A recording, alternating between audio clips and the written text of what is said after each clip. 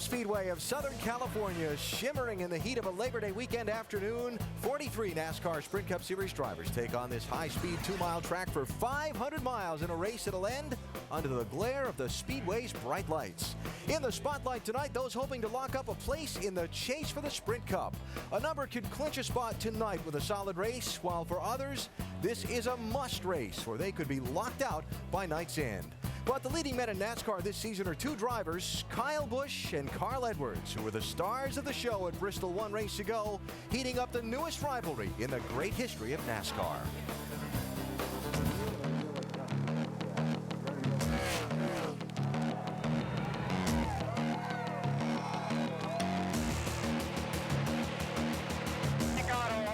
Wait for Kyle to play around with him a little bit. We'll do that, end up wrecking each other, and that's the last thing we need to do. Carl Edwards will win it at Michigan. Nothing else, just you and him. Pick them apart. Here he goes. He's got the lead. The bump and run. Moved him out of the way.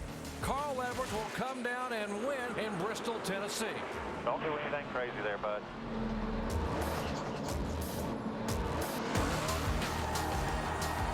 I kind of just ran into him, you know? That's what happened. Carl's going to say he's sorry he didn't want to race that way because he always does. I just had to ask myself, would he do that to me? And he has before. We'll race him that way in a chase if that's the way he wants to race. They keep talking about rivalries. We might have one now. Carl suggested this is a rivalry now. Would you agree with that? How many do I need? In other words, Carl's just one of many.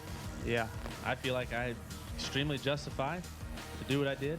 I needed to do it, and that's the way it went. He does that, and he'll always come back and say sorry. Let's make it real clear. I'm not apologizing for it, you know, and that's it. You know, I feel like this is scores even.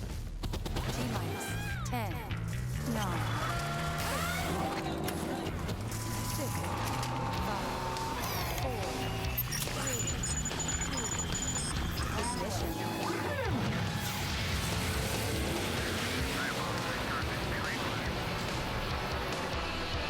ESPN welcomes you to NASCAR Countdown, the race to the chase and the next chapter in NASCAR's newest rivalry. Just some of the storylines as the NASCAR Sprint Cup Series gets set to take the green flag tonight at the Auto Club Speedway of Southern California, some 60 miles east of LA.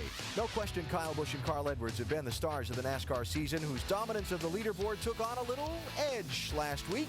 If the last two races here are any indication, both will be in the mix for the win tonight.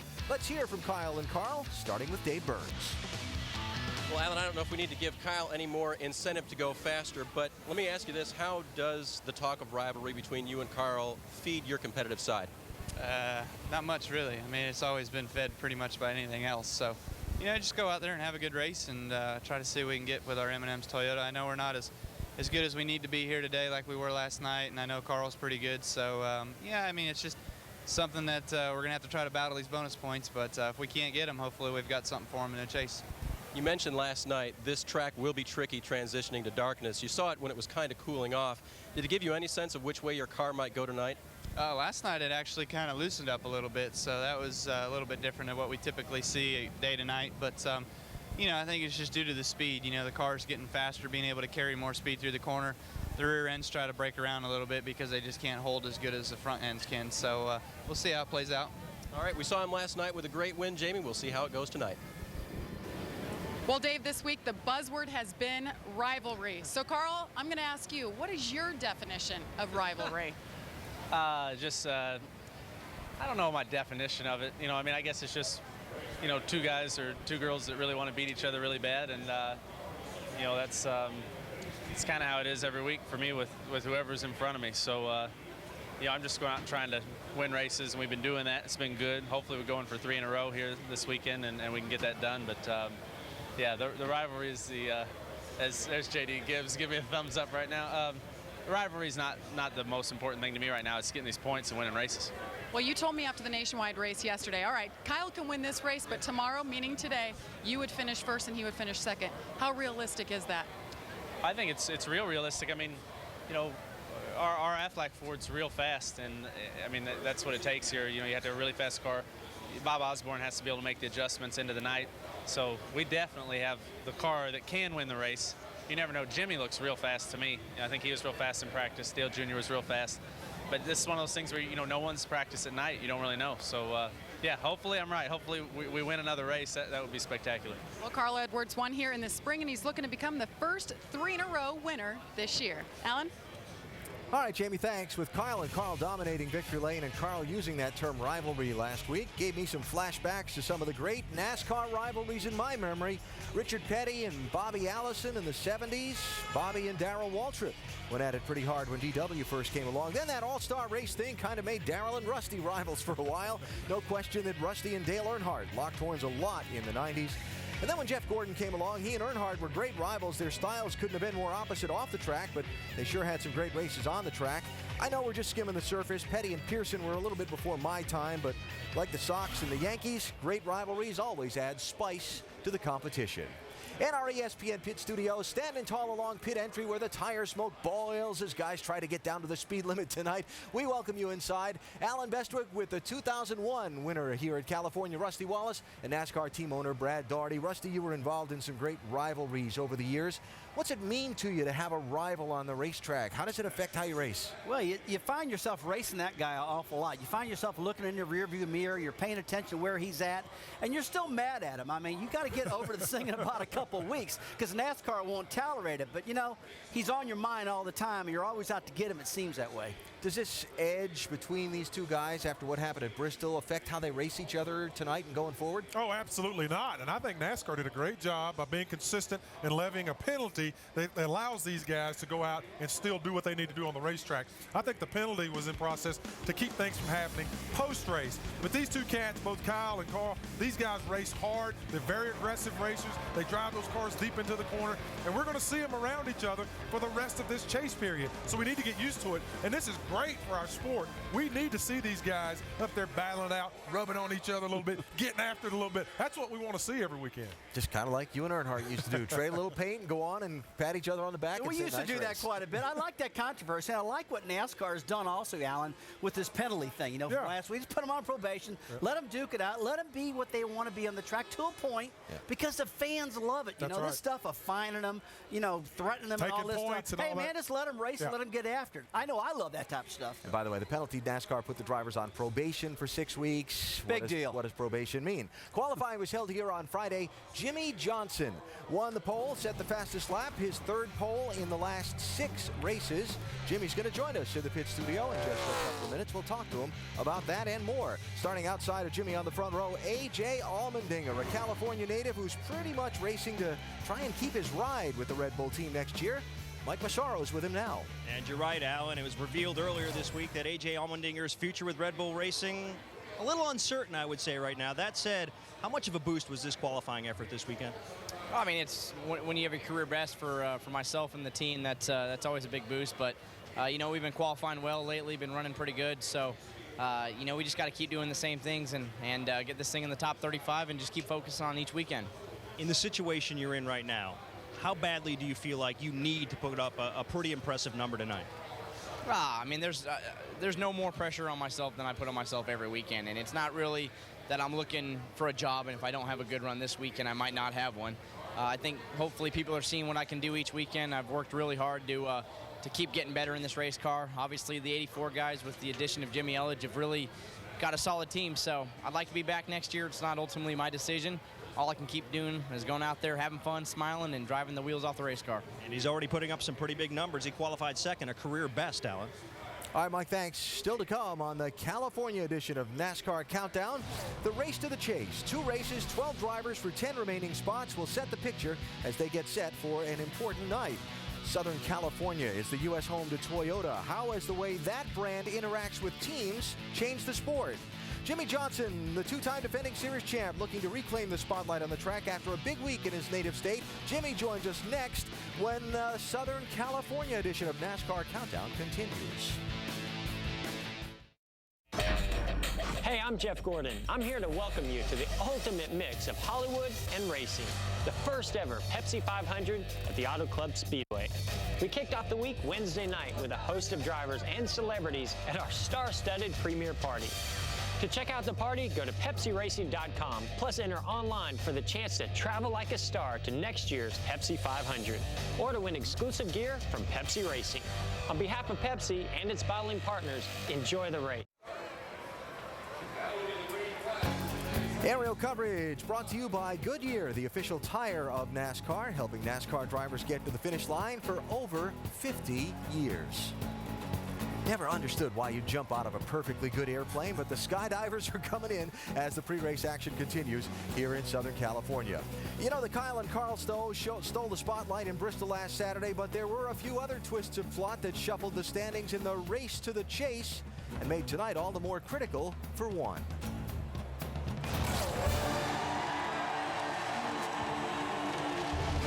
A lot of pressure on those guys in the chase tonight, knowing anything can happen at Bristol. Do they attack or defend? These drivers must attack. NASCAR is going to penalize Dale Earnhardt Jr. for passing on the start of the race. He is going to have to serve out a penalty here. That's going to put him a lap down early on. Reigning Cup champion Jimmy Johnson having issues here. He's got a tire going down. The whole car was shattering up. That's kind of how I got in trouble. Hard contact, a 31 car, Jeff Burton involved.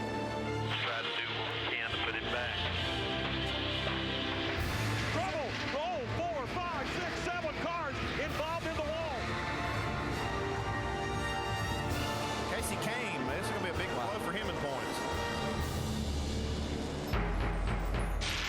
It's your time to get after him.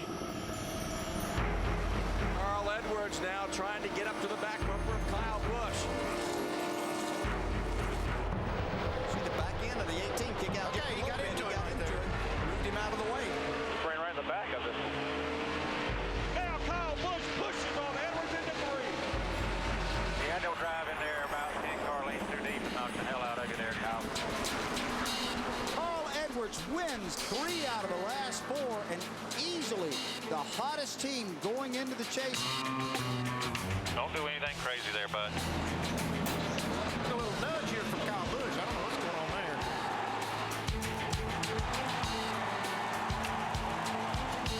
Buddy, I'm proud of you, man.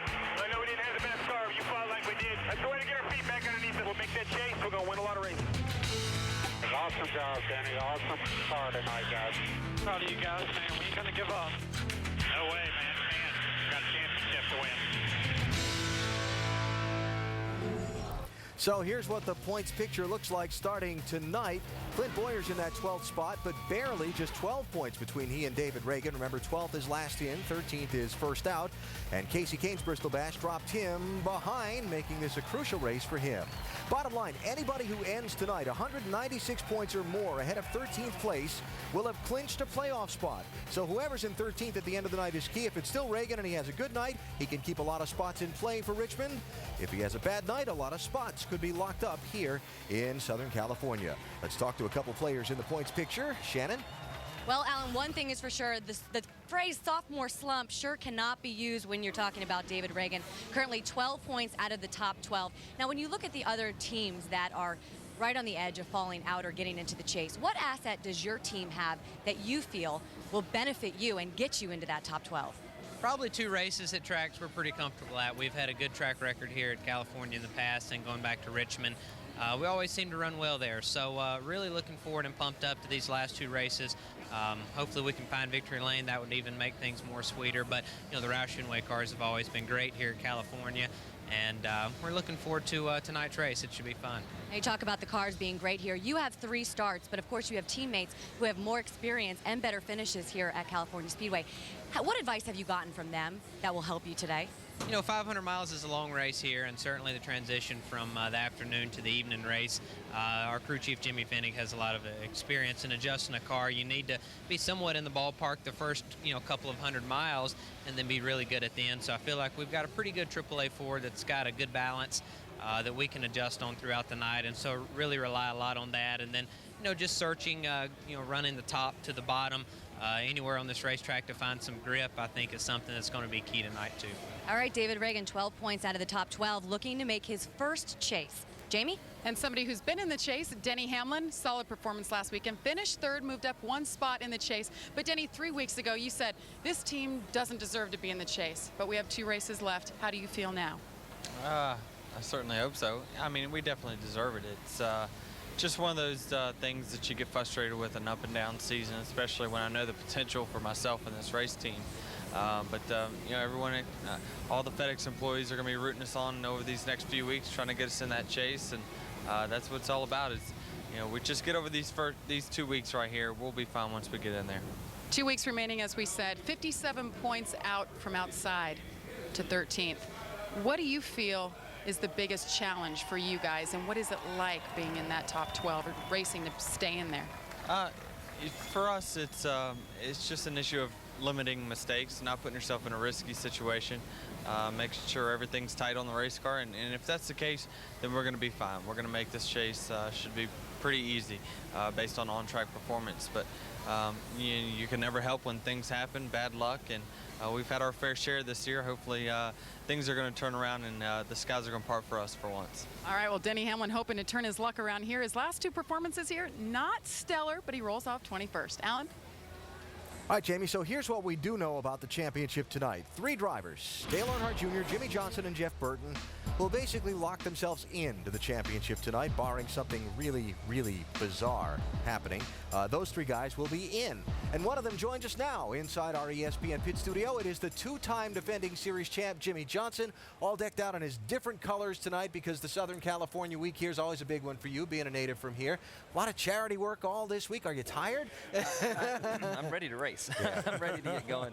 It's been a special week, and I can't thank Lowe's enough for giving us the Nationwide car and the Cup car to put the Jimmy Johnson Foundation logos on it. We had our golf tournament and dinner that took place earlier in the week. That was a terrible swing by Lachey. I'm not going to say much more than that. Mine isn't any better. Happy Gilmore from all these guys. Well, I haven't seen this stuff. You raised like $500,000? Yeah, it was a great event. Great sponsors, support, friends, drivers, just everyone. So I can't thank everybody enough. This helmet actually went for $18,000. I'm going to wear it tonight. Wow. Hopefully it'll have a win. Then I'll hand it over to its new owner. But just Don't a great. Don't scratch it. No, well, it has character. Yeah. And worked with Habitat for Humanity as well while you were down there, and yeah. Just a big week. We're building 4 homes, and we were able to give the keys to the first family, a single mother with 3 children moving into the house. So it was a very special week for us. Jimmy, we're just talking about points. It looks like you're basically totally locked in for the chase for the as long championship. As it starts. No, I think you'll be just fine. Hey, you're in California. You're on the pole. I mean, with that being locked in behind you, you gotta feel like you can just get out there and hammer down and just drive your brains out and just go for it tonight. I mean, do you feel that? I do, but the crazy thing is we've all been driving our brains out. And some of it's because the cars are difficult to drive, and on top of that, we've had the 99 and 18 setting a pace that's been tough to keep up with from time to time. So we're not going to do anything different than what we've been doing. We've had a couple slow weeks over the last 2, but the big tracks, we've made a lot of improvements. We've been testing a lot. We tested again at the beginning of this week. We think some of that has helped coming into this race, and hopefully we can expand on our great qualifying effort from Friday and get ourselves 10 more points, and if not, just get up there and race with these guys and let them know that we're here, we're there, and get our crew in that position and feeling the pressure that comes along with all that to be prepared for the chase. You guys got off to somewhat of a slow start. I mean, and a lot of that's because of us. We expect so much of you. You're the 2-time heavyweight champ, so we expect you to dominate all the time. But you got off to a slow start, then things started to pick up, and now you're running really well. What's the key? Why are you guys, what did you find halfway through this year that's got you guys up and running great again? A lot of it's just been working in the right areas. We've spent a lot of time and effort working on our race cars, doing all that we could over the off season, but there were some areas that just didn't produce for us, directions we were working in, and other areers that we're now stumbling and now onto out of a process of elimination. That okay, this is where the speed is, and we're finding it. So better late than never. And we're working very hard to figure more stuff out, and we have a lot of testing still planned. And if there's a team out there that can do it, it's this 48 team led by Chad Knaus. I heard you say, let them know we're here. With all this Kyle and Carl basically dominating victory lane here lately, then you stepped into the picture midsummer. yet everybody, it's Kyle and Carl. Do you kind of feel like, hello, I'm trying to win a third straight championship? No, not really, because they're winning the races. I mean, I cannot, as much as I don't like it, because I want to be the guy winning. Yeah. Both of them have been awfully fast, great teams, and they've been doing all the right things. And we've got to go up there and take the trophies away from those guys. And I feel this is a good track for that. And then once we get into the chase, if we can do our jobs like we think we can, we'll be a contender and be racing with these guys. Jimmy, we've been talking about you quite a bit offline about how much you've been testing. And the way I calculate it, you haven't been at home hardly at all, it sounds like to me.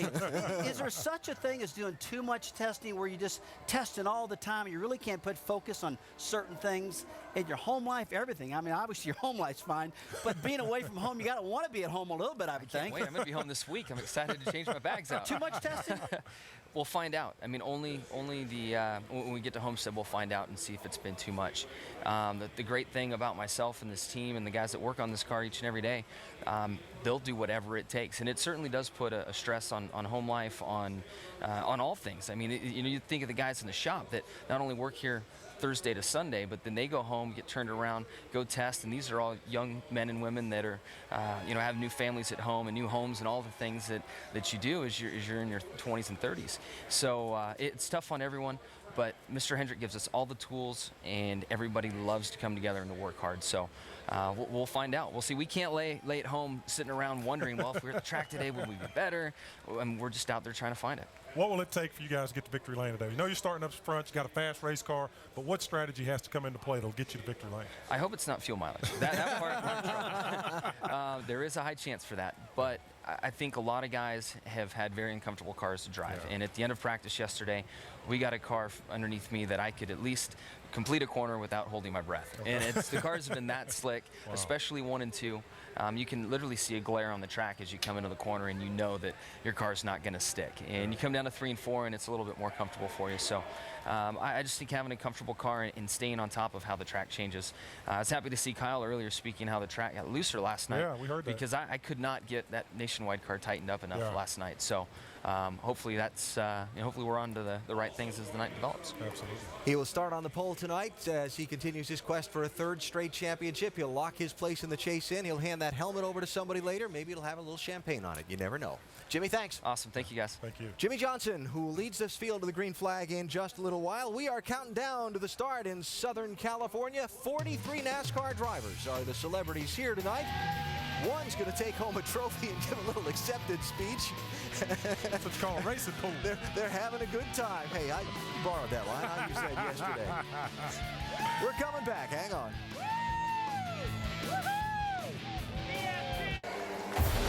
Gillette Presents Kickoff Week continues Labor Day on ESPN as Arian Foster and the Tennessee Volunteers take on Khalil Bell and the UCLA Bruins. College football primetime presented by Jack Links is part of College Kickoff Week presented by Gillette. ESPN tomorrow night at 8 Eastern Time. 2 weeks ago, we were in Michigan, home of the big 3 U.S. automakers. Tonight, we are in Southern California, the U.S. home of Toyota, whose headquarters is just a 59-mile drive from this track. Year 2 of that brand's entry in NASCAR Sprint Cup competitions produced wins and championship contenders and put everyone on notice that the way teams and manufacturers interact is going to be different now. Wild Thing wins. Yes. Kyle Busch.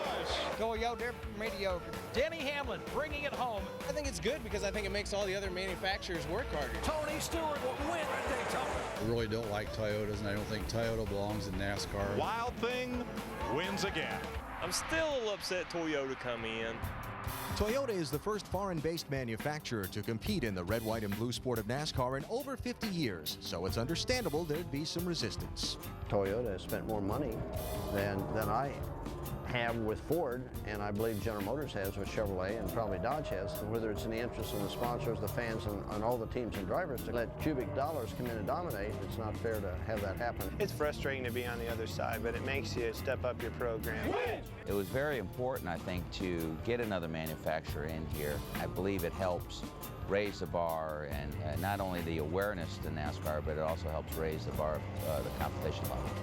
I think that behind closed doors, NASCAR is probably pretty excited, but out in public, they're tempering that a little bit, and they're saying, well, we've got to keep it equal. But Brian France is very happy to see the world's #1 auto manufacturer, winning races. In 2003, there was this discussion about the opportunity to compete. Bill France Jr. told us, we want you to join our series and we want you to win, but we only want you to win by that much. That much has turned into a whole lot more. Toyota's now breaking win records in NASCAR, so how are they doing it? To understand Toyota's success in racing, you have to take a look at Toyota, the company, and its philosophy of quality and Kaizen. Kaizen means constant improvement. It goes on today, and it's in every form of business that Toyota has, not only in the production manufacturing facilities, but we also try to implement that within our Toyota Racing Development Organization. What we're doing in NASCAR is a microcosm of the whole company, and that is you constantly work to make tomorrow better than today. And that's back to this base company philosophy of Kaizen, of constant improvement.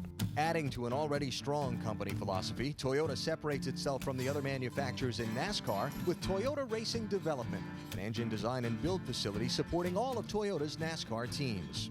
We have a separate engine design, development, and build company, as opposed to the other 3 manufacturers that currently participate in NASCAR. It's a completely different model for a manufacturer in NASCAR. And that's not to say that Chevy and Ford and Dodge don't try to bring their teams together to work together and don't share information, but they don't do it in the way that TRD has done it. Toyota said, we're going to build the engines, we're going to work on the cars, and then share that technology with our teams. We're not going to pay you a big check. We're going to do the work here, and you'll benefit from that work. It's going to cause the other manufacturers eventually to maybe take a look at the way they do business and maybe change it to mirror what Toyota does. The final piece of Toyota's success, combining TRD's style with the powerhouse Joe Gibbs Racing Team. We're just still learning how to make these 2 organizations mesh. They give you a lot of abilities, a lot of resources that we wouldn't have had otherwise. It was kind of the perfect storm as far as guys that were looking for a new challenge at Gibbs and guys who needed a little bit of a boost at TRD. It seems like an unbeatable combination because it kind of is. Our goal as a racing to go out there and dominate and just every race win, every championship win. So has NASCAR created a monster or contributed to the overall health of the sport? The more manufacturers that you have in here, the more opportunity for all of these drivers and teams have to compete on the highest level. Can we catch up? I don't know if we can. I mean, they're just that far ahead, and with their resources and what they've done so far with their Toyotas so quickly, I think that would be very tough to catch up to. Dale Jarrett and Andy Petrie join me now from upstairs in the broadcast booth where they're getting ready to call the race. DJ, you drove for Toyota for the final 1.5 years of your racing career.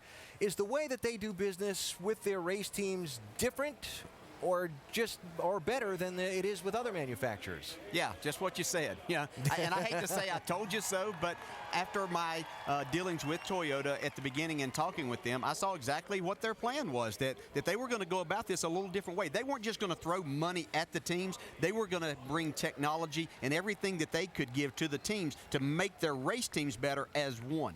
And, as a team, if you're getting beat in the garage, you're going to look at what the other guys are doing. You're going to look at their cars. You're going to look at what they're doing as a team, and you're going to try to figure it out on your own. You're not going to just let them beat you, and that's what's going to happen with these other manufacturers, Ford, Chevy, and Dodge. The way they've done it, the way they do it now is actually they take the money from the manufacturers, and they take and provide the technology.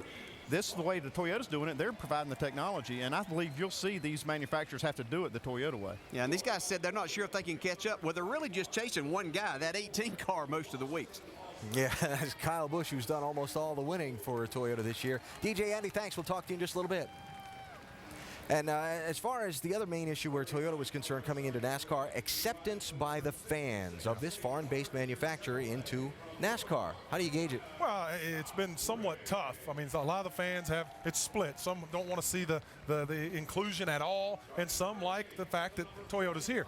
Myself personally, I think it's great. Toyota has a huge stake in the United States of America. We live in the greatest country in the world where capitalization is fine. You can participate in anything that you're capable of doing. I think it's great for our sport to have the very best participating, and right now, Toyota is the best. Tell you the thing I'm wondering about, though, Alan, is I wonder if these major manufacturers now just start cherry-picking certain teams, just getting the very, very best teams and kind of ignoring everybody else. I mean, they'll probably win more races like that, but I'm concerned that probably NASCAR wouldn't like that at all. But I've been hearing that a lot, that these big superpower, these car companies are just going to look at a couple teams, and that's it. And a lot of that has to do with the economy. I mean, we're in a tough business in the domestic car market right now, and that heavily influences what they do in racing. It's going to be interesting to follow how this relationship between manufacturers and teams continues to evolve over these next few years. A couple of other Toyota drivers in the field tonight. In fact, a total of 10 Toyotas in the field, one of them being driven by David Ruderman. He was 12th fastest in qualifying, hoping for a good run for Big Brown tonight here in California. We continue with NASCAR Countdown momentarily. Are they all California girls here? California dreaming, baby. It's by far the most difficult race that we go through. The glare is just right in your eyes. This is probably the worst track that we go to as far as the sunlight. Right around 5, 6 o'clock, it really gets bad. You have to look into the sun, you know, the entire way down the backstretch. You can't see, and then you go past that point. Oh, there's the corner. The only thing you can do is have tear-offs on the windshield. I'll run tape a little bit lower on my visor. If that doesn't work, just hold your hand, you know, like this, like you would going down the interstate. I've actually put my hands over my eyes a few times. Typically, you can see the corner, but you don't know how close you are. And when you're running inches apart at the speeds we are, it's kind of an important thing. Yeah, kind of important to see where you're going at those speeds. Sunset tonight scheduled for 7:24 local time. It's about 2 hours into the race, and there will be a period where that nasty head-on sun glare we've all experienced on the highway is a huge factor for these drivers. And for more on how they are prepared to deal with it, let's go to the Chevy Cutaway car and bring in Tim Brewer.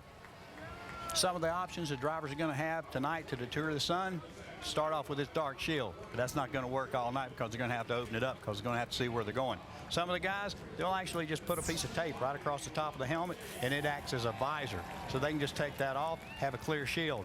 Other guys, they're going to use these tearaways because what they can do, we've got 3 layers on here. As the night goes on, they can basically tear those things off. They've got a clear shield. But my choice, this amber visor, what it does is actually magnifies the light that's around the racetrack so you can see better, but still yet, it deters the glare. That would be my choice here in California for tonight's race. And it looks good on you too, Brewer. So we'll keep an eye on that sun glare and how it does affect the drivers as they head straight on into it down the back straightaway during this race. Back to the grid now to talk with a couple drivers who have enjoyed past success here at California. The first has a great history here and is hoping a 4th win at this racetrack can launch him to a 5th championship. 2 to go for Jeff Gordon. I do believe he's going to make it. Jeff Gordon wins the California 500, and the Rainbow Warriors celebrate. Wow. We're here to try to win this baby, and looks like he's going to do it. Becoming the first repeat winner of California Speedway, Jeff Gordon wins at California. Jeff Gordon trying to score his 66th career win. Checkered flag, Jeff Gordon wins it. With Jeff Gordon now, and remember last week, Jeff, we talked about running well was the way to get yourself and keep yourself in chase contention. You did that, finishing 5th at Bristol. Can you do the same tonight? Well, we made a great effort qualifying, so we got a good starting position. I felt like the car was very competitive yesterday. It's hard to say. We practiced during the day when it was hot and slick. So as the sun goes down, I think it's going to change things a lot. But I'm pretty excited about this first Pepsi 500, especially with our Pepsi paint scheme, hot-looking car, and hopefully we can make it go real fast here as well. Jeff going for win number 4 here. Casey Kane will go for win number 2 after he swept the weekend in 2006.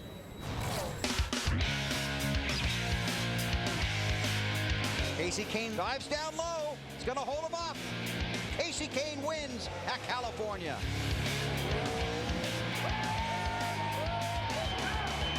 Casey Kane to the lead, and there's not even a threat behind him. Tonight, he has led 129 laps. Casey Kane, he won last night in the Busch race.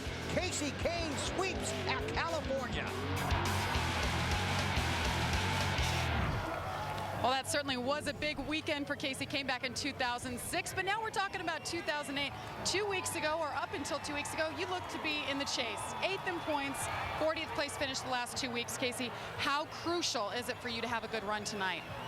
We have to. We have to run well. We have to run up front, you know, top 5, I think. And the guys we're racing with are just so good right now as well, you know, so it's tough to gain many points unless they were to have a problem. So we need to just do the best we can the next 2 weeks, be there at the end, hopefully maybe have a shot at winning another one here, and just see what the points end up. But we put ourselves in a little bit of a hole, and I think we can dig ourselves out. We have a great team, and Budweiser and Dodge, everybody behind us is doing really well, so we'll see how it works. Well, Kasey Kahne sits 14th in points, but he's been in this situation before, so experience could pay off tonight. Alan?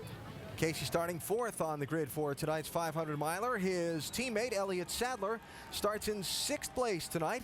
Elliott won this race in 2004. He could really use good results here this weekend. Kurt Busch won here back in 2003. He starts 9th tonight, the 04 champ, looking for his 2nd win of the season. It's NASCAR Countdown from California, where we're cooking up some exciting racing in just a little while. That was very clever. Next Saturday night, it all comes together at Richmond. The field is decided for the chase. Some great racing on a great racetrack. It's the Chevy Rock and Roll 400 ABC next Saturday, 7 o'clock Eastern Time, starting with NASCAR Countdown.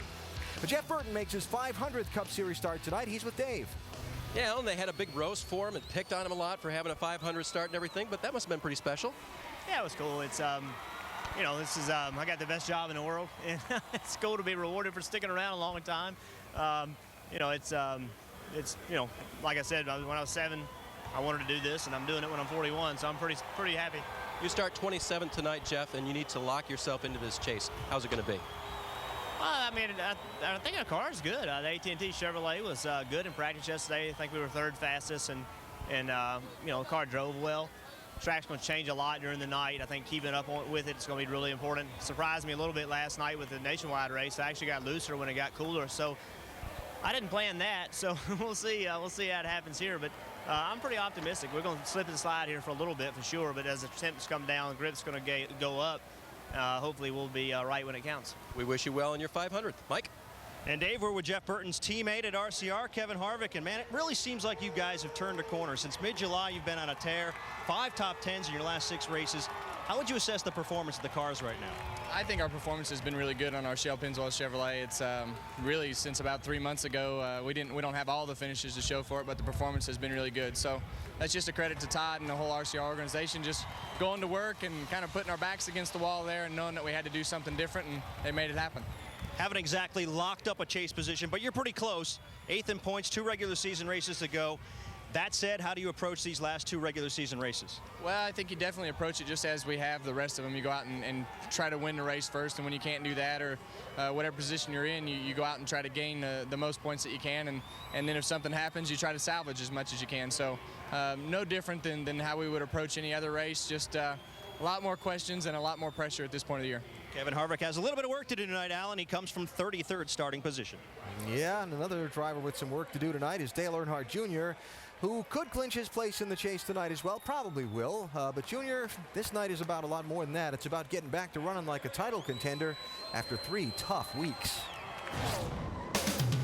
Earnhardt Jr. pitted on lap 50. How long do you wait? I think they've waited too long already. Caution's out. We are pitting here, right, Commissioner? Much as I hate to, I think we got to. Boy, that is a sick feeling. When you got to come down to pit road, you got to line up behind all those guys that stayed out. Just a bad call. They made a mistake. Junior gets a little nudge in the concrete. You know, I hit the wall with the right. Yeah, Junior's in trouble here. He hit pretty hard. Yeah, he did. Their black flag in the 88 car, Dale Earnhardt Jr. He was passing before the start-finish line. That is the rule. You're going to see the leaders go by right here, right now, so he's going to be at the minimum of a lap down. That was a bad break for Junior. Well, down here with Dale Earnhardt Jr. Junior, over the last couple of weeks, a lot of attention has been paid to the mistakes that has happened on the track with this 88. But you said this week that you feel that you've been struggling with the car. What's happening now that wasn't happening at the beginning of the season with that car? We tried some things, tried to learn some new things with the COT. It's still sort of a work in progress, and we were just, venturing out and seeing what might work and what wouldn't. And we learned a lot of things that had some potential and some things that didn't. And, we feel like that the only way to get better is to really, you have to really science a lot of things out. And fortunately, working with Hendrick Motorsports, I have that opportunity to really understand the data and understand what the car is telling us. So hopefully, I feel like that we're a smart team and we'll have all our good eggs in the basket when it's time to get to work for the chase. All right, he's third in the points and can clinch a spot in the chase here tonight. Alan? Shannon, thank you. Dale Earnhardt Jr. getting ready to go. What's the bigger deal? The handling of the cars these last few weeks or the mistakes? I think it's the mistakes. I think it's just been exacerbated because Junior started out, had a really good season going at the beginning of the season, and he's kind of fallen off. Jimmy Johnson's right behind him, who's been performing extremely well outside of Bristol. So I think the past 3 races where they've had mistakes and accidents, I think it's really made them look, poorly at this point in time. Guys, I think his performance has really been okay. I mean, he's been running top 5 a lot. I mean, a lot of top 5 runs out of him. But those mistakes, the one he had at Watkins Glen, leading the race, it makes a bad pit call. And then gets over to MIS and himself gets a little too high off of turn 2 and hits the wall. Then he goes to Bristol and jumps the restart. 2 out of him and 1 out of the crew chief. So, I mean, they both have made mistakes, but I'm not going to beat them up for the performance. I think their performance is really okay. Yeah. Has to get back to running like a title contender. Here's a good place to do it, except his record here is a little shaky in years past. A couple of former California winners looking to lock up a place in the chase tonight. Greg Biffle and Matt Kenseth. The Biff starting 15th tonight, and we'll see how much progress he makes toward the front, while Matt has got a lot more work to do. Kenseth takes the green flag in 37th starting spot.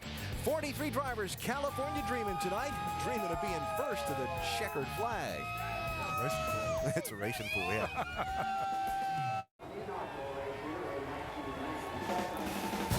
The green flag is 25 minutes away here at the Auto Club Speedway of Southern California. The fans are ready to see 43 NASCAR drivers take on this very fast 2-mile track. Let's check down on the grid once again with Dave. And here is one more of those drivers today, Tony Stewart, who starts 14th. That's about where you need to average the next couple weeks to be in the chase. What kind of a curveball does this track throw you going from day to night trying to get there? Well, we got to go do what's got us to this point to begin with, and that's go out and try to win the race, and if not, get as many points as we can tonight. So if we have a good, solid night tonight and a break-even night with everybody else, you get 34 points just to start the race. So if we can have a break-even night tonight, then we'll have enough points to be locked in for next week. All right, and Jamie, keep in mind, don't look for Big Orange tonight. It's Big Yellow, the subway car tonight. That's right, and Clint Boyer last week, his performance got him on that bubble in 12th position. So Clint, a race like tonight, how does that affect the way you race guys like David Reagan, Casey Kane, who are on the outside looking in? Well, you just got to go out there and give it your all. If I do my job in the car, the guys do their job on the pits, Gil does his job on the box, that's all you can ask for. Everybody do the job 100%. If they do that, it should be enough. This is an important night for us. There's no way getting around it, but, it's what it's made out of. Well, it should be fun for Clint Boyer. He rolls off 31st. Alan? All right, Jamie, so besides the bubble drivers in the race to the chase, the big story of the first half of this race will be that transition from the heat of the afternoon to the finishing miles of the race after dark and after sunset. What's it mean to the drivers and teams? Well, it's going to be interesting because normally when you come to Fontana, as the sun goes down, the racetrack usually gets a little bit tighter, so you get a little bit more grip. But last night we saw as the race went on, it got darker, the cars got looser. And I'm hearing the crew chiefs talk about the cars possibly being loose, so we're totally confused. Some are loose, some are tight. One thing for sure, the track is definitely going to change, but one thing that I'm going to be watching tonight is going to happen, fuel mileage. That's going to be a big problem for everybody. Wait a minute now. You, the man who said your 2 least favorite words in racing were fuel mileage, just brought that up? I can't stand fuel mileage, but it seems like it's a problem, and everybody's got to deal with it all the time. I wish the gas tanks were as big as this truck. Yeah. We just keep on running, but that's not the case. Well, it's going to happen. I mean, you have long green flag runs here. The cautions are infrequent. And the track is so big and wide to get spread out, so you have to be conscious of your fuel mileage. But I'm going back. I talked to Jimmy Elledge, who starts on the starts second today with A.J. Allmendinger, and they're really concerned about this loose condition that this racetrack is going to pick up when it gets dark. I'm telling you, it's never happened before. It's weird. Brad, one thing I was thinking about, I shouldn't have said I want a gas can as big as this trailer. Because, I do get tired out there, Cage. I do want to make a pit stop, but I don't want to lose a race because of fuel mileage. Yeah. That's the biggest problem. A lot of guys lose races because of fuel mileage. Just a tough deal. Let's go back to the grid and hear from a guy who's racing for a ride, Mike. Yeah, he just learned this week that Reed Sorensen will be behind the wheel of the car. He's currently behind, of course, Patrick Carpentier. The focus, though, has to be on the race. You've never raced in a stock car here at the Auto Club Speedway. What challenges have you faced? I mean, a lot of challenges. Every racetrack I go to, these things, it's quite a challenge. And here the track's pretty slippery and pretty high speed. So we started fifth. We qualified fifth, but unfortunately we had a problem with the gearbox, so we're going to have to start at the back of the pack. So that's going to be a big challenge because the leaders, they still come pretty fast. Yesterday in Nationwide they did, so we got a good car, and hopefully we'll bring it back up towards the front there. We talked a little bit about the situation you're in. What does your future look like? I don't know. I know Robert's working with me. He got me the ride at Gillette Evernham is working. And today we had a couple of good meetings, so hopefully it pays off. We'll find out in about 3 or 4 weeks. And I know Gillette Evernham's still working hard to get a Ford car on board. I'm hoping it's going to work out because we worked so hard to build this thing out this year. So I'm hoping I'm going to stay there. But as of now, it's kind of up in the air a little bit. And a good run certainly wouldn't hurt. Already a strong effort, qualifying fifth, Alan. So Carpentier, just another one of those many subplots in tonight's race. Besides who gets to the checkered flag first, guys racing for a ride. The top 35 in owners' points, so crucial because it guarantees who's in the field for next week's race at Richmond. As far as the guaranteed starters in the race, that's really close. And then the championship, the sun's going to set, track conditions are going to change. Have we got enough to work with? Let's go race. I'm ready to go, baby. There is a lot to work with. That one confusing thing I keep hearing out of many drivers is some think the track's going to go tight, some think it's going to go loose. Yeah. Almost all the time the track goes tight, but California's kind of throwing a little bit of a monkey wrench in this problem right here, that's for sure. Well, it really has. And I'm hoping we see some real exciting side-by-side racing. This is a big, wide racetrack. It gives the guys an opportunity to get up, tight on one another. It's also a racetrack that they draft at. We don't talk about that enough, Rusty. And on this 2-mile D-shaped oval, there's a lot of drafting that goes on this racetrack, so it should make for some really tight side-by-side racing. No, I think it really will, Brad. When you get off at turn 4, you start accelerating. You get around the start-finish line. At this particular track, there's where you really start feeling the draft. You'll see a lot of passes going down into turn 1. That's going to happen. So the drivers standing by their cars, getting ready to go. The introductions are complete. In a moment, the pre-race ceremonies will begin. And there's Dale Jr., Matt Kenseth. Remember, we mentioned Matt starting way back in 37th starting spot tonight. He's got a long way to go. David Reagan has done so well over the last couple of months to get himself in position to try and make the chase. Needs a big night here tonight. And Jeff Gordon, talked with him just a little while ago. I just think this is a night where he needs to stand up and say, hey, I'm going to contend for this championship. I agree. This is a big day for Jeff Gordon. He's a big-time champion in this sport. It's time for him to step up and make his presence known before we get to the chase. No mistakes tonight. Nobody can make mistakes. The ceremonies when we come back to Southern California.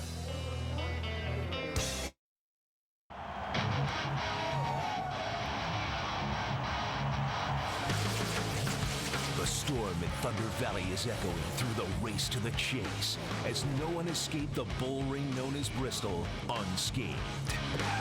Hello. Casey Kane, this is going to be a big blow for him in points. Jimmy Johnson having issues here. Hard contact. Jeff Burton involved. Looks like he's not real happy right here. Under the lights, a little bump gave birth to a rivalry. Ah, the bump and run. Carl Edwards will come down and win in Bristol, Tennessee. A little nudge here from Kyle Busch. Carl's going to say sorry he didn't want to race that way because he always does. I just had to ask myself, would he do that to me? And he has before. The sun is setting on the field with only 2 races left to make the chase. 2 California kids come home, fighting for a shot to rise up and regain the crown.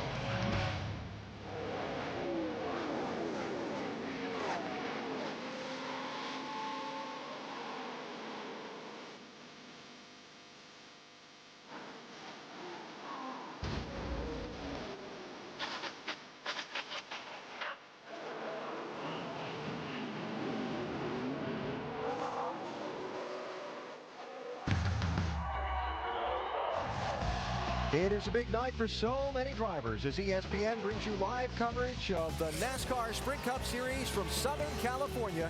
It's the Pepsi 500 from the Auto Club Speedway of Southern California. I mentioned Jimmy Johnson. He's finished 1st and 2nd the last 2 races here. Carl Edwards 2nd and 1st. Kyle Busch 3rd and 4th.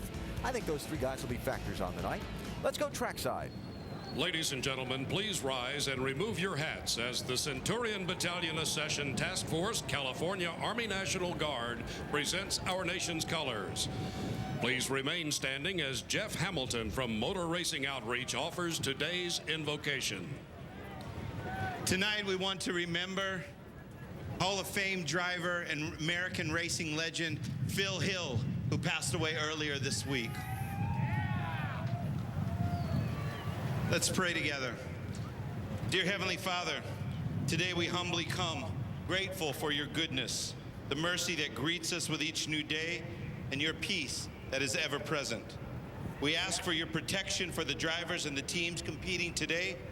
We also remember the Gulf Coast and all those in the path of Hurricane Gustav. Protect them as well. Thank you for this great day and what will be an amazing race this evening. Amen. Please remain standing and welcome Sugar Money recording artist Bo Bice as he performs our national anthem. Oh, you say, can you see by the dawn's early light what so proudly we hailed at the twilight's last gleaming, whose broad stripes and bright stars through the perilous fight for the ramparts we watched were so gallantly streaming, and the rockets' red glare, the bombs bursting in air, it proved through the night that our flag was still there. Oh, say does that star-spangled banner yet wave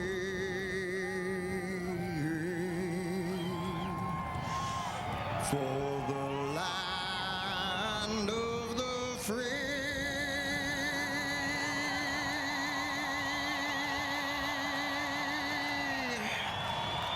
and the home of the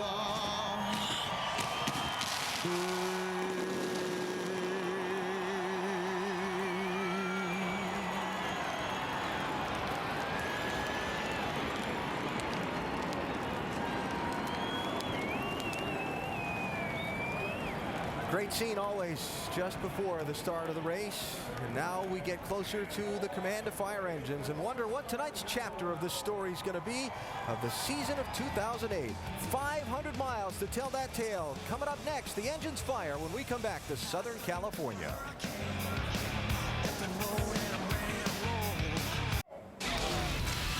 The Pepsi 500 at California is brought to you by Pepsi. Go to PepsiRacing.com for a chance to travel like a star in next year's Pepsi 500.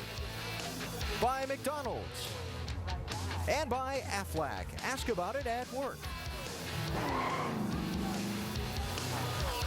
This beautiful speedway, built in 1997 on the site of an old steel mill, is ready for 500 miles of NASCAR Sprint Cup Series racing. Day in tonight, 43 drivers getting buckled in with a whole lot at stake. For some, their chance to race for a championship could hang in the balance right here. While the drivers get cinched up and ready to go, let's head upstairs for the call of the race. Here's Dr. Jerry Punch. Doc? Thank you, Alan. Some of the key players we'll keep an eye on tonight. The two Bristol bump and run boys, Kyle Busch and Carl Edwards, have won 14 races between them, including 7 of the last 8. They are locked into the chase. And in the Remember Me category, how about two-time Cup champion Jimmy Johnson, who starts on the pole tonight in the same car he won with from the pole at Indianapolis. 2 races remain in the race to the chase, and here are the Bubble Boys in the points. Any of these drivers now, folks, 7th on back, could fall out of the top 12 with trouble tonight, so the pressure is certainly on here to get in the chase with just 2 races remaining. Hello, everyone. Along with Dale Jarrett and Andy Petrie, I'm Jerry Punch. Glad to have you with us, guys. It is a nail-biter to get in this chase, particularly 12th, 13th, and 14th. Clint Boyer is 12th, just 12 points ahead of David Reagan, and they are 56 in front of Casey Kane. So handicap it for us. Among those 3, who gets in and who's out? Well, I think Casey Kane's 56 points is going to be too much to get him in the chase. I believe he's going to run good here tonight. He'll run good at Richmond, but I think 56 points is too much to make up on these guys. And David Reagan and Clint Boyer are pretty well tied. I think Reagan's got a little more momentum than Clint Boyer coming in here, so I've got Clint Boyer out and David Reagan in. Yeah, I think it's still a toss-up. Any of these guys obviously can get in, but I think that Clint Boyer has the upper hand. This is his biggest race tonight. We know that he runs extremely well at Richmond. If he can have a good race here, it's his. He's the one that's in there right now. They're chasing him. Carl Edwards and Kyle Busch are already in the chase. They are locked in, so they got 2 races to throw away. How do they play it tonight? What's the mindset? Do they put it on cruise control, or do they just throw caution to the wind and become cruise missiles? Yeah, caution to the wind. These guys think nothing but about winning. That's the only thing that matters to them, trying to gain more bonus points and a little bit more momentum as they get to the chase. But you know, these guys, these are the top dogs in the sport right now. They're going to come together. They're going to be up front, and they're going to be together. And I hope they're together, and I bet sparks fly when they do get together. You know, out of curiosity, if you are just genuinely mad at someone, does probation keep you from showing your true emotion? Absolutely not. Not that with the fire that these guys have in, I'm not even sure either one of them knows what that probation means. What can they do and can't they do? They're going to race each other as hard as they possibly can and see who's going to come out on the top end this time. This should be fun to watch. Carl Edwards and Kyle Busch on 6 weeks probation. But folks, you know what can happen when they wave the green flag here at California. We get set to go trackside for the command to fire them up here, 43 strong. And now it's time for those most famous words in motorsports. Please welcome your Grand Marshal, host of The Price is Right, Drew Carey, and The Price is Right models. Gentlemen, start your engine! Bring them up, gang. All right, guys, let's just have a good night. See what we've been doing. You've been doing great. All right, be ready. It should be fun. Don't screw up. We're going to get him back there. We get solid to be no mistakes, and he knows how to win these races. Make it a good car here. Just take care, everybody. We'll be at the end, man. You have it. Thrilling, boys. Let's have some fun. Drew Carey, come on down. Boy, way to get it done there with the command of the host of The Price is Right, and 43 of NASCAR's finest will fire them up. And folks, you know what comes next is they're going to get set to go at it for 500 miles. Our in-race reporter, Carl Edwards, has now won 2 in a row in NASCAR Sprint Cup competition at Michigan and Bristol. Will he do another somersault tonight, which will pull off the California sweep in 2008? We'll ask him that in just a moment.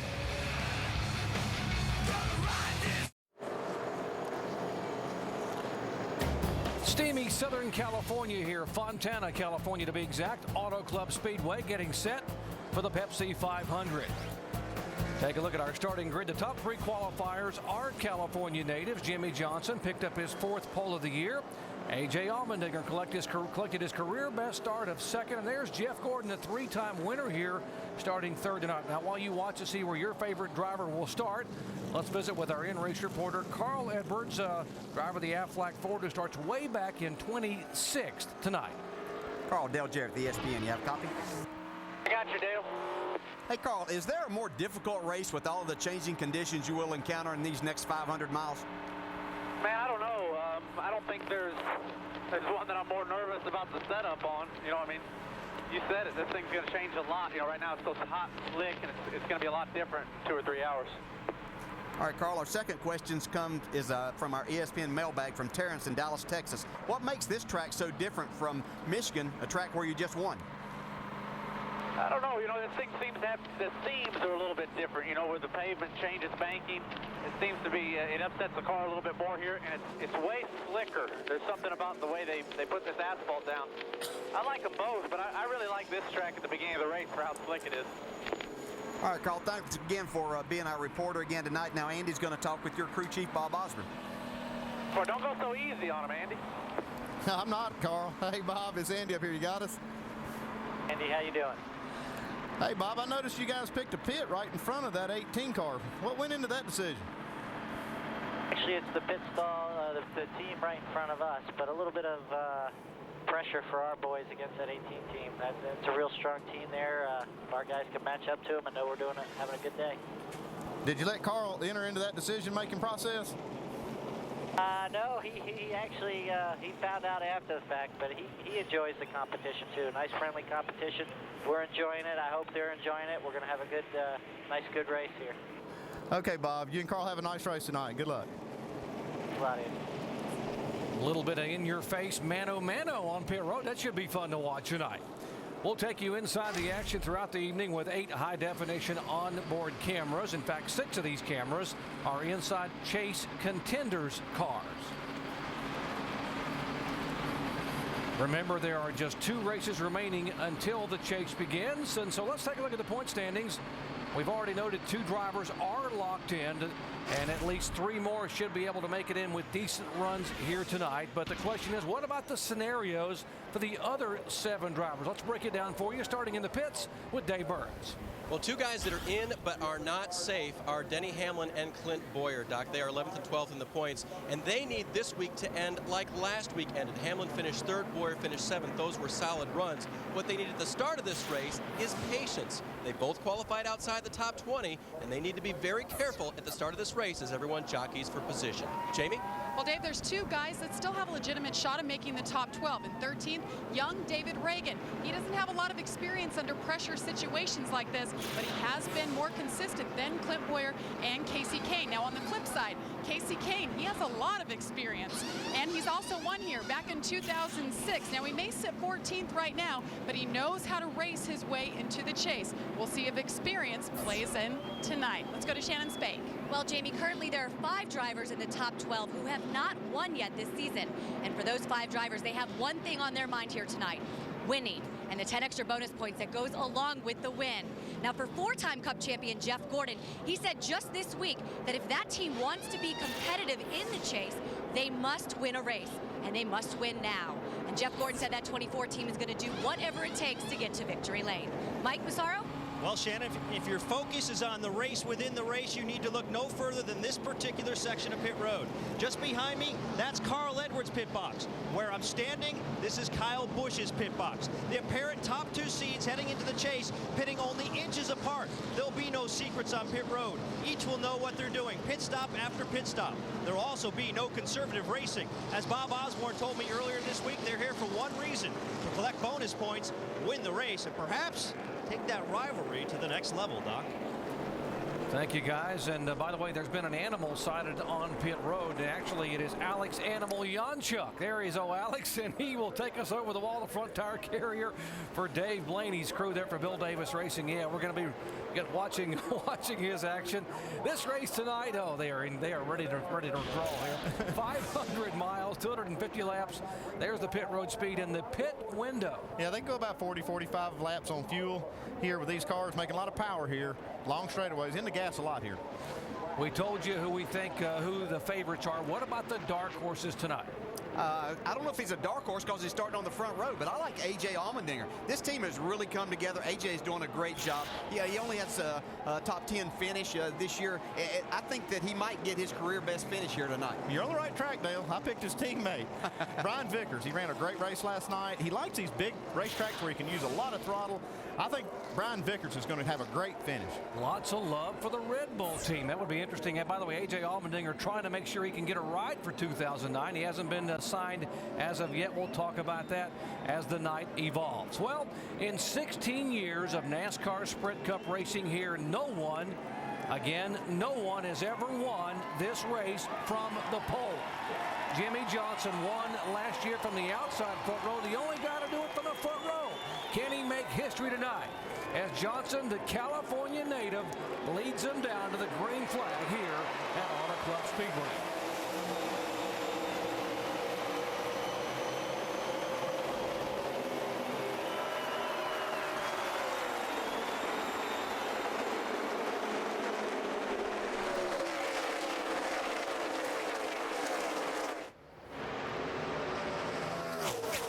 Allmendinger hanging tough, still side by side with Johnson. 2x2, looks like a drafting lap at Talladega. Yeah, I can't tell you enough how slick this racetrack is and how difficult the first part of this race is for these guys. You know, they don't have these cars really set up for this time of the race, and they kind of set them up here to hang on as much as they could to get to the night and be fast. I'm really impressed with A.J. Allmendinger right there on the outside of Jimmy Johnson. Got a great start. Kind of drafted by getting in the corner here. Yeah, there's a shocker. The first guy to get sideways on lap 1 was the 18 of Kyle Busch. He's being a little aggressive early. I'll tell you, every one of these cars are just on the ragged edge. They're all sideways to a degree. Some of them just show up more than others.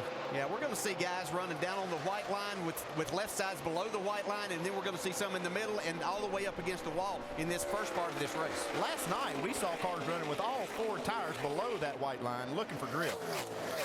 The big question last night was how would the racetrack evolve? Everyone thought it would get tighter, but you heard all the drivers say during countdown that the track got looser and looser as the night evolved. That seems to be one thing that's changed a lot this year is these cars, during the weekend, it seems like they just get looser and looser and looser all the way up to race time and even during the race. Yeah, and you'd like to say maybe it's a product of this car, but those were obviously nationwide cars. I think it has more to do with the tire that Goodyear developing now, that they've taken a lot of that push away from it. We mentioned Carl Edwards starting in the back of the pack in 26th position. And for you Carl Edwards fans, I know what you're thinking. Folks, he started 27th at Michigan and led the most laps and won the race, so don't worry. We heard him talk about he thought this first part of this race was going to be a lot of fun. He obviously likes that slick scenario, and he thinks that he can make up a lot of ground in this part. We see got a left front tire down for Jamie McMurray. Yeah, left front. Must have made some contact with someone. The inside, outside, hold it, now to the bottom, Just one thing about this new car. All right, for the fender, pretty good. It seems like those splitters really are hard on the tires, and anytime they touch, it really is tends to kind of tire down. Yellow's out. If you can stay out there without getting lapped, it'd be better to stay out. I don't know what you got. Nope. I believe I'll get that car in. I think I need to come in and get left side. I don't think I'll get lapped. Yeah, they need to get that car on pit road right now. Yeah, I think they actually have plenty of time to get all 4 as long as they can get that left side jacked up. Yeah, and you wonder maybe why Jamie McMurray didn't get down on the apron of the racetrack. Your thinking becomes a little bit, hey, if this tire's going to come apart. What we got here, and we'll go. If this tire's going to come apart, then come apart on the racetrack, and so I can get a caution because I need some help right here. This has always been Jamie's best racetrack. 3 top 5s and 5 top 10s. Talked to him early in the week. He was so excited about what could happen here tonight, but here in lap 3, he brings out the first yellow flag of the night, and he will come down to try to get that left front tire off. Saw a lot of sparks coming out from under the car. You got to hope he doesn't have a sway bar arm or something that's grounded too. 5 laps in, we are under caution for the first time here tonight.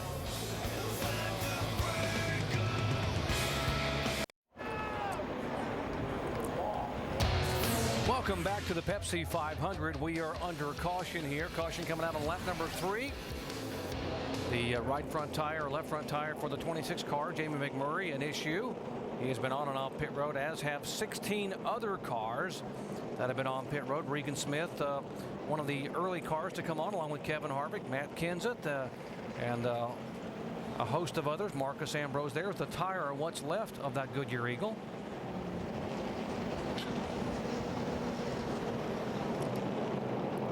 There's Jamie McMurray back on the racetrack. He's got some damage to the front there, a little bit to the splitter. If he can keep it, looks like it's on the ground though. He may have one of those braces that are broke loose. They're going to have to get that fixed. He has been on and off of pit road twice. Now for the 3rd time to try to get some of those braces repaired. We've been watching the impressive qualifying run, and early run of A.J. Allmendinger. With more, here's Shannon. Yeah, guys, A.J. Allmendinger right now battling the same problems that he had in practice this weekend. He's just a little tight center off.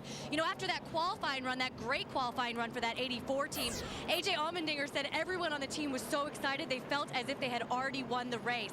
But they did want to make sure that they were not too confident coming into this race because, of course, they know it's very long and anything can happen. A.J. Allmendinger just trying to stay in that top 35 in points. Dave? Trying to race his way into chase contention is Casey Kane, and talking to his crew chief Kenny Francis this morning, Kenny said, you know, about that chase thing, you just come into this race knowing you've got to win the race, and that's what they have to do. They have to step up their competition so much. There's a lot of pressure on these crew chiefs. And Andy, what would happen if you went into the race knowing all you had to do was win? Well, actually, that takes pressure off, Dave, because you don't have to worry about all the scenarios that could actually hurt you and knock you out of the chase. You can just look forward. You don't look in your rearview mirror, so to speak. You can just look out the windshield, drive as hard as you can, make good decisions, and hope you get in. As of right now, Casey Kane is in. Of course, this is a moving target. We are just in lap 7, but right now he would be shown in the chase in 12th position. He has moved up. He is being shown 4th on the racetrack. The David Reagan, by the way, in the 6 car is in 17th position. And you see Clint Boyer back in 22nd spot. Yeah, I think they believe if they can come here and run in the top 5, that they're going to gain some points on those other 2 competitors, or there's a good chance they can do that. And if they can just gain some, then that gives them a shot next week still. More on Clint Boyer. Jamie. Well, Doc, Clint Boyer said it in pre-race. This is going to be a very critical night for him, and he was on a roll. In 4 laps, he gained 7 positions. Then they stayed out when the others pitted, and he said, guys, I think we're pretty good. We're just a little tight, but I think we're turning through the center really good. So he sounds confident, and that's what this team is looking for. DJ, what about the pressure? These guys knowing that they got this race and in Richmond where anything can happen, and getting in the chase is what this year's all about for these guys up in the top 10 and 12. Yeah, when they came out with this chase format, it totally changed the way that you look at this. You can see the sun going down the backstretch and the glare that these guys are going to have, and it's only going to get worse here for the next little while. So this situation they have right now isn't going away anytime soon. But there is tremendous pressure, and again, when they went to this chase format, it just changed the way that you looked at things. And trying to get in that, I mean, I found it more intense than trying to win the championship at times, because if you don't get in that, you don't have a chance to win the championship. Pace car pulling away. We are working lap 7, coming down to for lap 8. Jimmy Johnson has led 6 laps. A.J. Allmendinger credited with leading a lap. Green flag waves once again, and Jimmy Johnson will lead him down. Remember, the cars from 28th on back did pit. 16 of them have been on pit road. Everyone in front of that has yet to make their first stop. We're 3 wide here. David Rudeman, and something a little different than Brown this week, but in the 44, the 22, and the 19 were 3 wide as they got down into 1. Rudeman still trying to make the pass on Dave Blaney. He's probably going to be able to make this pass. Blaney was sideways to get in the middle of 1 and 2. Talking about bad luck, Dave Blaney has had horrible luck the last 3 races. He would have had possibly 3 consecutive top 10 finishes and has had abysmal luck with DNFs. Here comes Junior in the picture. I'd be surprised if he's not right against that wall here pretty quick. He was yesterday watching him in practice. He didn't waste any time. After he got a few laps on his tires, he went straight to the top. And we know that Brian Vickers likes it up there, so it'll be interesting as he goes to the bottom. Yeah, last night, Brian Vickers, he would run extremely high or extremely low, but he would change it up.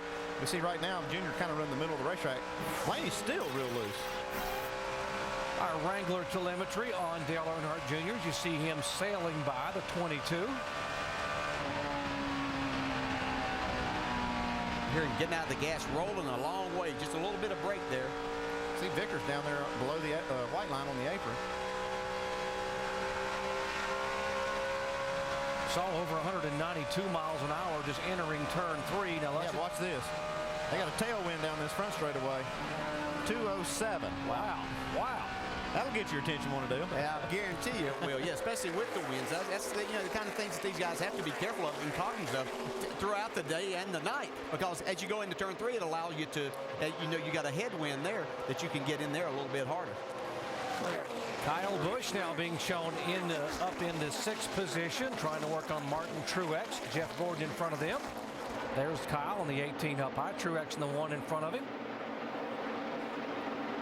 He's working the wheel there. Man, I'm telling you, I can't believe how these cars, how ill and how loose and twitchy they are. Now you see why these drivers, when they get out of the cars after the race, are so tired. I guarantee it's a day's work, and even though this race runs into the night and things cool off a little bit, this is a hard race. This is 500 long miles, a racetrack that you always have to work hard at anyway, and these cars make you work even harder. We see Dale Jr. Junior 3 wide on the bottom. Kyle Busch up in the front of that. More on Junior with Dave. And what you guys are talking about, how these cars are tough to drive, I was talking with Tony Uri Jr. about Dale Earnhardt Jr. this morning. He said, we've gone to setting up this car this weekend just a little bit tighter, a little bit easier to drive, because I don't want my driver to have to work so hard all race long. This is a long race. So this first report of the car, tick snug in the center of the corner. That's good news. Junior won't have to work as hard, and hopefully will save himself in that car for the end of the race. Tony Jr. said, we can loosen that car up. We don't have to start the race crazy loose. Yeah, that's a good point, too, because you have to realize, folks, when you get to the end of this race, that's when you're going to be running your fastest laps when this racetrack cools down. So you better have something left. Jeff Gordon saw a little bit of smoke out of his 24 cars. He looks back at the battle here for 5th place. Truex Jr. in the 1 and Brian Vickers. That the splitter rubbing on Gordon? Yeah, you see these cars and they've piled down. This track's pretty rough. It's not as smooth as it looks. And when these cars go in the corner, that splitter can rub, and you'll see a haze of smoke come out from like the middle of the car. And I don't know how many times with these new cars that's gotten me. I think something's wrong. You see that smoke coming out of there. You never want to see smoke, but if you kind of know what it is, it doesn't bother you. I think you might have picked a pretty good sleeper there, Andy. Brian Vickers looks awful racy right here at the start. I think when this track gets slicker, he's going to look better yet, because he's going to move up to the top. He's one of those guys that can really get it done up there, and every time we say it, they run right below the white line. But I think later on in the race, you'll see Vickers up there. Mike? Well, you see the 1 in the screen of Martin Truex Jr. This is the final week for the suspension for Kevin Mannion. And, well, believe me, the interim crew chief, Mike Ricci, wants to go out with a very positive note. He says that this is a pretty good opportunity. They went to work on the car throughout practice. Didn't start off all that good. They made a lot of changes, but he said on the upside, the car responded very positively to every change, and he feels like they could have a pretty solid run today. They were 3 wide a moment ago, Mike, and they were about to be side by side bouncing off. Somebody put a burr under Rudiman's saddle. Look at that 44 car. Yeah, I was in the UPS suite earlier talking to some people, and they said that Rudiman had been there. And I said, well, what did he say about his car? And he said, well, yesterday it was horrible, so they changed everything on it. Well, it looks like whatever they changed was the right stuff. They did. They made the right adjustments on this thing. But he almost moved up right in front of Truex. He didn't see him sneak up on the outside. And that's so hard for the spotter to see all the way back there and to let him know that, too. Yeah, this is 5th, 6th, and 7th. By the way, Jeff Gordon is in 4th position after qualifying 3rd. They had caught Gordon, and now he is pulled away by a couple of car lengths in front of Truex, Vickers, and Rudiman.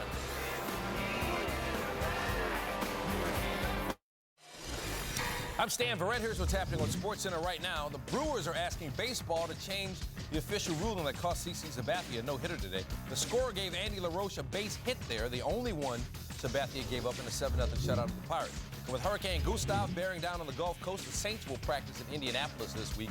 They open the season against the Bucks at the Superdome on Sunday. More on SportsCenter after the race. California native Jimmy Johnson trying to become the first driver in 16-year history. Or 16 races to win from the pole, and now we are under caution for the 2nd time today. A big piece of debris right there. That or a trap door in the track 1. That's what it looks like. Wow, you caution know what? lights. That's the caution lights is what that is. Yeah. Somebody, I'll tell you, these guys have been running so close to that wall, they've knocked that light off. I've seen these guys getting up so close up there. I believe they knocked the light off. Somebody didn't do their job. Now watch this. Here it comes. No, maybe it's just the wind off of them. Man, the wind's blowing hard that way, too. But somebody didn't. That's a heavy-duty light, too, now. It's a good thing it didn't hit a car. Yeah, exactly. That's a yellow caused by the yellow. Now you got to run clockwise to see it. Lap 21, caution number 2 on the day. Let's notice these cars. They make so much, you know, they make so much a big hole in the air that they really do make a lot of turbulence. I noticed at Pocono, the trees are lined up down the backstretch, and they just almost blow those trees down.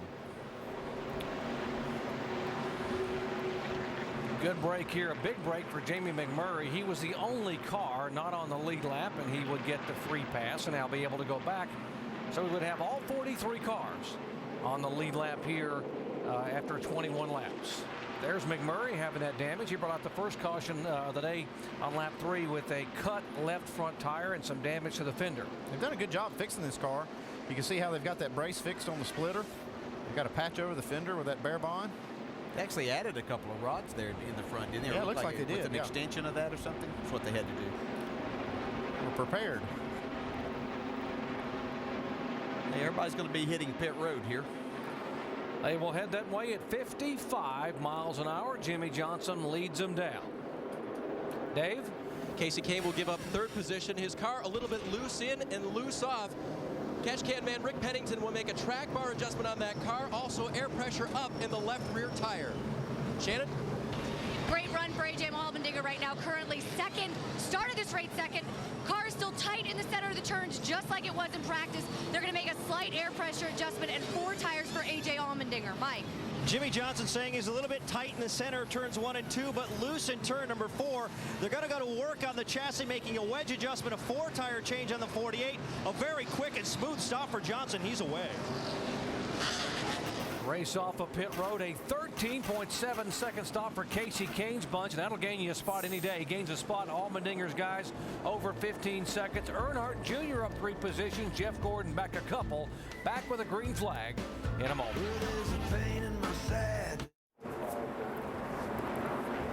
Lots of motorsports still to come on this busy Labor Day weekend. NASCAR Now right after the race on ESPN. And the NASCAR Now Roundtable wrapping it all up tomorrow, 5 Eastern Time, ESPN2. Then next weekend we go to Richmond. Friday night, the Nationwide Series race, 7:30, ESPN2. The NASCAR Craftsman Truck Series race is Saturday afternoon in St. Louis at 2 Eastern Time on Speed. And then ABC next Saturday night, the Chevy Rock and Roll 400 from Richmond, 7 Eastern Time. Who makes the chase? And who goes without the opportunity to race for a championship this year? We'll find out next Saturday. Our aerial coverage tonight from California, brought to you by Goodyear, the official tire of NASCAR, helping NASCAR drivers get to the finish line for over 50 years. Those pictures of this racetrack will go from the heat of the afternoon to the night lights shining brightly over Southern California here in just a little while. And Doc, we were just sitting here trying to think, wasn't it New Hampshire that something similar to what just happened a few years ago? Some marker signs blew down. Yeah, exactly, Alan. In fact, these were the caution lights that the track has. NASCAR has their portable lights that they bring from every racetrack, and those are still up and functioning fine. These are the tracks that the lights the track puts up themselves.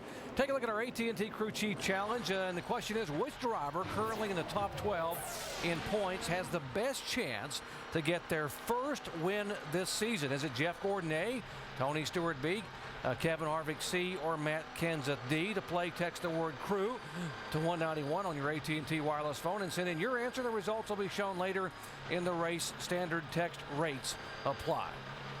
It looks like you got to run this backstretch by memory, Dale. Look at this glare. Pretty much it. I tell you what, it's obvious. I don't know who came up with the starting time of this, but they had never been in a race car, I can assure you. They wouldn't have voted for that. But these guys get through it. You know, I think all the years that we've done this, nothing's really ever happened back there. So they're a little more cautious during this time. And here's the good news. It's only going to get worse. Yes. Over the next 45 minutes to an hour. Pace car pulls away. Let's listen into the spotters as we go full throttle.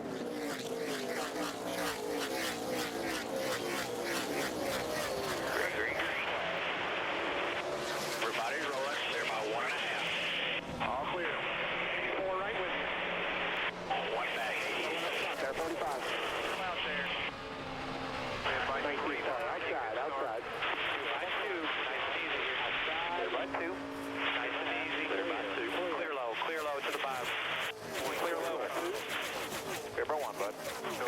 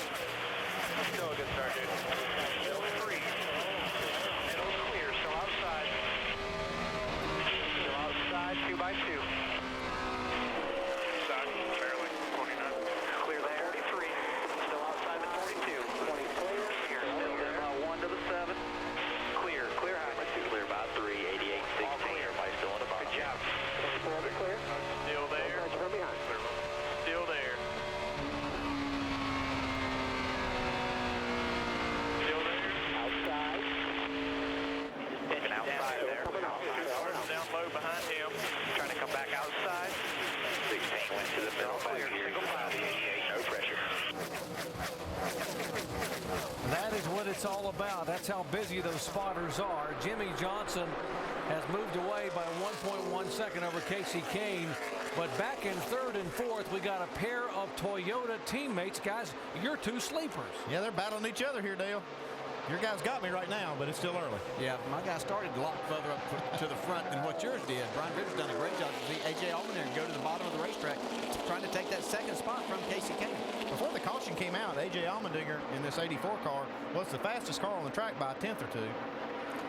Remember, the United States headquarters for TRD is in Costa Mesa, California. If you watched our countdown show, you saw this is a home game for Toyota. Remember, Toyota is the only manufacturer that has never won a cup race here at the Speedway. Yeah, AJ makes the pass there. I believe he's going to make it on Casey, and here comes Brian Vickers, his teammate, trying to follow through. What's going to be interesting to watch with AJ as this evening progresses and the racetrack changes, how well they keep up with all of that. Again, Allmendinger making his very first ever start here at this racetrack in a NASCAR Sprint Cup car. How about this guy, Kevin Harvick, in the 29 car? And, you know, ever since they kind of moved themselves out of the top 10 with a couple of not so good runs and a little bad luck, or out of the top 12, I should say, they have really been on a nice roll here lately. They haven't had the fastest cars, but they have found themselves in the top 10 and top 5 almost every single week, and that's going to benefit them well as we see Harvick's moved up since the restart 8 spots. That's pretty impressive, ain't it? That must have been his spotter saying clear, clear, clear. Jamie?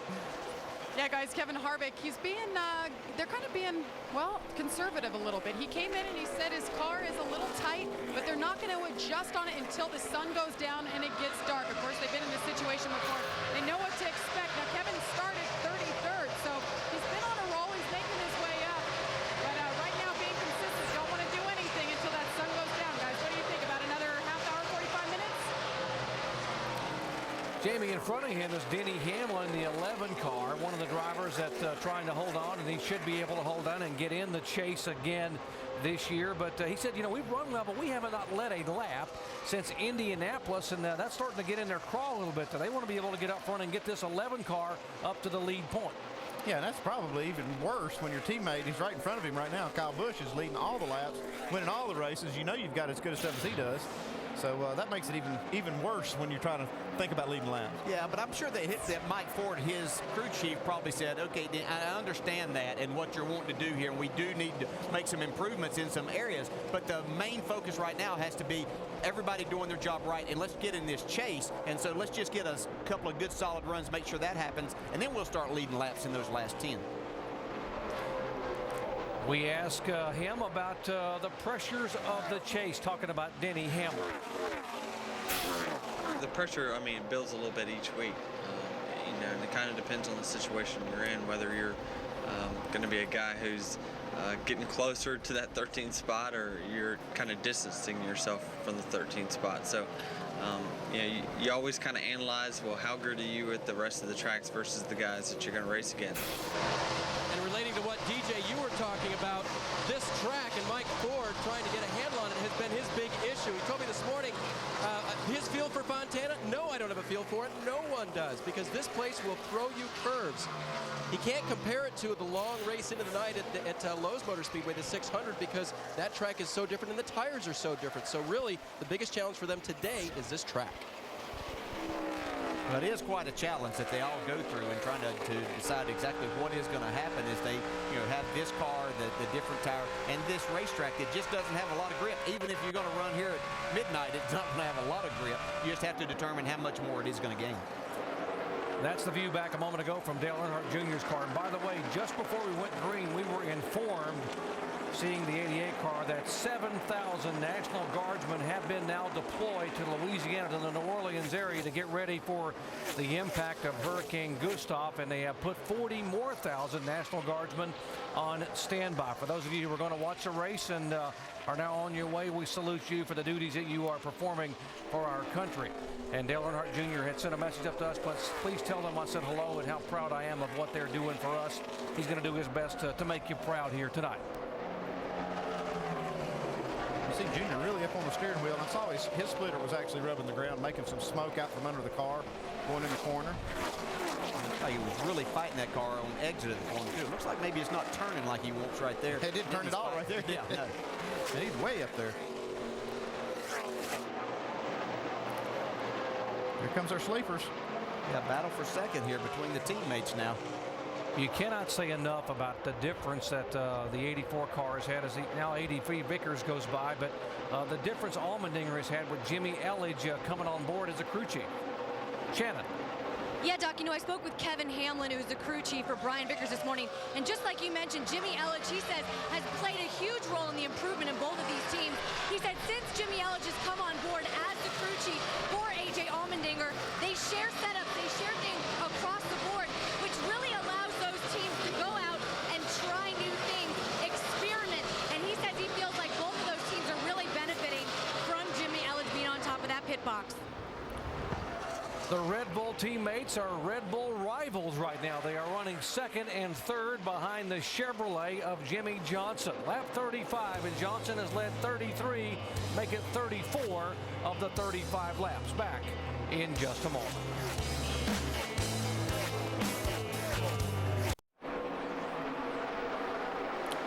We're in lap 38 of the Pepsi 500 here in Fontana, California, Auto Club Speedway. Jimmy Johnson is our leader, and right now Johnson's lead is at 4.2 seconds over the teammates Brian Vickers and A.J. Allmendinger. The question is, we watch Greg Biffle come up through there.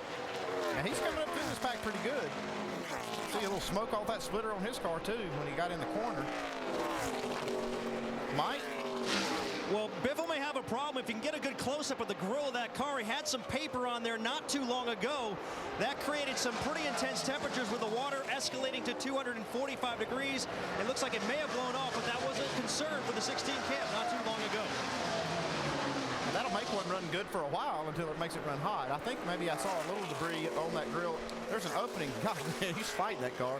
There's a little opening above that, right there below the bumper. You can see a little white in that area that where that grill opening is. Yeah, it'll run 245. Oh yeah, it'll run 245 a long time. Yeah, with Doug Yates building the engines, they don't have any problem. It's not going to get any worse. A voice of experience speaking there. See, A.J. Allmendinger taking the second spot away from Brian Vickers. I think he had pulled over and let him go a little bit before that, just to maybe see why Brian had caught him. He figured it out and went back by him. So it is Chevy, a couple of Toyotas, then Ford and Dodge in the top 5. Back up front, the 48 car, Jimmy Johnson. Mike. And Doc, this has got to be a pretty feel-good run right now for the 48 team. Although they've been solid here in California in the past, this type of racetrack, intermediate-sized racetracks, have been, in Jimmy's estimation, their weakness with this new car so far in 2008. Feels like they've come a long way, and while it's been a team effort, let's listen in on what Chad Canals had to say as he coached his driver not too long ago. To some of these guys on TV, they were doing kind of like what they were doing yesterday, getting down on that apron. I don't know if that's something that you want to try early just to see if there's anything to it or not. And getting to that apron, though, may be easier said than done, Doc.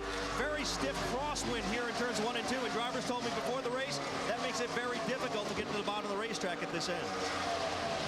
There seems to be a lot of searching, groove searching, Rusty Wallace. This track, as you mentioned, at Michigan, where you got a lot of different options. And as a driver, can you know, or do you need help to know exactly where the best place to run is?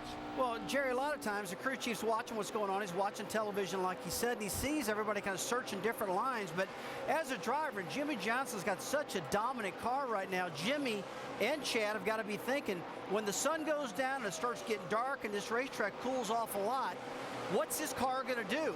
Am I going to lose this big advantage, or what's going to happen? So he's probably saying, hey, go to the bottom of the racetrack, try it out down there a little bit, go back to your regular groove. Let's just see what we got here for us. Because one thing is going to change, we do know that. These conditions are going to get much cooler. Cars are going to handle a lot different, guys. Hey, Rusty, I was just wondering if there's probably 42 other crew chiefs saying, hey, this is where the 48's running, in case you're wondering. Because he's long gone. Yeah, I think you're probably going to say, Kurt Busch is around. Well, we got a left rear tire down on it. You saw the outer part of the tread laying on the bottom of the racetrack. He did a good job holding on that baby, guys. Kurt Busch bringing out caution number 3. We just front here, guys. He's in 2 rolling. Pat Tryson there, the crew chief, looking on, a little disappointed, obviously, with hoping Kurt could have a good run here. He will have to just gingerly get that car back toward pit road. It's hard to drive one like that with that just right rear tire pulling the car. This looks like maybe that the cap of the tire just came. Yeah, it did. Just comes off. Now, just right in front of David Ray. Oh, and then Ryan Newman hits it with the his front end teammate. of his car. Yeah, and that's the way it works out. Crazy things happen, but. From Jeff Burton's on board. Oh, well, now we see why it came Now off. we know why it went flat. Martin Truex is probably going to be the next one to have a flat tire. There's usually a good reason those things happen. Yeah, you just have to take a second and find it and figure out exactly where it occurred. They don't go flat by themselves usually. Trying to milk it back. Leaders had been on pit road, by the way, on lap 22. We are working lap 44. Yeah, he's going to get lapped, though, is his problem.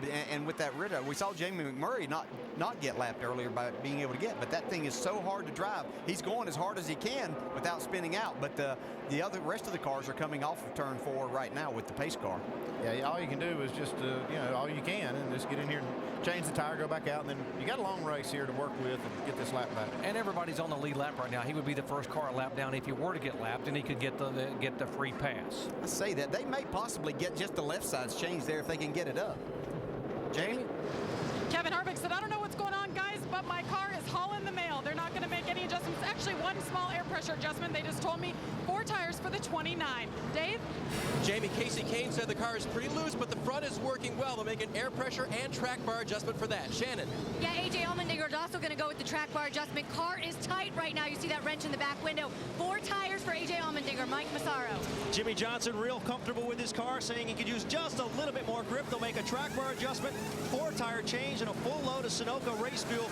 Team working now on the left side. They're off to Jackson. Another great stop for the 48. Race off of pit road. Another great stop, as you mentioned, for Chad Knaus and company. Biffle up a spot. He's on the move. And Kevin Harvick has been the guy really on the move. We'll see if he can continue that march when we come back to California for the green flag.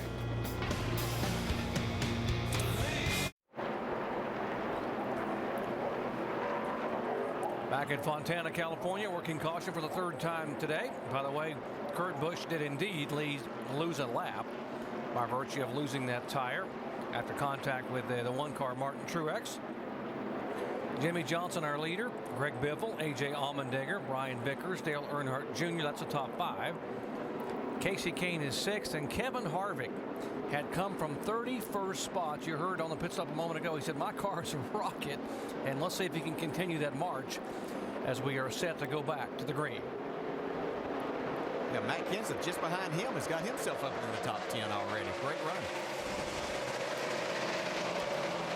A couple of cars penalized for too fast exiting pit road a moment ago. The 96 of Ken Schrader and the 55 of Michael Waltrip had to do a pass-through for the speeding penalty. I should say tail end of the longest line. Jimmy Johnson has been able to really get away on these restarts. This is Greg Biffle's first shot at him as he's made his way up to the 2nd spot. But Jimmy's just been so much faster on these new tires the first 8 or 10 laps. He just shoots out there kind of like Kyle Busch did last night. 9th and 10th spot, the 17 car, Matt Kenseth, a 2-time winner here. He has come from 35th starting spot, and behind him, looking at Matt, is the boy that's won 2 in a row here, Carl. 2 in a row in the last 2 events out, Carl Edwards. Yeah, he's made a good march up to the front also. We heard him say he was going to have some fun early. Sure have. That's 3 of the Roush cars in the top 10 right there. So these guys must have shared a lot of information and got these cars. They probably went and asked Carl what he'd been doing, but now they got them all good. There's the 07 car. Clint Bowyer, he was trying to hold on to that 12th position in the chase coming in. He was in 12th by 12 points. Now being shown in 13th. The 6 car, David Reagan, when we were talking about it, was who had the momentum coming in with that run the last couple of weeks. There's a 6 car of Reagan in front of him. They've really been on a solid roll here, and you pointed that out earlier. These guys really have done a good job to get themselves in position in only his 2nd year in this series. Yeah, you talk to these guys, and they're very, very focused, and they're very confident, really, that they can get in this chase. And when you got Jimmy Finnig, a crew chief that's been around a long time working with this guy, I mean, that's got to be a huge advantage for David. We talked about, Clint Boyer won the spring race in Richmond, and that says a lot, but David Reagan finished third there, so it's not like that he can figure out and say, okay, well, let's just give it to Clint if he's ahead of us. Yeah, David Reagan might have had the fastest car there last fall with laps running down, and he was clicking them off one by one to finish third. Right now there's a virtual tie for 12th. Yeah, that's all tight. Casey Kane having a great run here today, so next Saturday night's going to be a pressure cooker. Kevin Harvick continuing his march, trying to move in. I'm not even driving it. Now keep doing what you're doing, bud. Yeah. That's fun whenever it's like that. You just ride around, you go down and back out of the gas and stomp the gas and turn a little bit left. Harvick, this is very impressive for this race team. They need something like this to get even a little bit more momentum heading into the chase. Harvick's last win, by the way, was a season opener at Daytona, the Daytona 500 back in 2007. He has now gone 59 races without a win. Jamie.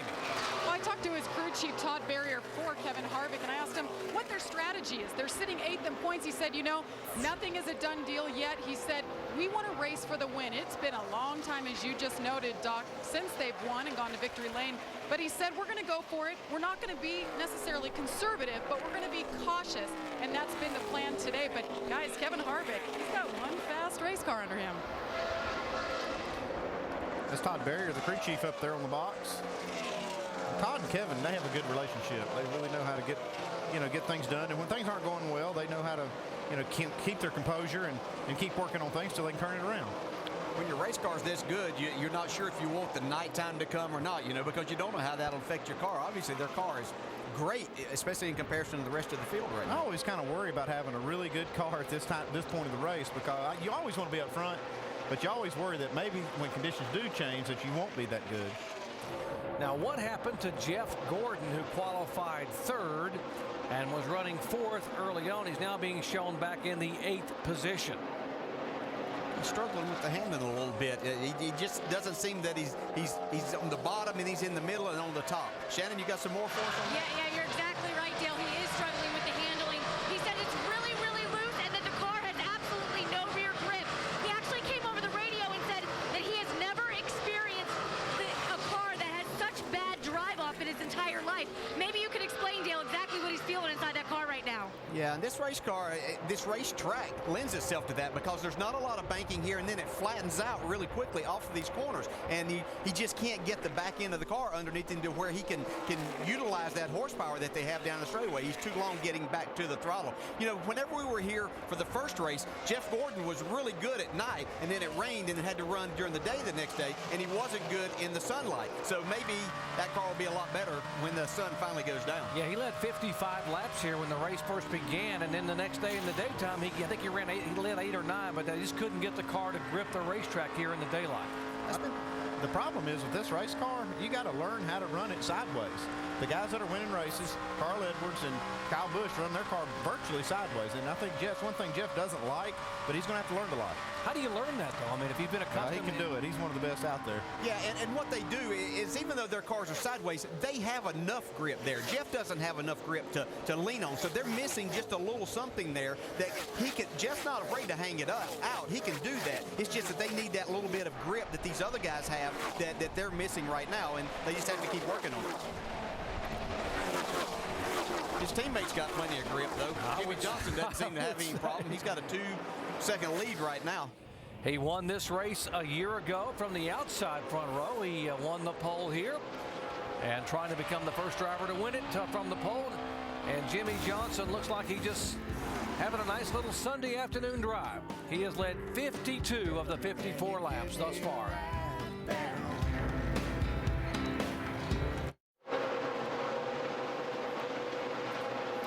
Aerial coverage brought to you by Goodyear, the official tire of NASCAR, helping NASCAR drivers get to the finish line for over 50 years. Looking down on the Auto Club Speedway of Southern California, this very fast 2-mile track being dominated on this evening thus far by Jimmy Johnson. Trying to win a 3rd straight NASCAR Sprint Cup Series championship. Jimmy joined us in the studio earlier today. Told us that he wasn't exactly sure what kind of car he was going to have tonight after final practice yesterday, but I think we know in one word, stout. Yeah, he's got a stout hot rod. There's no doubt about that. But right now, I mean, it's almost too good to be true, guys. This car is flying around this racetrack. He's outrunning everybody.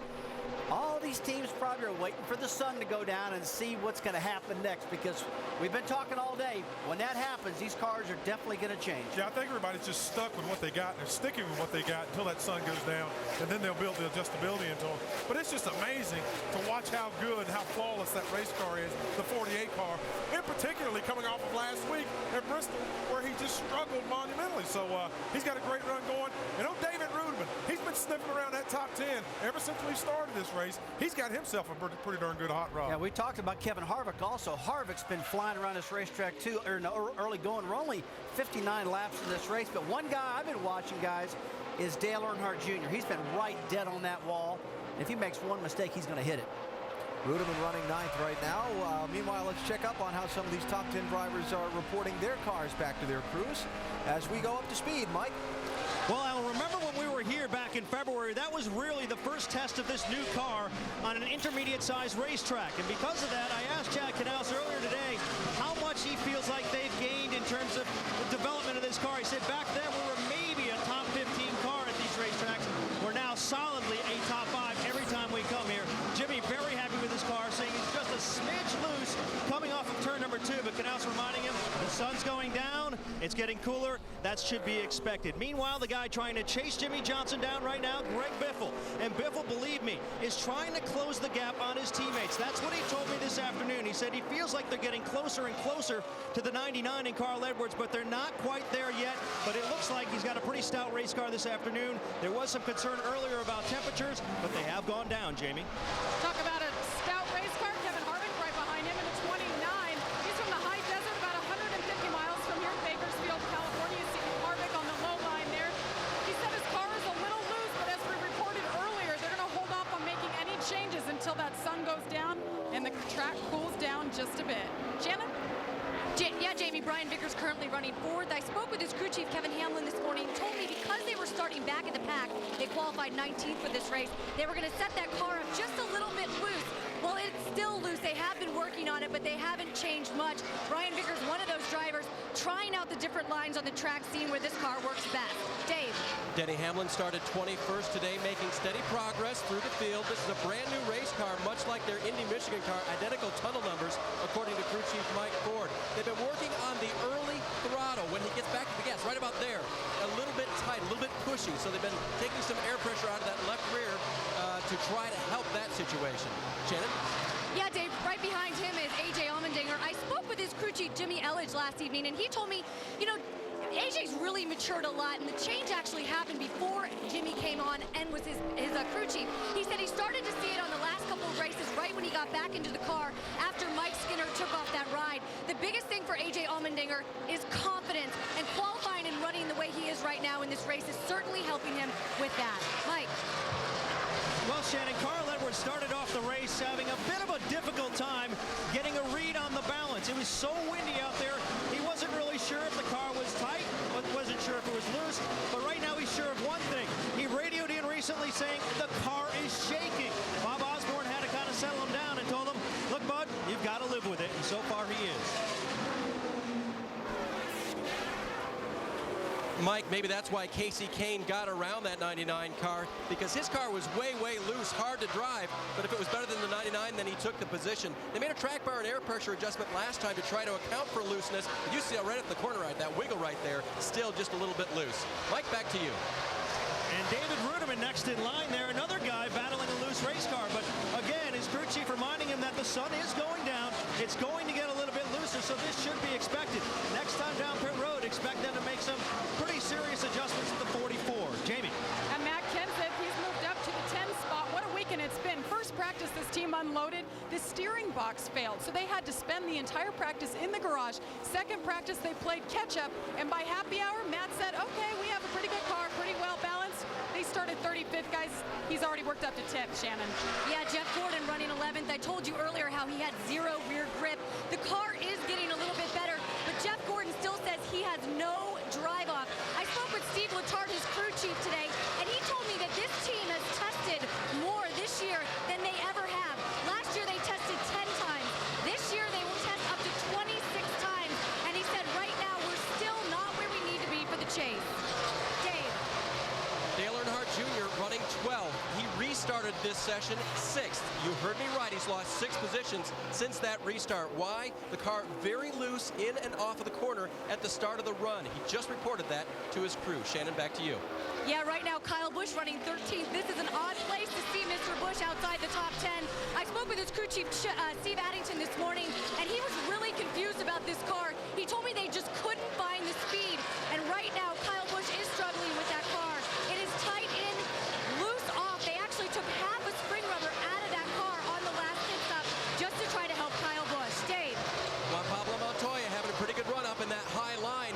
Interesting for Juan Pablo. He likes to run that high line because it's fast, but also you see how this track has lines in it. It's paved in 4 lanes. There are seams in between those lanes. When he runs his car across them, it upsets the car. He doesn't like that. So he gets up high and he stays up high. Mike? Dave, it's been a real challenging weekend for the 20 team. I spoke with Greg Zipadelli this morning, and he said, we've been a little bit tight, but the biggest concern has been speed. There just was not enough of it. Right now, the handling is getting a little bit better. He's rolling through the center better than expected. They were tight earlier, but the car's starting to come to him right now, but still nowhere near where Tony wants the car to be right now, Doc. There's the 31 car. Jeff Burton, by the way, we heard at the beginning of our show and countdown, he's celebrating his 500th career start here in this event. Long and storied history for Jeff Burton, yet to win a championship. He said this could be their year. It felt like maybe he could get, he's going to get the car in the chase as he is sitting 5th in the points right now and would like to be able to make it this his first ever Sprint Cup championship season. Caution on the racetrack, and Joe Nemechek has hit a ton in his Chevrolet. Heavy right side damage. Well, he's pounded something here. Caution for the 4th time. Yeah, I'm okay. It got loose, it turned a bunch sideways, and I thought I had it saved, and it corrected back. Drive shaft knocked out of it. That's what he's talking about is he overcorrected the car, and boy, when you do that, sometimes you can hit a ton. Yeah, that's as hard a hit as you'll get. I was wondering, it didn't look like the right front tire was down and if we were going to have any issues there, but that wasn't that. You heard Joe say that he got loose. He tried to turn back to the right just a little bit. These cars, you can't turn a lot back to try to correct them. A lot of times, if you just hold the wheel steady as you can, it'll sometimes will correct itself. That's hard to do as a driver. You're wanting to drive it out of it. We showed people earlier with the Wrangler telemetry that the speeds entering the corner were 206, 207 miles an hour. Now you see this is Joe Nemechek right here coming off the corner. You see he had already made that overcorrection and pounded that ball. Boy, I tell you, he was probably lucky that they had those safer barriers up there to hit. Yeah, that's really, because that's just one that you're not expecting right then because it happens so quickly. But it was good to hear Joe was okay. Yeah, he's out of the car walking around and surveying the damage. Makes you really appreciate all the safety innovations we've come up with over the years. You know, the safety innovations, and something else I'm going to say is that, you know, how many times do we hear drivers get out and they're saying, well, I don't know if I cut a tire or what, but that's the man owning up to say, hey, you know, I got loose and I tried to correct it, and that's what happened. I hate it happen, but it does to the best. Jimmy Johnson, Greg Biffle, and Brian Vickers. We're going to watch these guys on pit road here as they will come down under the 4th caution flag of the day.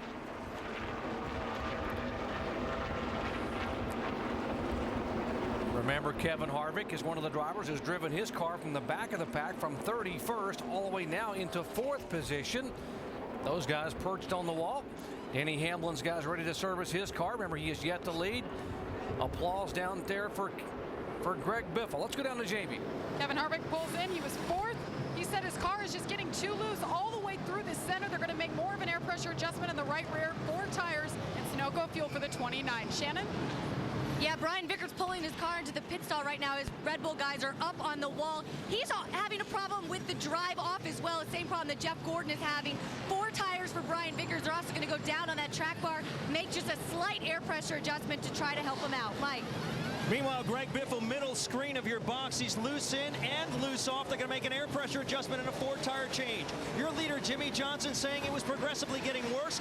Loose off turn 2. They'll make a wedge adjustment in the left rear. 4 tires and fuel on the 48.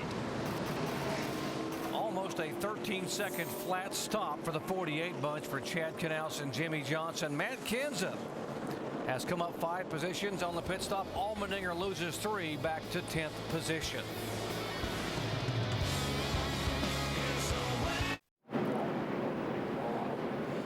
In the shadows of Mount Baldy, that's part of the San Bernardino Mountain Range overlooking Auto Club Speedway of Southern California. We are under caution for the 4th time here in the NASCAR Sprint Cup Series event. Pit stops have taken place. Let's visit with our in-race reporter, Carl Edwards. Carl, Dale Jarrett, you have a copy? I got you, Dale. Hey, Carl, you made up a lot of spots so far. Has the racetrack changed much? Is it starting to cool off and get a little more grip? Not yet, man. It's real slick right now, real slick. So just been sliding around. It's like the guy who can, who's not sliding, or the guy who's sliding the least is the fastest. So doing the best we can to keep it going forward. I think as the sun goes down, it's going to change a lot. So there'll be some comers and goers. Well, in that case, are you adjusting on your car right now or just driving it and waiting for that time? We're adjusting on it. So I'm sure Bob will have to do a lot more adjusting once we, once the track changes. But right now, he's doing the right thing. He keeps getting better and better. Okay, thanks, Carl. Thanks, Dale. Half a lap away from the green. By the way, you Elliott Sadler fans, he has been on and off pit road under caution. The last 2 cautions, they have come in and for lengthy stays to try to repair some damage on the right rear. And by the way, the Brian Vickers team lost a lot of time in the pits on that pit stop. This is a team that's really been getting it done on pit road. Their pit crew's been doing a really good job. But right here, the right front tire changer, everything's going pretty good here. But when they go back on, he loses a lug nut and has to stop right here, pick one up, and that seems like it takes forever, and costs him a lot of spots. But if he didn't put it on there, they would call him back down pit road and lose even more. At least they did a good job of recovery. Yeah, Brian had that problem in the nationwide race last night when the race team came back to have a good run. And that's the same crew they used last night. Came in 3rd, came out 13th. They'll have to drive it back toward the front. Jimmy Johnson, meanwhile, is at the front where he has been for much of the night. He's led 3 times for 70 of the 74 laps. Let's see if anybody's got anything for him on this restart. He's been able just to drive away at will here so far. A lot of these guys are making adjustments, though, and like we've been here, the track is changing, and we should see some of this complexion of the race change as we go. Remember, Biffle talked about being loose in and loose off. They made some air pressure adjustments. See if that's going to make a change. He tries to go up on the outside. Maybe he's the first guy to challenge Jimmy Johnson. Here we go. Yes, sir. Looks like Biffle's made some good adjustments. Side by side, Greg Biffle. In the spring race here back in February, he was very good at night and not so good in the daytime. A lot of difference in the lines 3, 1, and 2. That really cost Biffle. Looks like Jimmy's car really good on the bottom.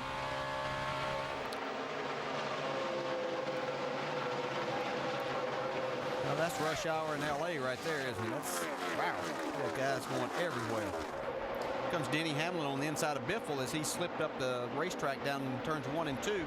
Hamlin's trying to take that spot away as they come off of turn 4. Yeah, they pulled away about 5 or 6 car lengths from Kevin Harvick, who had gotten all the way up to 4th spot. There's Harvick back behind him. Johnson, Biffle, Hamlin. There's Harvick. And you see Kurt Busch there. He didn't get the lucky dog the last time. He wasn't the free pass winner. Johnny Sauter got that. So Johnny Sauter just gotten laps. We see the guys 3 wide here off of turn 2. That's David Rudeman. I think every time we've said 3 wide, Rudeman's been a part of it, hasn't he? That just shows that his car's pretty good. Here comes Junior up behind. A big run for Junior. Yeah, kind of gave a little push to Allmendinger there. Yeah, that's 8th, 9th, and 10th. Junior running in 10th position. And what's getting into Rudeman? He has been all over the racetrack. He's been very aggressive here early on. Well, he has been, and he's got a car that he can be that with. That's the way he wants to be, I'll assure you. And they've had a couple of better runs the last few weeks. I talked with them a little bit about that, and they seem to think that they've got some things handled. Plus, I think one thing that happens, they told David Rudeman he was going to be back there next year. He's going to be driving that car again, and that makes a world of difference. See him 3 wide here again with Vickers, Junior, and wow, Junior slides in. He just barely had a hole to slide in right there. And you see Brian Vickers working the bottom side. This is some tight racing right here from Jeff Gordon's car. Yeah, he's thankful that was his teammate and friend Jeff Gordon that let him in. As you can see Gordon down below that white line trying to find some grip. You see the 88 car, the wobble up across the racetrack. He gathered it back up, but he lost enough time, and Gordon now has a shot on his inside. It's amazing how out of control sideways they're driving these cars. That's why I joined you guys up here. Yeah, what did Carl Edwards say? The guy who's sliding the least is the guy that's going to be okay out there? It didn't look like that was Junior. He was sliding a lot. Yeah, Junior looks like his car is okay, and he can run pretty good for the first 5, 6, 8 laps. And then once you get the good off the tires, his car is going away pretty quickly. Top 7 are single file, but once you get back to the other bunch back there where it's Allmendinger, Rudeman, Montoya, and Vickers, they're just mixing it up all over. Look at the 83 car all the way down to the white line. Now, this is a great run for Montoya. We haven't been able to talk a lot about him, especially on the ovals this year, that he's had very good runs, and this is pretty impressive for them. Well, this Ganassi Sabatas team really needs something good to happen to them here as this year progresses. They have struggled, to say the least, here through much of 2008. Yeah, they've done that, and now they've lost their other driver there, and so they'll be looking for a driver to go in where Reed Sorensen's leaving. Behind this group is the 07 of Clint Boyer, now being shown in 13th position. But the important part for Clint, he has moved back into 12th. Whoa, Junior behind him was swinging the door there on the gate. I'm telling you, man, he is out of control. Dave? And Andy, they may be trying to adjust around something that you really can't fix once you're here at the racetrack. Junior complaining that the car has too much yaw in it, that it comes off the corner sideways, kind of like you just saw. So I figured we ought to go down to the Chevy Cutaway car and talk to Tim Brewer. Hey, Brewer, y'all got anything that can fix yaw in the middle of a race? Very, very difficult. I'm telling you, Dave. From our powertrain unit right here, folks, look at this. We can run 1.88 degrees of camber, meaning from bottom to the top. That's working pretty well here for the tires. But we can also tow the rear end housing out 1 degree. NASCAR allows that. But we have to do it right here at the snout. What we do, we machine the snout and actually weld it in here. But to change it at the racetrack, now you'd have to change the rear end housing. In practice, you might be able to manipulate the trailing arm to move it forward a little bit, but no, you're pretty much stuck with what you have right here, and you're not going to change it during the race. Boy, Tim, if he slips one more time, he's going to tow that right rear end about 4 degrees with the wall. Yeah, I was going to say, Tim needed to take that jig that he had there, that setup, and yaw it out about 8 degrees more. I don't know about what that's going to do for the camber on there, but that's about how far Junior was out of shape just a couple of minutes ago. 17 car, 2-time winner here, Matt Kenseth. You don't have to worry about Matt Kenseth when it comes to California. He's won twice here from 25th starting spot and 31st, so wherever he starts, he can be a factor. Yeah, he's running 11th right now, so he's moving his way up towards the front. Lap 82. Last 3 times Jimmy Johnson has been here, he's finished 3rd, 1st, and 2nd. Yeah, he's pretty good at this place.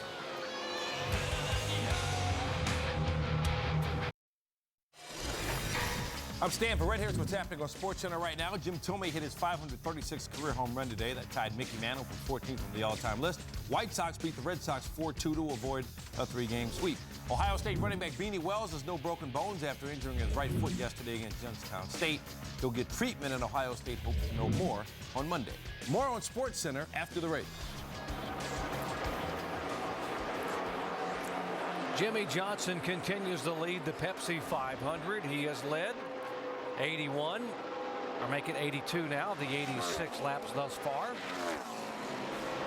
Barrett Biffle in 2nd, Hamlin 3rd, Harvick 4th, and the 99 of Carl Edwards and Brian Vickers in 5th and 6th position. Brian Vickers making up a lot of these spots he lost on pit road. It's a fast race car. Here we see Casey Kane trying to take a spot away. He needs to get himself in that top 5 if he's going to have a shot at making the chase.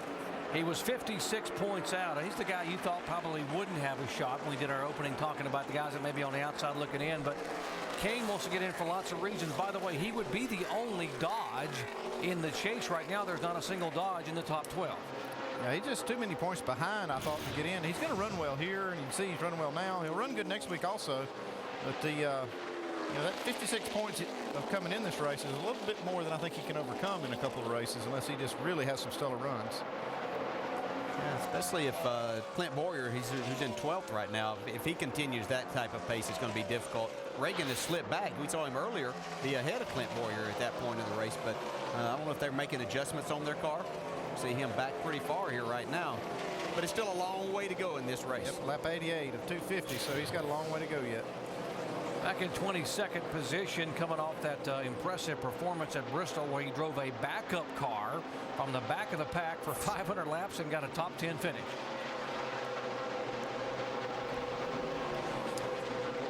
It's been all Jimmy Johnson thus far, coming home to his native state of California. El Cajon had a charity golf tournament for the second year and raised over $500,000. He's very proud of what happened on Tuesday and Wednesday this week. Habitat for Humanity Homes. He and wife Shandy were a part of being able to hand the keys to a home for a mother with 3 children. Said now that's been a good part of the week. Now maybe I can go get in the race car and get this thing back in victory lane after having the disappointment and a 33rd place finish at Bristol. Greg Biffle there in second place. This is about as close as anybody's been able to stay to Jimmy in this length of run. He's about a 2nd and 7/10 back right now. That's really not that bad. I'm sure Greg's not too upset with his car right at this point in time, knowing that there's still a long way to go, and they have made gains as far as running closer lap times with Jimmy Johnson.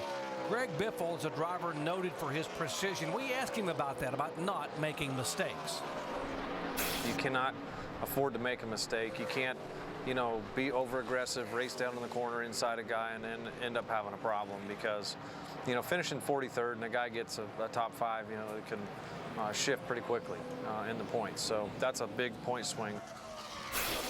Yeah, that's a different Greg Biffle, I think, than came into this series, because I think he wanted to go every single lap as hard as he can. What do you got for us, Mike? Well, you remember what Denny Hamlin said a couple of weeks ago about not being chase-worthy? Well, Greg Biffle kind of said that last year when he was in the chase, but he says his outlook this year completely different. He said last year he felt like he was just taking up space in the chase. This year, though, he feels like they're really peaking at the right time, and they can make a lot of noise once the chase begins. We're seeing evidence of that out there right now. Before the last round of pit stops, he was loose in and loose off. The car real good right now. He's happy.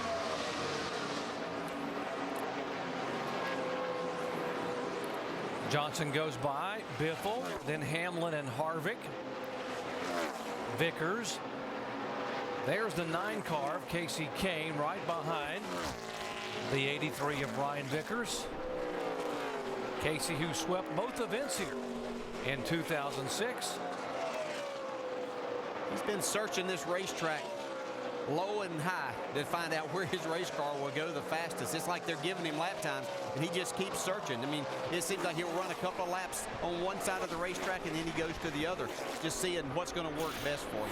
And he's got himself in a good spot right now. DJ, we talked about the new generation Dodge that Gillette Evernham had been able to develop, and that's made a big difference for this team in the last month. Yeah, and this is a different car than what Casey had like at Pocono and at Michigan. This is that new generation car that they had at Indianapolis that all 3 cars were. Casey and Patrick Carpentier elected not to take it to Michigan, but now they have it here, and all 3 of the cars were a lot better, and we can see it working better for Casey. As we go back to Juan Pablo Montoya here on the high side. He's been up against that wall the whole time, Andy. Yeah, he's moved up. He's in the top 10. He's running 8. He's running lap times that are right at what Jimmy Johnson's running, and he's in traffic, so that means his car is pretty good. Actually, last lap he was just 100th or so faster than Jimmy. Announced last week that his sponsor, longtime NASCAR sponsor, Texaco Haviland, would not be back in 2009, and they have been working diligently to replace that with a full-time sponsor for next year. They've got some part-time things put together. Yeah, we can only hope that comes together pretty soon, because this is a driver and a team with Chip Ganassi and Felix Sabates that our sport needs to have, and we need them running well. So hopefully they'll get those issues settled and get this team back towards the front. We heard that that Juan Pablo had said on the radio he didn't like the seams in this racetrack, and that's why he wanted to stay up high. They were a little less of a factor up high. Yeah, we heard Carl Edwards talk about that before the race, that the seams here were a little different than Michigan, and that's what he fought a lot. Moving in on lap 100 of 250 here in the Pepsi 500. Auto Club Speedway, Southern California. 2 races to go tonight and 1 more before we set the chase for the Sprint Cup in 2008.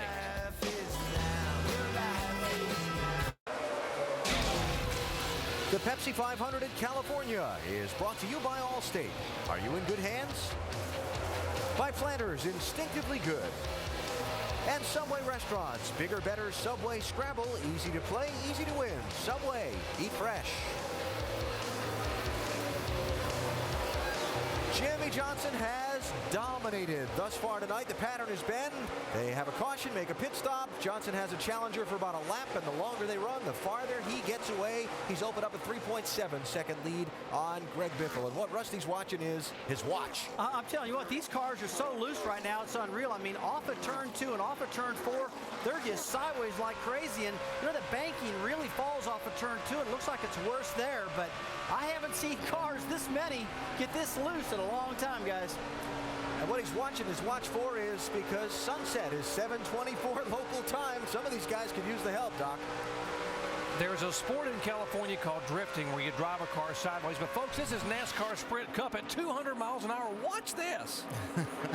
You don't think these things are hard to drive? You watch this right here. Look at Junior sideways. Here comes Kyle Busch sideways. Look at him here. Oh, my gosh. Wait a minute. There's still some more. Eric Almirola in the 8 car. Goodness gracious. Like you said, Andy, it's not like they're running 100 miles an hour off the corner of Richmond. This is not almost Richmond. 200. And as you said, DJ, most of those cars we saw, those are guys in the chase. Yeah, these are the better cars that we're watching. Look at Carl Edwards work the steering wheel here. Gosh. He's down on the apron. That's literally, folks, the apron of the racetrack. There's no banking there. Matter of fact, it's almost off camera the other way. He's just trying to find some grip and be able to get his car through the center of the corner and off the corner as much as he can.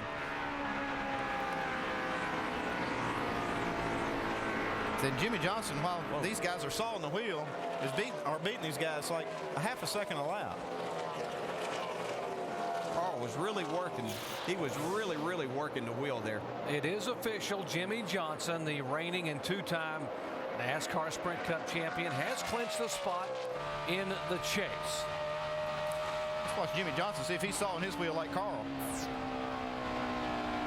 Hear him out of the throttle there. Nice and smooth. His car looks like it's going a lot better.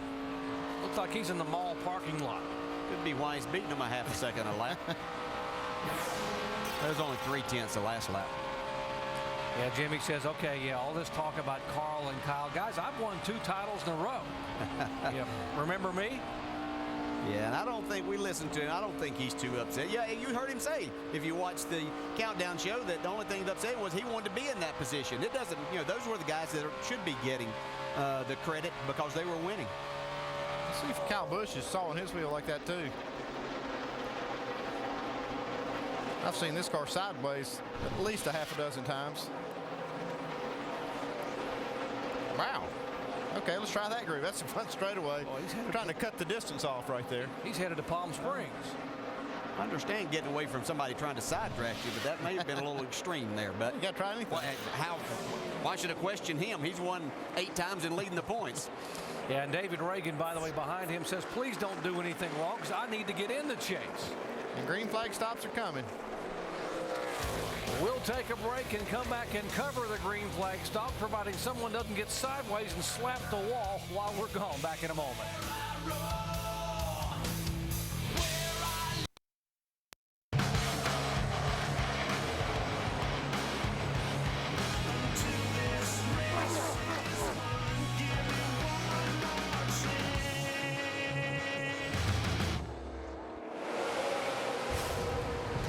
I've been figuring the line throwing caution to the wind was coming all night long since that light fell off early in the race, but we are under green right now as the sun heads down in the western sky at the Auto Club Speedway of Southern California.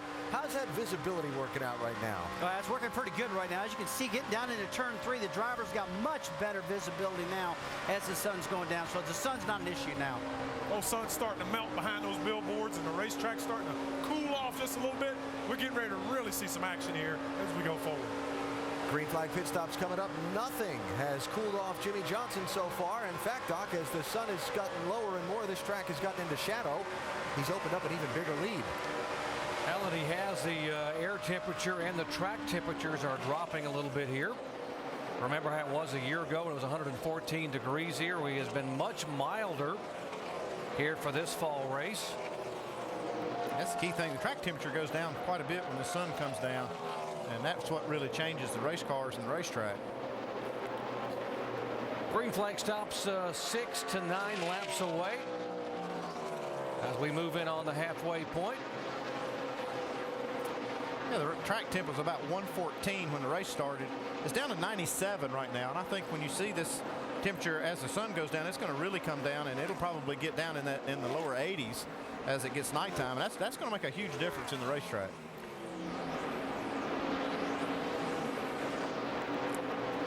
Brian Vickers in the 83 has run third. Remember, he ran so well at the sister track, Michigan, just a couple of weeks ago, leading 21 laps and having a great top 10 finish. Finished 7th there.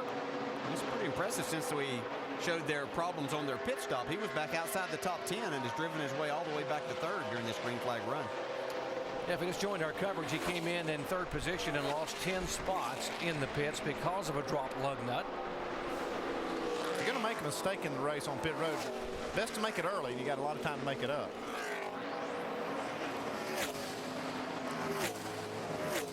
More on Vickers from Shannon. Yeah, Doc, Brian Vickers was struggling a little bit with the setup of that car during the race on that last pit stop. They made a track bar adjustment and some air pressure. Now he loves that car. He says it's much better than last time. It's good in the middle, but just a little bit loose off. So expect them to make some changes on this next pit stop to get that car perfect. Thanks, Shannon. And the pit stop cycle starting. Ben McMurray on pit road. Robbie Gordon in for his stop.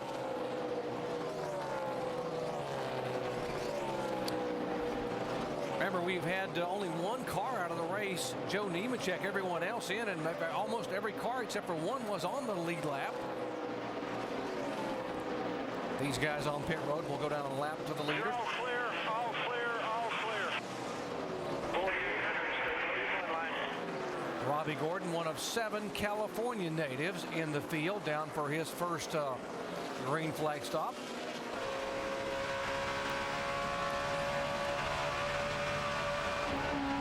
Along with Dale Jr. here, who's back in 15th spot right now. He's about 23 seconds behind the leader. And these guys have run about 40 laps since our last restart. Coming to the pit road now. He needs some adjustment. He really was hoping for a caution to be able to make some more adjustments on this, but then obviously the adjustments now have to be extremely quick. Be a parade of them coming down now. Dave? Yeah, you can't plan on those cautions, can you? Here he comes into his pit stall right now. Tony Uri Jr., his crew chief, said, you know what, I think this whole deal's going to work backwards. Some of the stuff we did at the start is going to happen, back in the other direction when we come back. So right now, he said the car's pretty neutral, and they're just going to make a slight air pressure adjustment for Dale Jr. He's been fighting a loose race car all night, guys, as we've seen, and the car still feels yawed out to him. So, slow on that left side, though. That's going to cost him time, especially under green. And Jimmy Johnson came over the radio toward the end of this run saying it's getting tighter and tighter. Jack Knaus's response was, just be calm, be poised, we have a plan. They're going to work on the right side of the car, and they're also going to work on the chassis. Another track bar adjustment for the 48. That is the way they're going to attack this. They were anticipating changes to the racetrack as the sun began to set. Another good stop for the 48, Shannon. Yeah, Brian Vickers right now pulling his car into the pit stall. Right now they're going to work on that car. I told you, just needed a little bit. 4 tires for Brian Vickers. Mike. And the 99 having a bit of an unpredictable, uncharacteristic run, running toward top 10 when we expected them to run for the lead. They had a vibration earlier, but Carl came over the radio before that stop saying the car has begun to come to them. Their whole game plan has revolved around the sun setting, Dave. Denny Hamlin complained, my car's getting looser and looser. Crew chief Mike Ford said, let's put that track bar back. The wrench will go through the window. They'll make that adjustment to get it back down where it was. Also air pressure adjustment for the 11 car. He had been running third and worked his way up into that position. A strong run from a mid-pack qualifying effort. Mike? Before the last round of pit stops, Greg Biffle radioed in saying he was loose in, light, loose off, tight in the center. It hasn't changed much. Again, they'll make an air pressure adjustment. 4 tires for the 16. David Reagan in for his pit stop. Most of the guys here saying the car is tight, with the exception of the 11 car of Hamlin saying he was loose and needed an adjustment. Here's the 18 car of Kyle Busch in. Be ready, be ready, be ready. All the way, all the way. 17 Kenseth in. Jamie. Now Kenseth's just saying he's loose in, and then it gets worse as the run goes. They're just going to make an air pressure adjustment for that. 4 tires, fuel. The 17's down and away, guys. This is the time of the race, as Carl Edwards said yesterday, when the sun gets down, that the grip level, as he put it, goes through the roof. Here's Jeff Gordon staying on the racetrack to lead a lap. He's now the leader.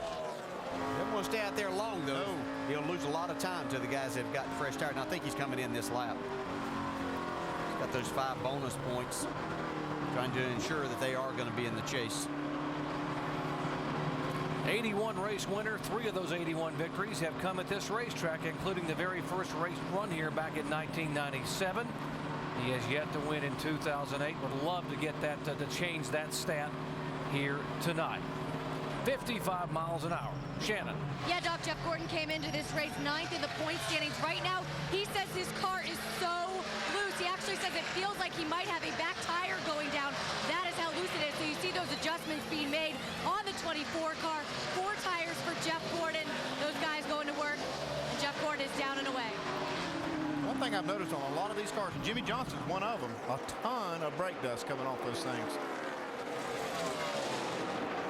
Jeff Gordon, that might explain why he was backsliding in the field. He thought he had a tire going down. There's his teammate, Jimmy Johnson, who's just having the kind of night that, well, he had the kind of night like he had last year in the chase when he won for so many races and was just so successful. He won this race a year ago from the outside front row, and Jimmy Johnson, after the frustration, when you saw those guys in the garage here this week, they were so frustrated because of the disappointment of a 33rd place finish at Bristol last week. They are making up for it here early on in California.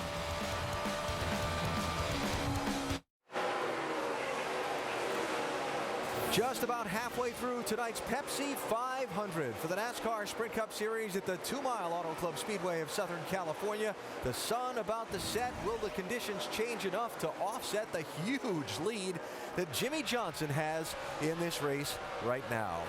Gave you our AT&T Crew Chief Challenge question a little bit earlier in the race. Which driver currently in the top 12 in points has the best chance to get their first win this season? Hard to believe some of those names haven't won yet this year. And you thought that Jeff Gordon was the most likely candidate tonight, although it's pretty close. Gordon, Stewart, Harvick, Kenseth. Jeff Gordon struggling a little bit in this race right now, back in 17th spot. Though the other guys that were in the Crew Chief Challenge about in the same place in the standings. While Jimmy has an 8-second lead, one driver who is just on pit road has some issues. Martin Truex Jr. is coming back in, Mike. And Alan, they had such high hopes tonight, expecting to have a pretty good run, but a loose wheel is forcing them to come back down pit road. Mike Ricci on top of the pit box, just shaking his head, Doc.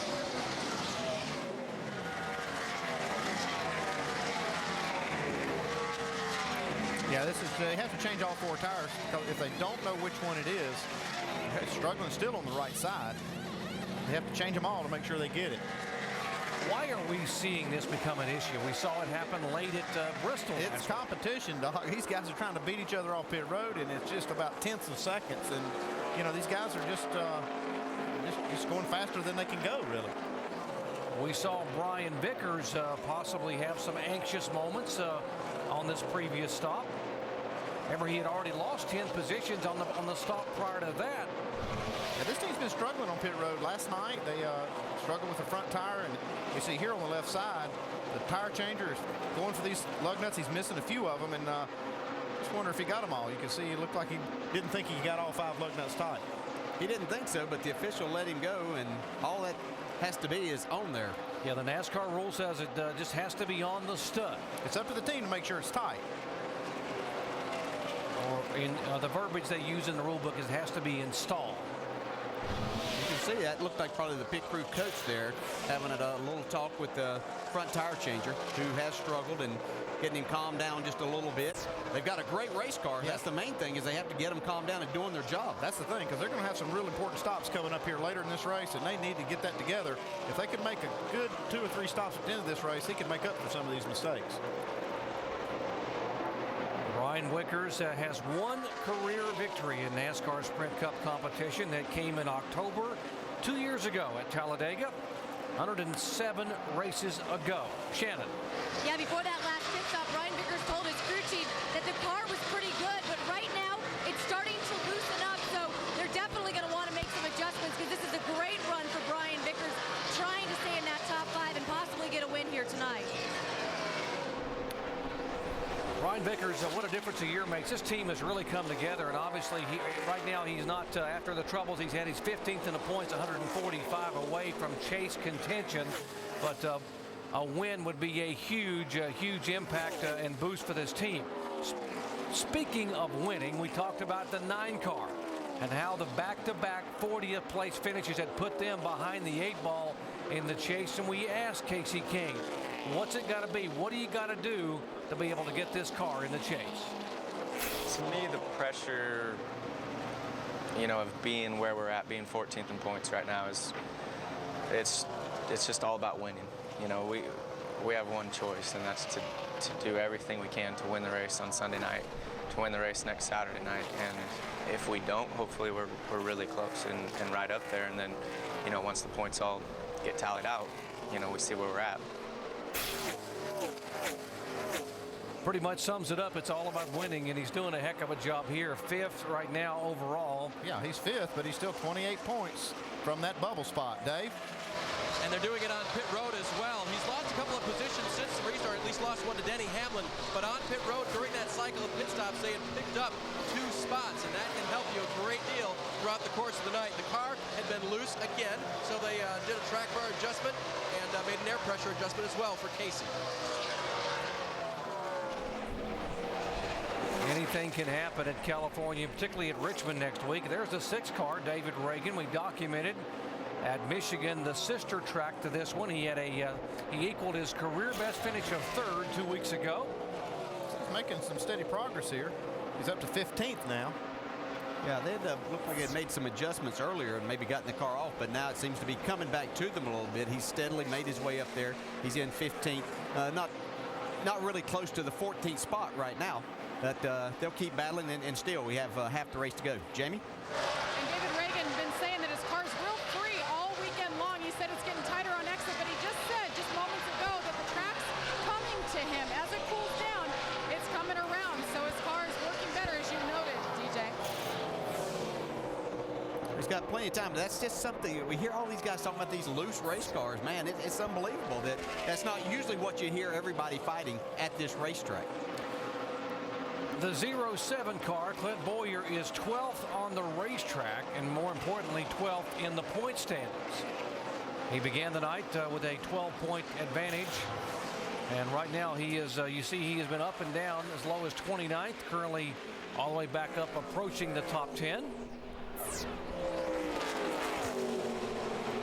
See his teammate Jeff Burton there on the higher side, kind of in the middle of the track, and then A.J. Allmendinger, who had started up front and had run up there most of the night, but had fallen back just a little bit, battling with Burton and Boyer here. He'd like to keep them behind, but don't know if that's going to happen here. Yeah, Jeff Burton might like to help his teammate, but he can't wait on him. He's got to make the pass. He don't want to help him like that. He's in it for himself here. He wants to try to get as good a finish as he can. This 84 car, you can see he's kind of wobbling all over the place. He's very, very loose. They're probably going to have to adjust on this car because he was good early. He's not as good as he was. Jeff Burton in his 500th start here. This is a guy that I look at, and just everybody has a tremendous amount of respect for Jeff Burton in that garage area. He knows so much about the race cars. He's been an innovator as far as safety goes inside of these race cars in the driver's compartment, and just a guy that you love to race with. He does everything the right way. A great family, and just a person that is really good for our sport. The one thing I think about Jeff Burton is he's a leader down there. He seems to have taken on that role of kind of a spokesman for the drivers down there when it's touchy issues with NASCAR, let's say, like safety. He's been one of those leaders. They call him the unofficial mayor of the garage area. Jeff Burton, the 29th driver to make his 500th career start. There's the guy they're chasing, who is the official champion for 2007 and 2006, Jimmy Johnson. And Johnson, 121 laps he has led as the sun is setting on Auto Club Speedway of Southern California, and Jimmy Johnson is setting sail.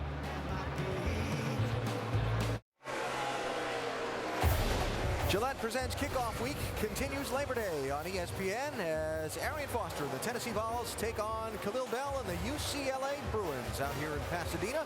College football primetime presented by Jack Links as part of College Kickoff Week presented by Gillette. ESPN tomorrow night, 8 Eastern. For more, log on to ESPN.com. We just passed halfway in tonight's NASCAR Sprint Cup Series race. Jimmie Johnson with an 8-second lead on second place. He's led all but 7 laps tonight. About the only changes of lead have happened a couple times just after restarts and then during green flag pit stops. Let's get you up to speed and check in on some of these front runners. Mike, you've got the leaders pit. Well, Alan, I would say that Jimmie Johnson is pretty happy with this race car. It was a car that was built midsummer.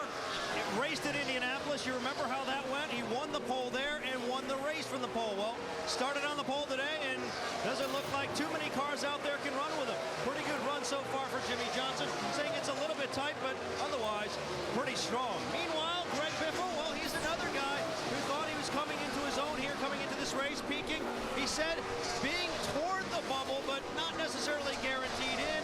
He had to be a little bit conservative, but in the back of his mind, he felt like he was locked into the chase. He felt like he could go for the win. That's what he's doing right now. And as the sun sets, he's saying the car is definitely coming to him. Shannon? Yeah, Mike, what a great run for Brian Vickers. Of course, he had his troubles on pit road earlier with one of those pit stops. Right now, the car is just a little bit loose under throttle. He says it just wants to move up the racetrack. You know, I spoke with his crew chief, Kevin Hamlin, this morning. I asked him if there was one part of their program that they could improve. What would it be? He said, you know, it's just a bunch of little things that we need to work on. But right now, all those little things look to be coming together for that 83 team. Dave. 2 weeks ago at Michigan when Denny Hamlin fell out of the race, he did some damage to his team by being very critical. I talked to President J.D. Gibbs and crew chief Mike Ford this morning about that. They said we've been working with Denny to be more positive in his criticism and not to bottle everything up. Earlier today when his crew busted off a great pit stop, here's the words he had for him. Guys are on it today, man. Stay focused the whole race. Y'all keep giving me that, I'll give you everything I got. He's giving him everything he's got on the racetrack, and it sounds like he's giving him everything he's got from the motivation standpoint as well. Jamie? And Kevin Harvick behind him in the 29. Before that last stop, he said he's too loose on the longer run, so they made a wedge adjustment, an air pressure adjustment, and 4 tires. He currently keeping it in the top fit. A good performance is definitely something this team needs tonight. Mike? Well, Jamie, a couple of weeks ago, David Ruderman's crew chief Ryan Pemberton told me he felt like this team was on the verge of a breakthrough. Michael Waltrip Racing has just begun building their own chassis. He felt like that made it a little bit more consistent and helped them build upon something.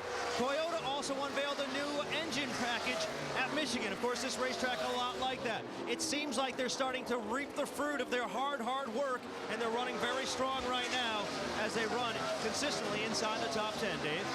Casey Kane runs behind him in the 7th position, Mike. He's had a loose race car all night, which is very fast, but he noticed a few laps ago that other guys are going faster.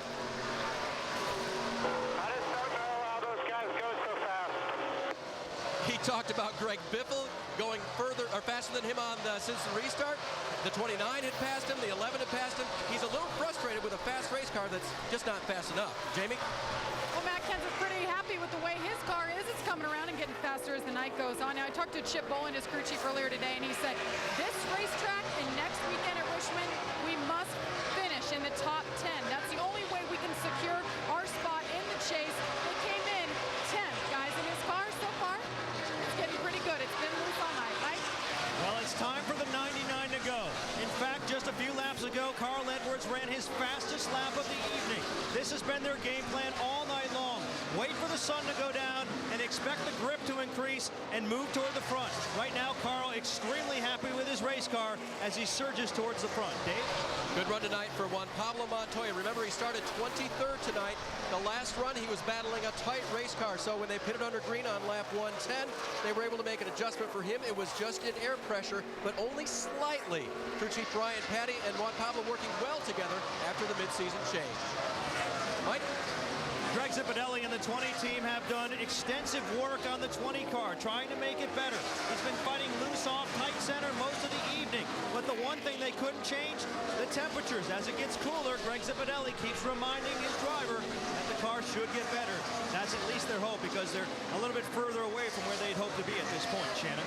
Yeah, Mike, right behind him, A.J. Allmendinger in that number 84 car, currently running 12. If you listen on the radio, you would hear their crew chief and the spotter just telling AJ what a great job he is doing today.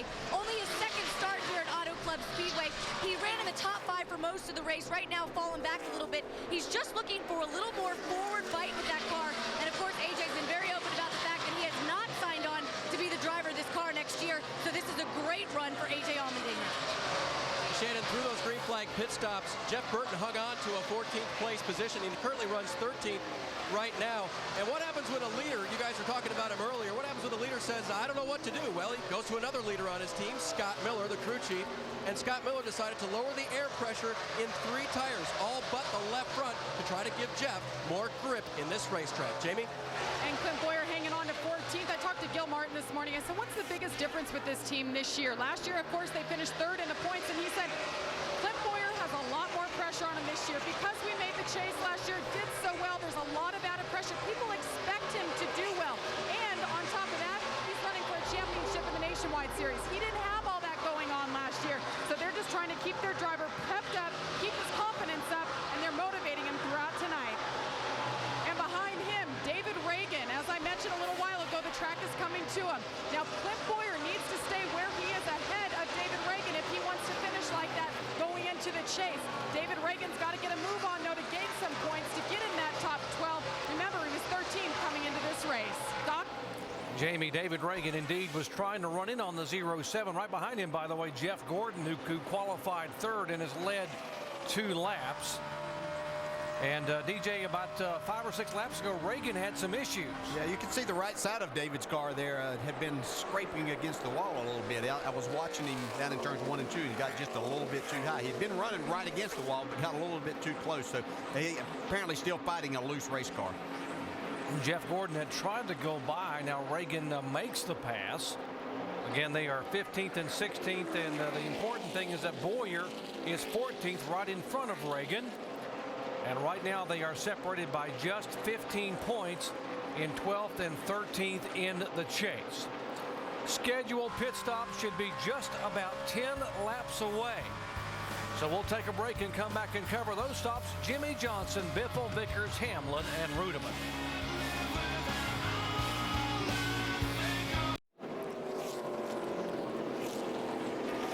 Under caution for the 5th time tonight here at Auto Club Speedway of Southern California. Debris on the racetrack, and that will allow Ryan Newman in the 12 car to get back on the lead lap, now putting us with 19 cars on the lead lap. There is Newman. You see him back behind the 48. Yeah, a piece of debris there at the start-finish line, and then we saw a car hit it right as the caution came out. Yeah, I don't know that we'll see it now. It's stuck in front of somebody's car now. But yeah, it wasn't very long ago we were talking about having 40 cars still on the lead lap, and now when Newman gets his back, we're going to have 19 cars on the lead lap. Those two, with that long run there, where they made 2 green flag pit stops, put a lot of people lap down. Johnson is the leader and has been for the bulk of the evening, led 5 times for 138 laps. Greg Biffle has led twice for 2 laps. Vickers is 3rd. Hamlin and Rudeman the top 5. Well, the sun's gone down. These pit stops should be interesting, Andy. A lot of adjustments coming here. Yeah, you should, but we've been seeing these guys adjust the cars all night long, and that maybe this sun going down will actually help some of these cars handling. Time to get a grip on this 2-mile oval. Leaders headed down, trying to get woed down. Kevin Harvick among them. Let's go down to Jamie. And the team reminding him 4,500 RPM is this pit road speed. Kevin Harvick, the 29 in his pit box, said he's just loose all around. They're going to make a track bar adjustment and air pressure. Let's go to Dave. Continuing to reverse the changes they made earlier, down on the track bar for the 11, air pressure adjustment as well, loose race car. Brian Vickers just a little bit loose under throttle and off, so they're going to make an air pressure adjustment for this 83. Mike. Jimmy Johnson's crew been solid all night long, ripping off stops in the 13-second range. Another good one, 4 tires. They also make a wedge and track bar adjustment to the 48 car, a little bit tight. Wedge and track bar, huh, Andy? On the 48? Yeah, they're just still, I mean, I can't believe they're still adjusted on that car as good as it's been. But that's why I was surprised by what he said. Harvick up a couple of spots. Vickers back 2. Working caution for the 5th time tonight. Back with the green in just a moment.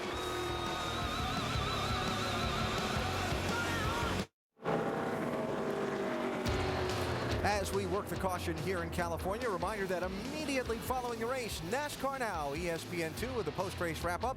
Then more racing action over the weekend. The NHRA Mac Tools U.S. Nationals Finals from Indianapolis. Tomorrow noon and 7 Eastern.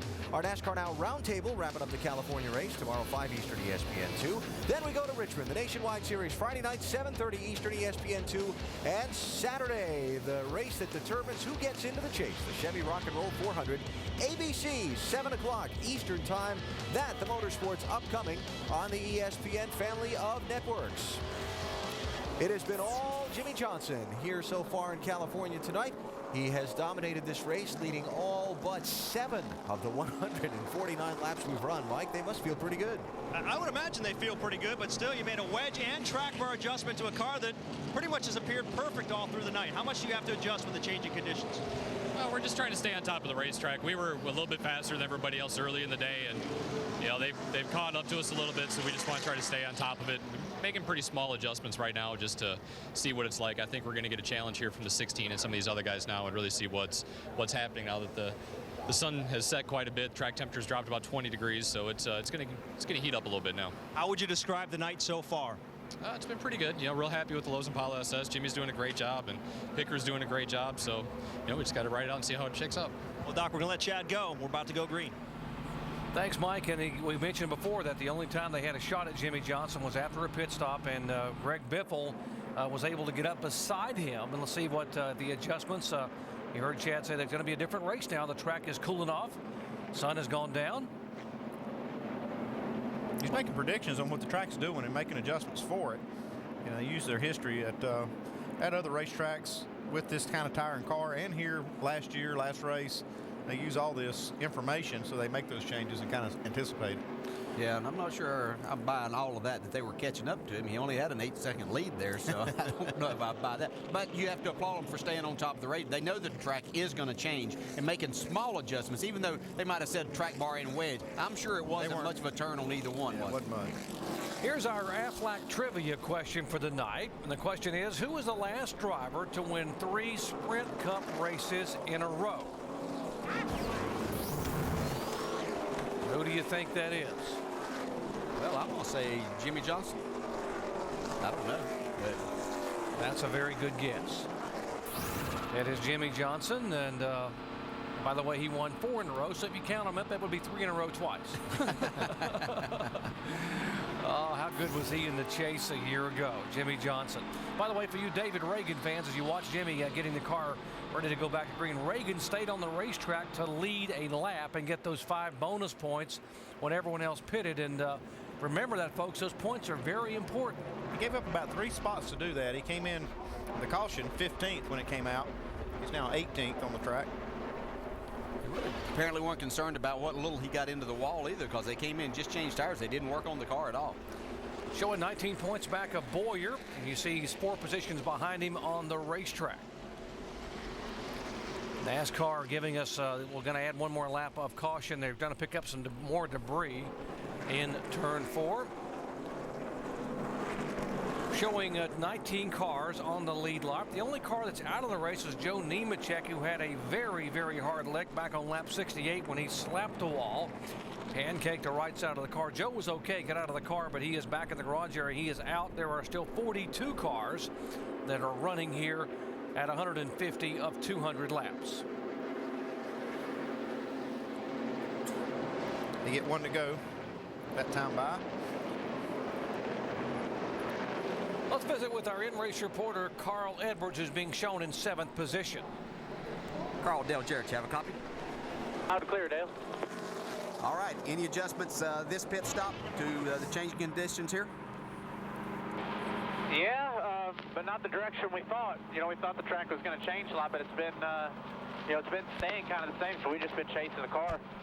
I think it's going to be pretty good. That last run, we were real good at the end. Bob said we were almost as fast as Jimmy or a little faster. So hopefully that's the same here. But it's real tough to find a line to run on, you know. Yeah, we've seen you searching around a lot. You haven't found that where you're going to be the best here at the end? Not yet, man. I still think it's going to change a lot. 100 laps to go.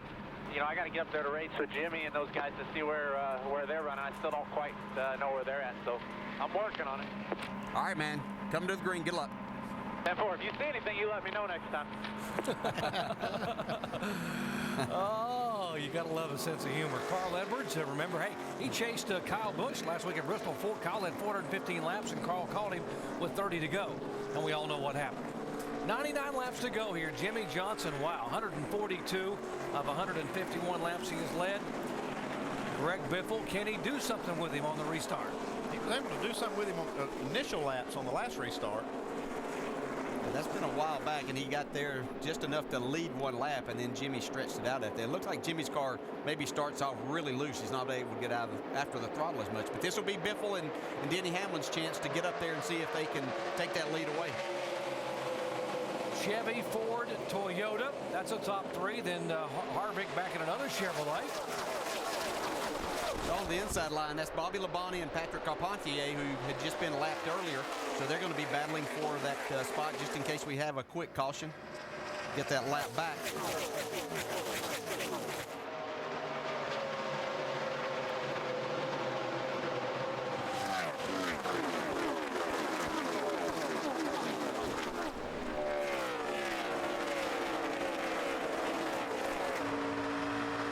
Traffic, some of these guys trying to work their way through the field. Pit stops have just happened, Rusty, and this racetrack here, you got less than 100 laps to go. Lots of traffic, lots of areas to pick from here in terms of groove on the racetrack. Well, Jerry, what's going on right now? What I'm watching is totally opposite of what I've been seeing many years in NASCAR racing. And that's that almost everybody's car is loose. It seems like when the darkness comes and the track cools off, everybody always gets tighter. We're not seeing that with these cars. We didn't see it last night either. And DJ, I just got to wonder if it's because of the coil bind suspensions, the nose is running so low in these cars nowadays, and the car's so dependent on the front end, if that's the reason they're so sensitive. Yeah, I think you're pretty much dead on it there, Rusty. It seems like that and the tires have a lot to do with it. And what they seem to pick up as the track gains grip, they pick up front grip. And so that's making the car turn better, but the back end is yawed out so much to make these cars turn before that they can't get it tightened back up then. Let's don't forget, though, guys, that these guys do so much to make the cars turn. They've got these real loose setups, the big right rear springs. They've done so many things to make these cars not push. They finally kind of tipped it over on the other side of it. Yeah, we see it with even with the Nationwide car. It sounds like, Andy, they've kind of got over the other side a little bit because we haven't seen this much at all. But I will tell you, as a driver, I couldn't stand a car that pushed the front end, and now this is completely the opposite. You would think it'd be pretty easy to get these cars hooked up in the back by maybe, dropping some air out of the right rear tire, putting a wedge in it, lowering the track bar on the right side. All three of those things will help tighten the car up, but I'm sure a lot of these teams are already doing it. Guys, David Reagan really driving the wheels off that 6 car. Got by the 07, and now the 07 Boyer and Jeff Gordon and Burton will try to use the bottom of the racetrack to go back by Reagan. These guys are really fighting for that spot. That last spot in the chase, they want it bad. Jamie? Well, they decided to take a little bit of a chance with David Reagan. You guys, we touched on, they stayed out to lead a lap to get those extra points, but then he got shuffled back quite a bit. But you guys talked about him maybe brushing the wall, and that certainly was the case. His spotter even made him drop down a groove so he could see, and of course, he did get some paint rubbed off of that right side, but all was okay. They didn't need to make any adjustments for David Reagan. So, Jamie, he did indeed dodge a bullet by scraping the wall up there, and he needs to be able to stay strong. If he can just stay in contention here, talking to those guys, and when we get to Richmond, they should have something for him. Well, as they run right now, they're just 2 points apart for that spot, and the 6 car is the one that's in. See a lot of shuffling back in there. There's a lot of racing going on right in that area, and that's right where Clint Boyer is. David Reagan's got himself out in front of that just a little bit. But Boyer's got himself right in the middle of all of that going on. Jeff Gordon trying to go by the 1 car of Truex. Gordon being shown in 18th position. He is the next to the last car on the lead lap. There are 19 cars still on the lead lap with Ryan Newman, the only car behind him. A little surprised at this run, Andy. I think we all thought after Michigan, even though they had a problem, that they were going to be a lot better here. I thought they were going to be a lot better, but one of the problems I've seen on this 24 car is it's hitting the splitter almost all night long. It's like they've missed it just a little bit with the bump stops or whatever, and it's causing some problems getting in the corner. Well, how do you fix it? I know you got to have a pit stop and maybe a caution flag pit stop, but how do you fix it? You could put it. They got little packers that go in there that basically space that bump stop to limit the travel just a little bit more. They could fix it, but it would take a little bit of time. For you Dale Earnhardt Jr. fans who came into tonight 4th in the point standings, he has not had the kind of night he would like to have in terms of winning, but he has clinched a spot in the chase for the NASCAR Sprint Cup. It is official. So now we do have 4 drivers who have clinched into the chase, and regardless of what happens at Richmond 1 week from now. So Earnhardt Jr. will be in the chase. Back with more from California, 92 laps to go.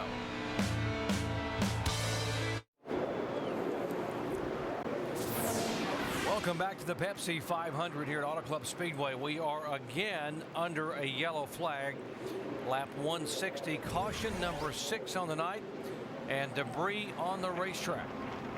Let's show you exactly, for the second time tonight, we've got debris coming off a part of a light. It's the same kind of caution light that fell on the racetrack. You see right there, a piece of that light falls down. A couple cars miss it here, and then finally a couple of them hit it. Jeff Gordon looks like he got a piece of it. I'm not so sure that this wasn't a piece of that light from the last caution we had, because it was right there at the same spot. Watch this piece just sail by, right by Jeff Burton's car. I said it before, but these cars are like so much turbulence, move the air so much that it's buffeting these lights. Leaders will take the opportunity to come on to pit road once again. Jimmy Johnson will lead them down. Biffle, Hamlin, Harvick, Edwards. Jamie. And Kevin Harvick saying the back is good now. He just needs a little more grip on that front, so they're making an air pressure adjustment to the 2 front tires for the 29. Dave? A 2-inch piece of tape on the nose of the 11 will help it run a little more optimum temperature-wise. They're going to make an air pressure adjustment on the right rear to compensate for that. Mike? Dave, you heard Chad Canal saying they're trying to keep up with the racetrack. Well, to do so this time, Jimmy Johnson looking for a little bit more front grip, a 4-tire change, a little bit of an air pressure adjustment. That's all. A solid stop again for the 48. Down off the jacks and away.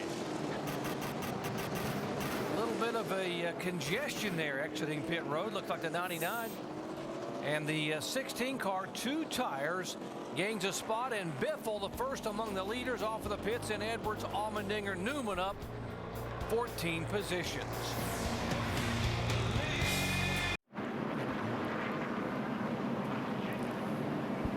ESPN's coverage of the NASCAR Sprint Cup Series from beautiful Southern California. Look at that scene that these fans in the grandstands at Auto Club Speedway are getting to witness now as we are past halfway of tonight's Pepsi 500. First time we've seen someone other than Jimmy Johnson out front for quite a while. Mike, it's Greg Biffle this time. And that's because of an aggressive move, aggressive call by Greg Irwin, his crew chief, for 2 tires. Why the 2-tire change instead of 4? Just trying to stay up front. 8 or 9 laps on left sides. We've got enough history here at this racetrack. We were 2 tires several times. February. We just want to keep the thing up in clean air, keep the 3M Fusion where it belongs, and hopefully get the best finish we can get out of it. Didn't want to take a chance of giving up any spots there. And Shannon, you certainly can't discount the value of that clean air out front. Yeah, Mike, down here with Kevin Hamlin, crew chief for Brian Vickers. 2-tire call. What made you guys go with 2 tires only? Well, that was a short run, that last run, so track position is very important here. And as you can see, everybody back, I believe the 12th car even behind us was everybody did 2 tires right there. And I don't know, we'll just see how it shakes out. Yeah, and if you look in front of the 83 right now, it's the 84 of A.J. Allmendinger, right sides for that team as well. Alan? When those pit stops ended and the cars came off pit road, Rusty just about jumped out of his chair. Well, I really did. I told you this is a defining moment in the race in my eyes, because this is the first time that Jimmy Johnson's not been leading this race. Now, Brad, is he strong enough to get from 6th back to the lead? I think he has a strong enough hot rod, Rusty. He has been so stout all day long. They've made some minor adjustments on that race car. It's going to be interesting to watch, but Greg Biffle is looking for this opportunity to try to lead some laps. So I believe he's got a good rod. Good time to see if 2 tires will work also, Alan. I really agree with a lot of these crew chiefs what they did. 85 to go, Doc. We're about to find out. We are indeed, guys, and what's going to happen with Jimmy Johnson back in traffic? By the way, for you Ryan Newman fans, he took field only. That's why he gained 14 spots on that stop. Pace car off. Let's listen in as we go full throttle. All right, get ready. Green, green, green.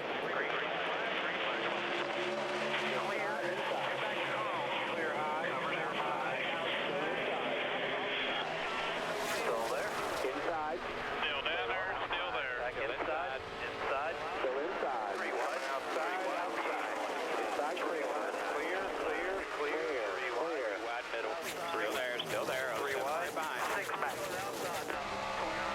backing up. Clear. 3 wide. Still there. Still there. Still there. Inside. 5 cars in your mirror. In your mirror. Still inside. Outside. Inside. Higher still. Clear. Clear by 2. Outside. Jimmy Johnson looking back, and the images in your mirror are getting farther and farther away. It says to Jimmy Johnson because he is flying. He's got 4 tires on this car. He's had the best car all night. I think it's a good move for Greg Biffle's bunch to just try 2 tires and see what they can do with him. That's the only shot they really have. It might not pay off. Yeah, when you've got a car as good as what Jimmy Johnson has here, you can get 4 tires. You only drop back to 6th spot there. That's not going to be anything for him to make up. He's passed 5 cars before we finish the lap. Yeah, Jimmy wasn't going to waste any time on the restart. The 83 car, 2 tires for Vickers. He just sails by on the high side, 3 wide. Okay, there's 2 cars he's passed. Okay, there's 2 more. That's in one straightaway. Yeah.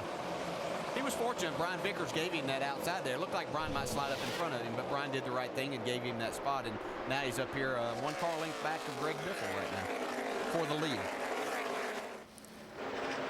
He is one out there most of the night. One key thing here is that on that restart, this last caution, they've got enough fuel, most of these guys, that they can do it in 1 stop from here. But the guys who took 2 tires, they're going to have to, well, they'll have to come in and take 4, right? Oh, absolutely. They'll get 4 under green. The only time you can really have that 2-tire option is after you've only run a few laps under caution. And you're not going to take a whole full load of fuel, and you can just be there for 7 or 8 seconds and get back out there. The only thing I question there, Andy, with 2 tires on a slick racetrack, I know it's nighttime now, and there is some more grip out there, but even at night, this place doesn't have a lot of grip. And you really just need all that you can get. And we'll see how it shakes out as they run on here. It may not play out to be anything. Biffle was in second whenever they went out on the pit road, and that's where he sits right now. Our Wrangler telemetry for Jimmy Johnson. At the beginning of the race, we saw him sailing into the corner at some 206 or 207 miles an hour. This is up the back stretch right here. Or actually, no, this is down the front straightaway. You'll see that big number again. 203 miles an hour.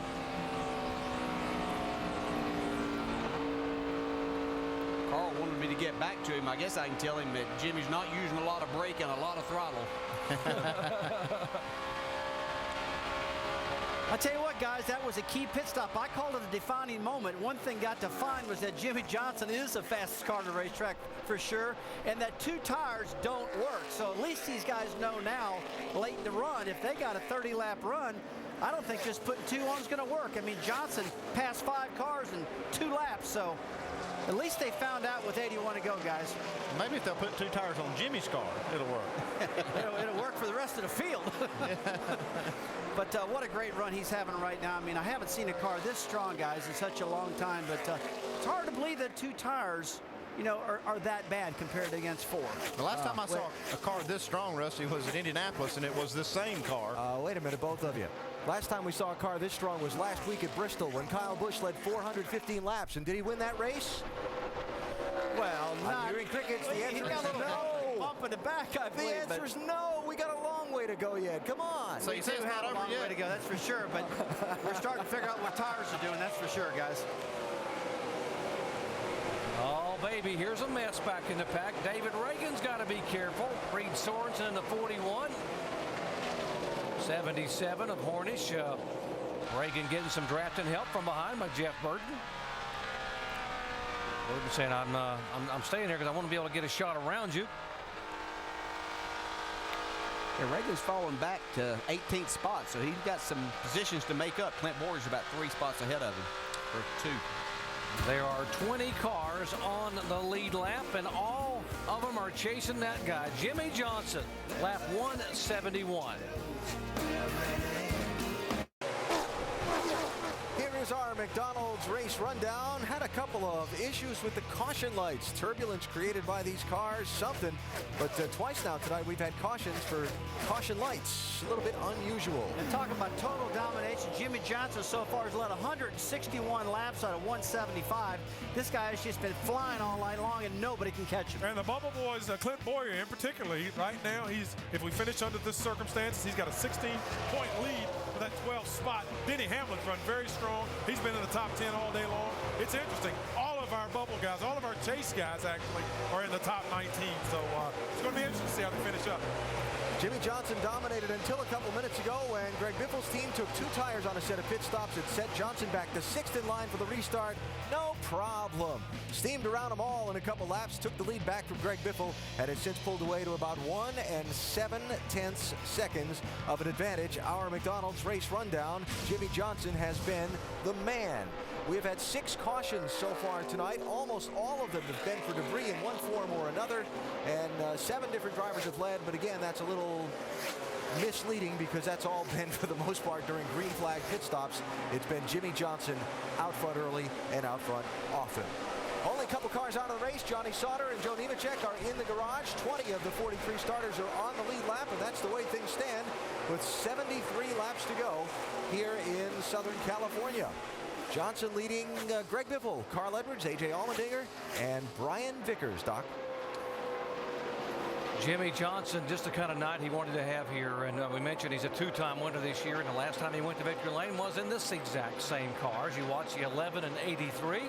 And they are battling for 5th position. Brian Vickers. Denny Hamlin. Hamlin finishing 3rd last week at Bristol. The 12 car, remember we mentioned that Ryan Newman had hit some debris, got a lap down, got the free pass to get back on the lead lap, and he gained 15 positions. He was in 19th spot, the last car on the lead lap on that pit stop. We are being told now they did change 2 tires on the 12 car. We thought because he gained so many spots that it was fuel only, but that is not the case. We're now being told they did put 2 tires on that 12 car. Yeah, we've seen this 2-tire deal is not working too bad for some of these guys. I mean, Jimmy Johnson's fast no matter how many tires they put on. Yeah, he's been at least this fast, much faster than the rest of the field. They're really holding on pretty good, and this has worked great for Ryan Newman so far. You know, they were well outside the top 15, and we see Jimmy Johnson right here. He's got just over a 2-second lead, but he's beaten these guys by somewhere between a 10th and a half a lap, and he was doing that when everybody had 4 tires. And another big winner is A.J. Allmendinger. He's moved up quite well, too. He's in 4th spot. Speaking of the 12 car, Ryan Newman obviously leaving that car at the end of this year to go drive with Stuart Haas Racing in 2009. A lot of speculation that maybe within a week David Stremme will be named as the driver to replace that Ryan Newman in the 12 car. Stremme, who's been driving basically full-time in the NASCAR Nationwide Series for Rusty Wallace Incorporated here in 2008. Hey, you mentioned who he's going to drive for. We really haven't said Tony Stewart's name all night long. He's sitting in 14th spot, and that's kind of where he's been running most of the night. He hasn't been spectacular, but he hasn't, he hasn't obviously gotten lapped or anything like that. It's just been kind of a so-so run. We have to see Robbie Gordon spinning here. He picks up some grass, he spins around, doesn't hit anything. Running off it, I'm sure. I'm surprised we haven't seen a ton of cars spin out as loose as these cars have been all night. Plowed up some turf there with the splitter on the front of his Dodge. No, it's okay, but I'm pretty sure it's ripped the front end off it. It looks better than you think, Robbie. It does have some damage, but these things are pretty tough. These guys getting down to the apron and stuff. Oh, no, he's up at the wall. I ain't going to her. Just can't quite get it back straight. Right here, see, he picks up a ton of that dirt and grass up in that splitter. That's where he's thinking that he got a lot of damage to that front splitter, but doesn't look like from here. Well, he's got some of the braces loose, though, doesn't he? And a lot of good grass up on the racetrack. Have to clean that up. Yeah, change strategies now, too, because I'm sure they're going to come back in for tires here, and now it obviously is not a one. It's still going to be. Yeah. They're going to have to pit again. They won't have to stretch it the way it was. They were going to have to stretch those runs. Now it's an easy one-stop race. And if you're the guys behind Jimmy Johnson, if you're Biffle and Edwards and Allmendinger and those guys, what do you do? I mean, what can you do? I mean, no one's been able to touch him. Right now, they got to get 4 tires. The guys that took 2, they'll take 4 this time. I'm sure Jimmy's going to take 4. Yeah, well, he's forced their hand now. They've seen that, so they have to come get 4 tires. And that way, now Jimmy and them, they've been beating everybody out of the pits all night anyway, so they can go ahead with their same strategy and get 4 tires. Carl Edwards' car was pretty good there on those 2 tires. I mean, a couple laps. A few laps there, he actually beat Jimmy Johnson. And I'll remind you that in the spring in February, Jimmy Johnson at this racetrack led the most laps, but in the final laps, it wasn't Jimmy Johnson, it was Carl Edwards that was able to make the pass and take his car to victory lane. That was the first of Carl's 6 wins, by the way, this year. A lot of racing yet to come here. We are a long way from being done. Still 69 laps to go. Talk to Carl. He seemed to still be pretty confident he could be a factor in this race.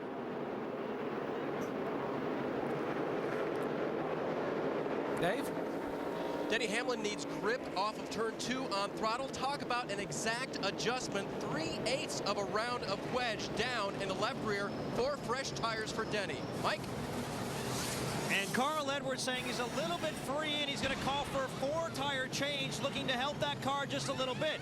Meanwhile, middle of your box, Greg Biffle really happy to see that sunset. Said the car's coming to him, it turns much better. They're going to go with 4 tires this time and also make a 1/4 pound air pressure adjustment and put a round in the right rear. Jimmy Johnson, he was evaluating the other team's decision to go with 2 tires not too long ago. He said that was the wrong way to go. He elected to go with 4 this time around, but he did lose the race off pit road. Biffle wins that race. Yeah, he saw Jimmy Johnson's crew. His jack man got tangled up in the air hose. It cost him a lot of spots.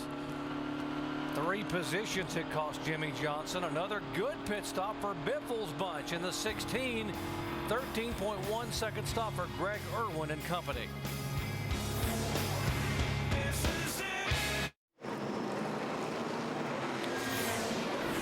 Back in Fontana, California, looking at the Lowe's crew. Now, this bunch here rarely makes a mistake. I mean, they have almost been flawless for the last couple of years. Thus, their driver has won back-to-back titles. But could this be today's Sprint Cup monster moment? Watch a moment ago here in the pits and watch the Jackman. He's going great here. You see these guys making a good stop, just like normal. This right rear tire changer, you can see how they bring that hose around and they try to get it completely out of the tire changer's way by looping it behind him. They make this change. Everything's going good so far. And right there, that hose just loops up and catches the left leg of that jackman. That one detail cost him quite a few spots off pit road. That allowed the Greg Biffle actually to beat them off of pit road by virtue of his 13.1 second stop. For more monster moments, check out NASCAR Sprint Cup Mobile. See Biffle there beating on. There's Biffle, the 16 car, beating him off of pit road. They had a 13.1 second stop. Carl Edwards was by. There's Jimmy finally off. So Johnson now back in 6th place again where he was on the previous restart. Took him almost 2 laps to get to the lead last time. Yeah, it might be a little more difficult. David Rudiman's actually the leader here. I assume, I haven't gotten word yet, I assume they just took 2 tires that time. I think they'd gotten 4 the last time, and they saw that work pretty good for some other people. So I believe the 44 car with David Rudiman is on a sequence of just having 2 tires right here. David becomes the 9th different driver to lead tonight. There have been 18 lead changes. Set a record here back in February, 33 lead changes. By the way, Dale Jarrett, one of those 33 leaders, back here when they ran the first time in February. One difference we got on this restart is we had Jimmy Johnson in 6th spot with almost everyone in front having just 2 tires. Now most of these guys, except for David Rudiman, have 4. It might not be quite as easy for Jimmy to get back to the front. Exactly right. Yeah, it's going to be definitely more of a challenge. There's no doubt about that. Folks, next Saturday night, we are going to rock and roll in Richmond, NASCAR Sprint Cup Series style. It's the Chevy Rock and Roll 400. Coverage begins at 7 o'clock Eastern time with NASCAR Countdown. Alan Bestwick, Brad, Rusty, all the gang. We're going to find out exactly who's going to be in this chase for 2008. Folks, you don't want to miss that one. That should be a lot of fun to watch.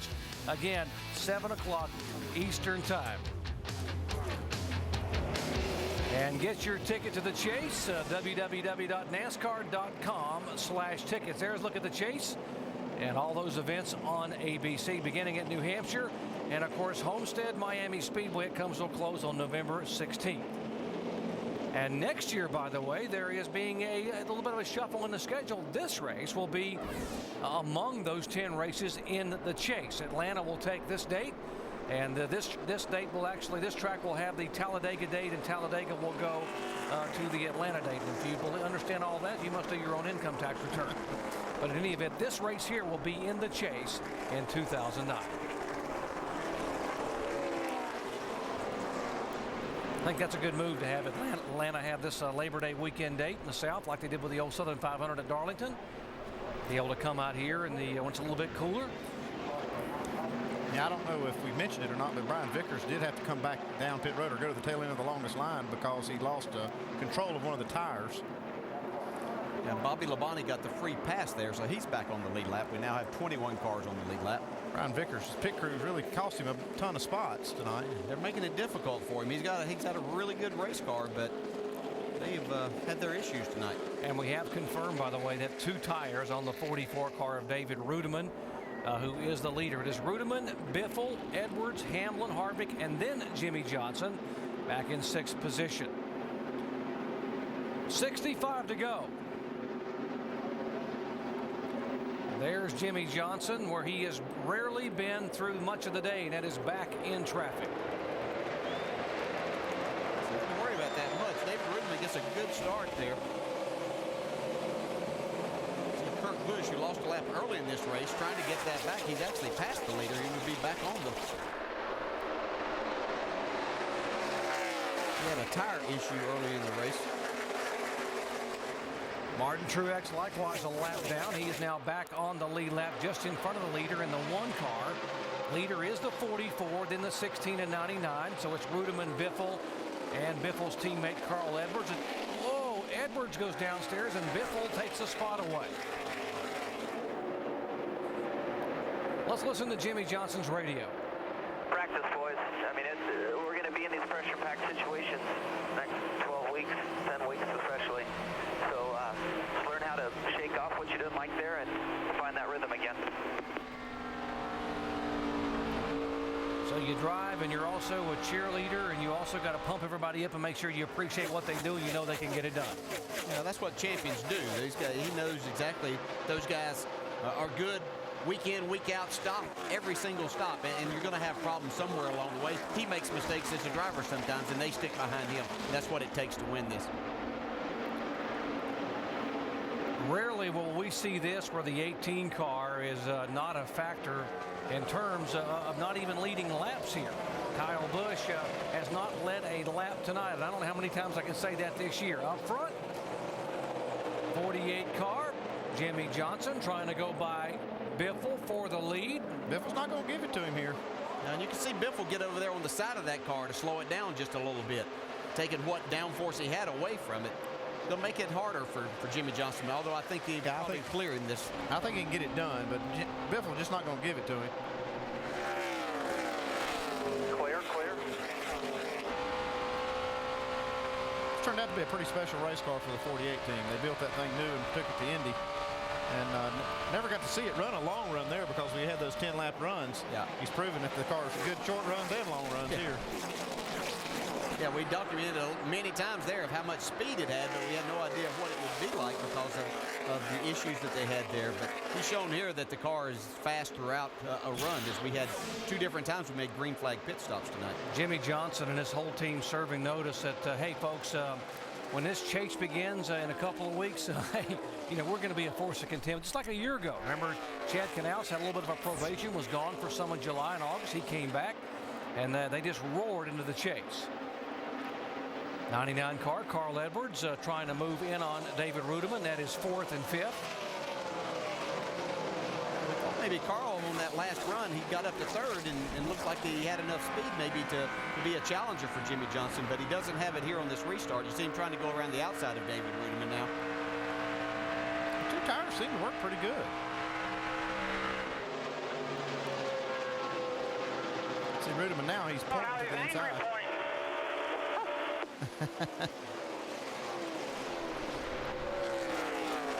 Those cars really bounce as they get down, how rough the bottom of the racetrack is, and with these bump stops. We mentioned that Kyle Busch had not. He's going to get real mad this time that he didn't let me Just shoot him, buddy. Just take it easy here. You'll get him. You mentioned Kyle Busch has not led a lap. Carl Edwards likewise has not led a single lap tonight, which is pretty rare for him, particularly at this track here where he has been very good. Less than 60 laps to go, and let's see if cousin Carl can get the 44 car, and he will indeed go by Rudeman and take the 4th spot away. Jimmy Johnson back where he has been most of the night as the leader. Biffle, Hamlin, Edwards, and Rudeman in the top 5.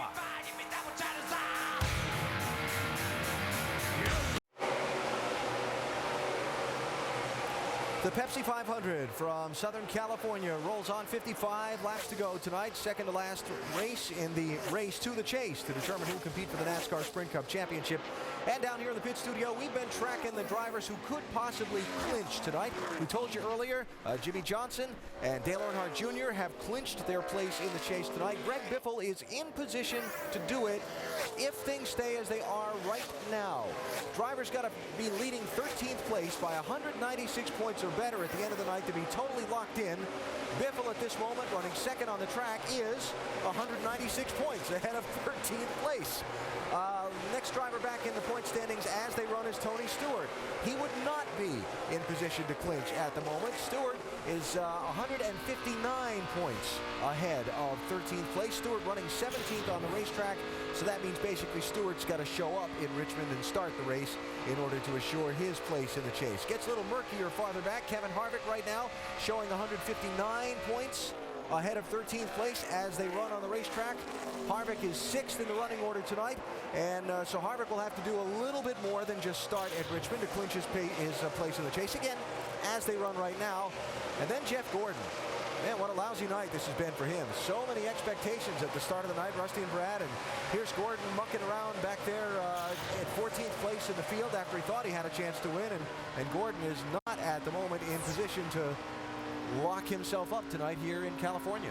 He's not. Well, David Reagan, though, he's in 13th right now, 16 points out of the top 12. He's got to step it up. He's having a pretty good night, but he's just got to get more points yet.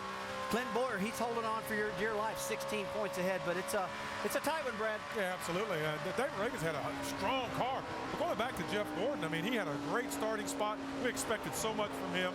Clint Boyer's had a decent run tonight, and we keep forgetting about Matt Kenseth. He has just been the guy who's been able to stay in this thing quietly and do his own thing. He's 98 points back, so you know there's a lot going on, and it's going to be interesting to see what happens. So as they run right now, we could have as many as 8 spots basically locked up starting Richmond just by taking the green flag there, but those others stuck, they're very much still in play. They are indeed, Alan, and the big concern is with Boyer. Clint Boyer won at Richmond back in the spring, and so David Reagan would like to be able to have a little bit of a cushion over a guy he knows that's won there, although Reagan has run extremely well at Richmond last fall. Speaking of Clint Boyer, let's listen into some radio communications about what strategy involved with pit stops. If we stay on lead a lap, it's just going to put us at the tail end behind those guys. I mean, I think we're better off being up there, isn't it? I don't know. I mean, just 5 cars. Say, come on, let's just outrun the 9 and the 6, and it doesn't matter. That's Gil Martin, the crew chief. He was just saying, you know, he didn't want to try to stay out there and lead a lap because you lose too many spots on the track. Let's just race these guys. Talk about racing. Look at these guys. Watching Kyle Busch, this is probably the best run he's had so far. But he doesn't, it seems like the more they run, the worse he is. And I saw some smoke coming out from the front of his car where that splitter's hitting the ground pretty hard. I don't know if that's hurt him or not. Yeah, that's 8th and 9th. Basically, Kyle Busch is 7th, Kenseth 8th, and Kane 9th. Matt Kenseth understands he has been in the chase all 4 years, and we asked him about the pressure of having to get in the chase each year. There is pressure, but I don't really put any extra pressure on the team or myself or any of that. You know, the points pay the same from Daytona all the way to Richmond, so you try to do your best you can every week and not necessarily worry about the points, just worry about things you can control, how fast your car runs, you know, finish as high as you can, do that type of stuff. And just focus on the fundamentals. The points kind of take care of themselves. Yeah, that's really easy to say, and I'm sure that he doesn't put any more pressure, but as you heard him say, there is pressure. There's a lot of pressure there, and you know that you have to do all the right things. His pit crew does an outstanding job week in and week out. And it looks like that they're able to make it to the chase. We see Casey Kane right there. It looks like his car is really struggling right now, probably more than what we've seen. Even though he goes by Kyle Busch right there, he looks like he has his hand full. Dave? DJ talked to his crew chief, Kenny Francis, this morning about what this track would do at night. He told me Casey thinks it's going to tighten up, but I remember back to our win when we swept the weekend in 2006. Our car went loose all night long, and that's what he's been battling. Again, getting into that corner just too loose in. Kyle has a shot down to the inside, so that's what they're battling, continuing to battle that loose race car. Shannon? Yeah, Dave, Kyle Busch restarted 10th. He's worked his way up to 8th, but he starts out good on these runs, and then the car starts to go away. He says it feels sideways. You know, I spoke with his crew chief, Steve Addington, this morning. I asked him which races in the chase is he most concerned about. He told me all of them. He said everybody on this racetrack is starting to catch up. We cannot overestimate what they're capable of. We have to know that the chase is not over until Homestead. So try not to get too overconfident, in other words. But hey, Guy's won 8 races this year, and he and Carl Edwards have won combined 14 of the 24. We talked about how many times, Andy, we talked about him drive. As you can see him get loose right there. He and Carl Edwards able to drive their cars a little more sideways than others. If he's saying it's sideways, she's pretty loose. That's pretty serious, isn't it? You better be working on that car. 47 laps to go, and again, Kyle Busch hasn't led tonight. But this guy here, the 48 car, Jimmy Johnson, oh my, 183 laps.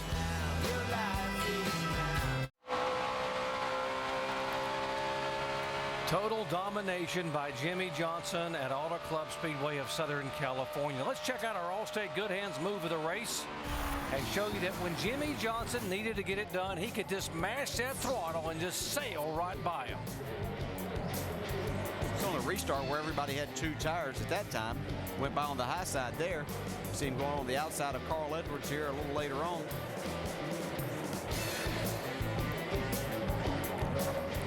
This was a fair fight right here. Both these cars had 4 tires on after a restart. Jimmy still just drives right on by. On behalf of Jimmy Johnson, Allstate will donate $1,000 to the Urban Youth Racing School as our Allstate Good Hands Move of the Race Award winner. Now, there's one car still running in the 42-second bracket. It's not hard to figure out who that is. Side-by-side action here for 16th spot, Jeff Burton in 16th. Brian Vickers in the 83, back in 17th. And in front of these two is David Reagan, who's having another solid run in the top 15 and is hung there right behind Jeff Gordon.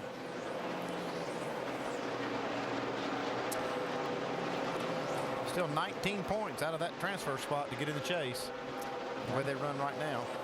I'm sure after Michigan, they were hoping for a little bit better result here than what they did there. I mean, 2 tires at the end of that race, even though they ran solid all day, as we see Vickers and Burton still battling here. But talking about David Reagan, he got 2 tires late in that race and got him up in the top 5. I'm not sure they're going to be able to employ that kind of strategy here tonight.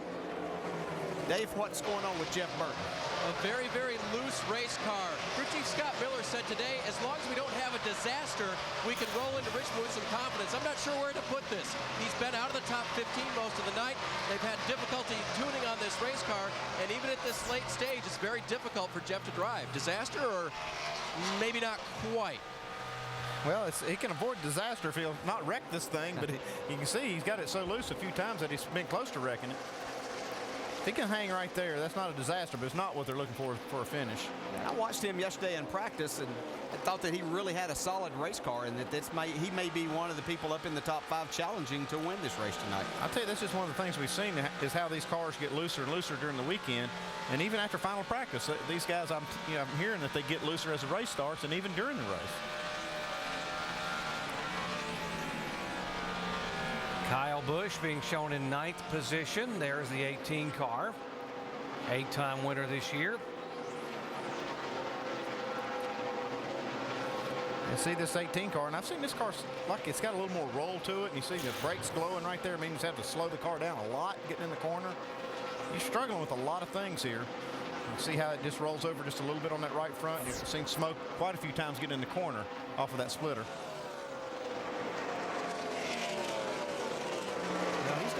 he possibly can tonight. He's working with a car that's been extremely loose, but he's fought it all night. He's tried everything that he possibly can. He's tried to use aerodynamics, everything he can possibly do to make this some kind of good night. You see him here actually get in that target zone in the green there. He's actually buck drafting Casey Kane down the straightaway here. Backs off a little bit early into the corner, then gets down and gets some fresh air on that nose. You can see here. All right, he's got the air going over the car right here. It sucked him up to that car, to the 9 car right in front. Drops back a little bit. Now he's out of that dirty air. He's got fresh air on the front of the nose, and he was able to make the pass then. Since then, Casey Kane has gone back by him. And you see Ryan Newman trying to come up and take this spot away from him. It just seems that we heard him say the longer that he runs, the worse his car gets.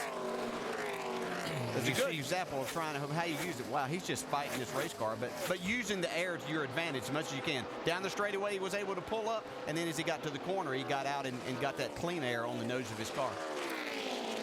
You see Newman going all the way to the bottom of the racetrack. Clint Boyer, by the way, down there behind Newman, also trying to move in on Kyle Busch. What should be the final pit stop of the day if we stay green coming up just in a few laps? Jimmy Johnson has led 193 of 213 laps back in just a moment.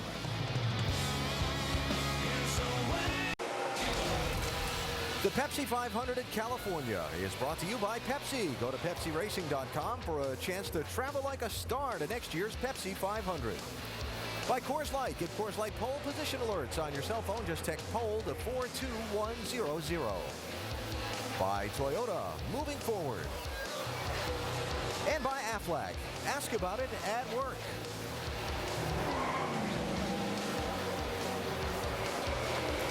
.33 laps to go. Jimmy Johnson's opened up a big lead again. I just was thinking here, and here comes the caution. Caution is out for the 8th time tonight, just before final pit stops were scheduled to happen. What's going on out there, Doc?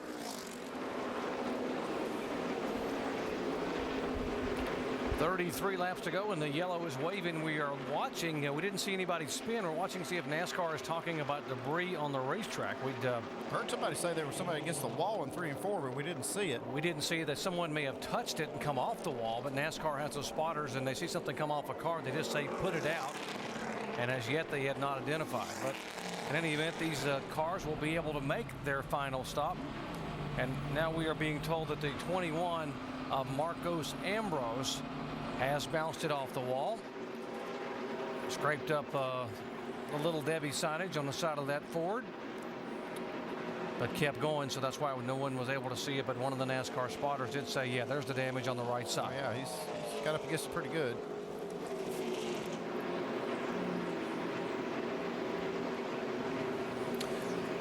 Show you Marcus here, the top right side of the frame. You see him coming in there. He's already against the wall. Still able to make the turn coming off the corner. Didn't hammer it hard, but had it hit hard enough at these speeds to damage the sheet metal and what we call pancake the right side.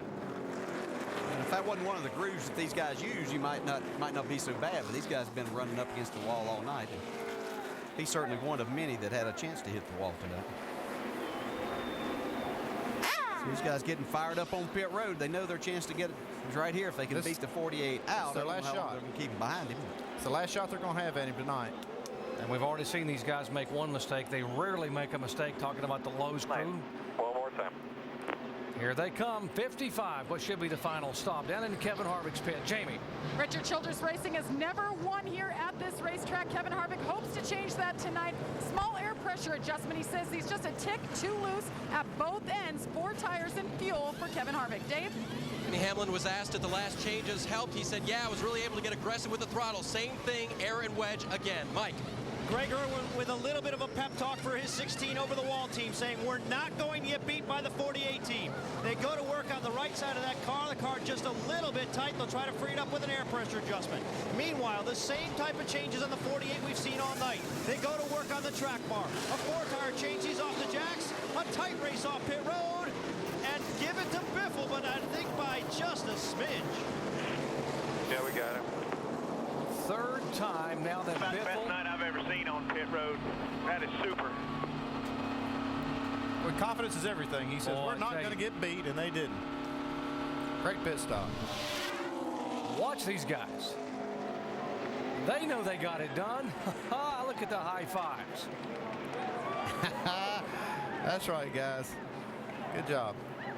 So we're going to do our job. There is Biffle coming off. Watch the 48 Joe by half a car length. He said, we got you out there now. Greg, you just got to hang there for these final 31 laps.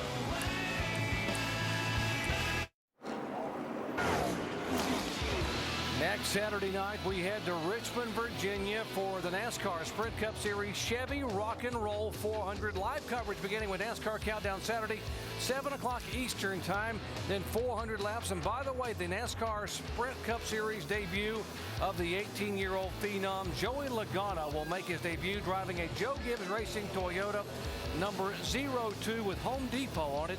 It'll be a reverse color scheme. It'll be primarily white with orange. And, of course, he will run that car there as well as Atlanta. We are also told he will run 5 more times this year, driving the 96 car in New Hampshire, Charlotte, Texas, Martinsville, and Kansas. So a lot happening at Richmond next Saturday night. He'll be busy. 16 and the 48. Most of the night it's been the 48, then the 16. But I tell you what, if Greg Biffle doesn't win this race, it will not be because those guys on pit road haven't done their job. They surely have. They've done a great job on pit road, getting him out in front when it counts right here. If they've got a good enough car, and Greg stays up on the wheel, he might have a chance. He's got his work cut out for him. Yeah, it'll be interesting to see. Johnson's just had such a great car all night. We'll see how that works out. We now have 22 cars on the lead lap. Mark Truex with the free pass there after some troubles they had with the loose wheel earlier in the race. They're back on the lead lap now. But this is going to be interesting. Biffle, we know, is going to give it everything. He's that type driver that'll stick it out there and make it as wide as he can. When your guys give you a stop like that, put you out front, it's got to give you a lot of confidence too. Oh, it's great. Yeah, it makes you want to just drive it a little extra harder and see what you got for it. You know, things have cooled off. You got the most grip in the racetrack you've had all night. These are going to be the fastest laps these guys have turned in this entire race coming up right here. Greg Biffle got to be hungry. He hasn't been to victory lane since Kansas in September of 2007, 31 races ago. How badly does he want it? Got to believe that whole team would like to be able to end that streak here tonight. Green flag.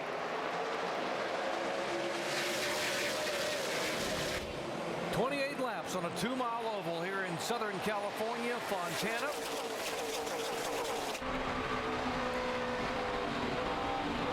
Man, Jimmy Johnson got such a run right there. Wow. Biffle driving it for everything it's worth, though. He is hanging on. Didn't leave anything off that corner. Drives it down deep into turn 3. Yeah, Johnson got that a little early, got it turned and underneath him. It worked for 3/4 of a lap. Clear. Awesome. Wow. You're driving. That's what Greg Biffle had to say before they went back to green. It's hard to beat him from that 6th box, that first box. That's unbelievable, guys. Unbelievable. I certainly got my work cut out for me having a car half a second faster left behind me. Trying to hold him off for 30 laps. He knew what he was up against. Yeah, a little chuckle there from Greg. Here we go, 3 wide. Oh, here we go. Here's the 6 in the 07. Yeah, this is chase contenders here. This is very important. The 07 Clint Boyer is 12th in the chase. The 6 is trying to get in. He's 11 points back. You're going to see these guys driving just as hard as the guys racing for the win. Got all kinds of things happening. Yeah, the Montoya almost got into the side of the Earnhardt Jr., and there's Burton back there trying to find a way between Montoya and Earnhardt. Whoa. Dave Blaney down the apron making a pass of Michael Waltrip. Riding with Jeff Gordon right here. A.J. Allmendinger on the outside. I said it'd be interesting to see how Allmendinger and his crew could keep up with the racetrack starting up front. They're still in 17th. It's been a good, solid night. Not exactly what they were looking for, but another good run. You see his teammate Brian Vickers going to the low side here. Look at, saw the 12 car. He had all 4 tires down on the apron there. Yeah, he was headed to San Diego. He was almost on the grass. Now he pulls up right beside the 6. 29 and 99, Harvick and Edwards for 4th position.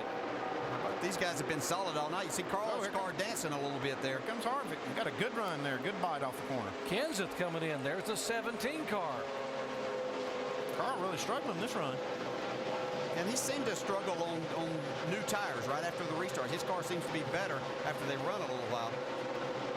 It's like Matt let him in down on the bottom so he could try to get by the two, but he's struggling right there in the center. You saw he couldn't get back to the throttle, and here goes Matt on the inside of the 99 of Carl Edwards. You got 2 car, by the way. Kurt Busch is 2 laps down, and you saw the 26 of McMurray. He is a lap down in 24th position. Teammates again battling side by side. Kevin Harvick just drove away from these guys. In 4th spot, letting these guys fight over 5th. Yeah, Harvick came like a rocket at the beginning of this race. See Jeff Gordon in a spot that he does not want to be in. No, and he thinks better of it too. That is 16th and 17th, and Gordon gets out of that fray.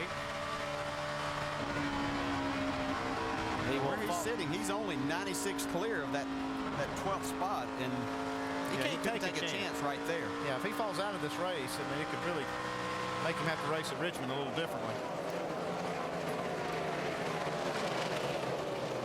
We told you the 18 was having a very atypical night, but now he is starting to catch fire a little bit here with less than 25 laps to go. The 18 car moving in, 7th spot, and starting to move in on the 99 of Carl Edwards. I don't think it's because he can see that 99 up there. It's got a little extra steam.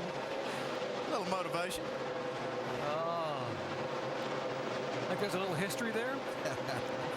That's not what it has been. We've normally been racing for first here, but they are battling, solid runs, but obviously not in the category of being able to contend for the win tonight. About nobody else, but Jimmy Johnson's in that category. Shannon? Yeah, of course, last night a very different story for Kyle Busch. He led most of that lap, all the laps in the race last night, the nationwide race. Of course, Steve Addington was on top of the pit box for Kyle Busch last night. You know, when it came time to go to victory lane, Steve Addington went, said congratulations to everybody, and then he disappeared. He didn't even take pictures with the crew, and I asked him why this morning. He said, that was the deal, those guys' deal. That was the nationwide. I was up there for support, called some of the shots, but I wanted to let them have their glory. Guys? Well, indeed they did, Shannon. They led 144 of 150 laps. Now here's the 6 car, and just like in Michigan, late in the Michigan race, he seems to be dialed in and making some moves here. He's found a little something up top there. It looks like his car is getting a lot of grip. He's starting to pass some of these guys. He needs to get up there and pass that 07. That's what he's focused on right now. Yeah, he's been pretty much committed to that high line. You see Ryan Newman's taking it away from him right now. See Dale Jr. down the bottom. The 83 of Brian Vickers sideways in the middle. Yeah, Earnhardt Jr. and the 12, that's for position, by the way. If he can get by the 12 car and the 88, he would gain 2 spots, and that would put him right behind Bowyer in 11th position. And you see a little wiggle out of his car right there. Brian Vickers down on the apron, making a pass of both of those cars through turns 3 and 4. Here comes the 84 of A.J. Allmendinger. So actually, the 6 car's losing some spots here. Since we've been watching this, he's lost. If the 84 gets by him, that'll be 4 spots, and that adds up to 12 points.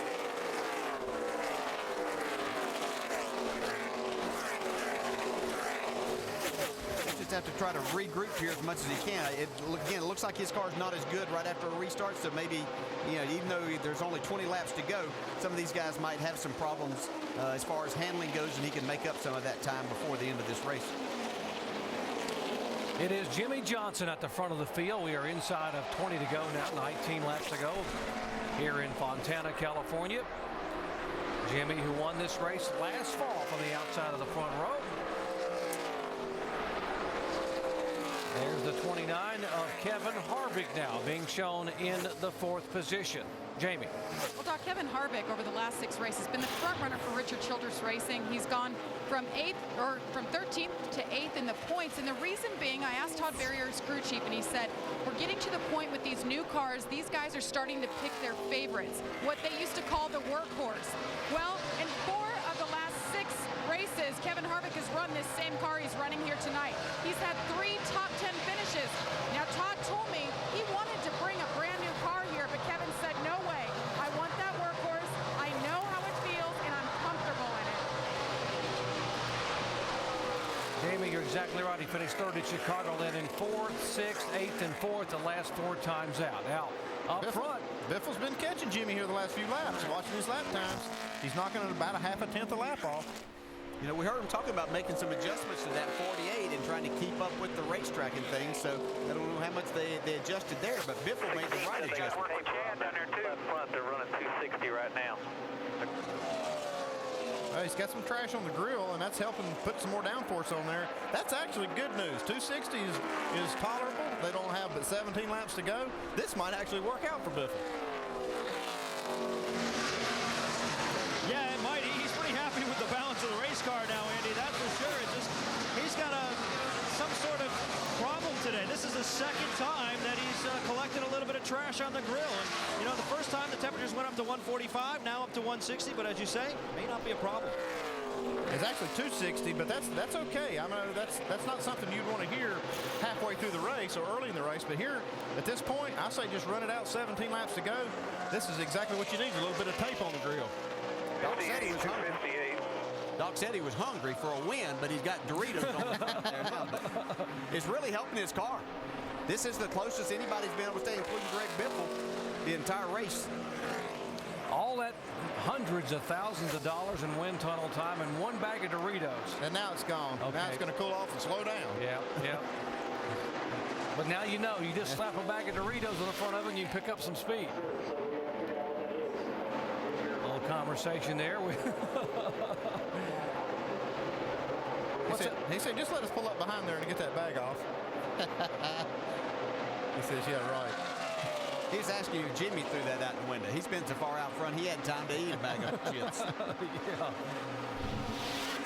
And now, Greg Biffle is not able to make up ground on Jimmy. I think when that bag was on there, it actually really helped the car enough that he made some ground. Isn't that amazing how much that difference that makes right there? It'd be interesting to hear Greg address that situation of how much the car changed. Jimmy's actually got a piece on his. 257. It's off. It's off. It's off. They're talking like that's bad news, but I mean good news, but I swear I believe it's bad news. I think if that had stayed on there, it would have been an advantage. Go run him down now. He's got him one. Yeah, and now he's beating him 2/10 a lap. Yeah. Where Greg was beating Jimmy Johnson by about a 1/10 a lap while ago.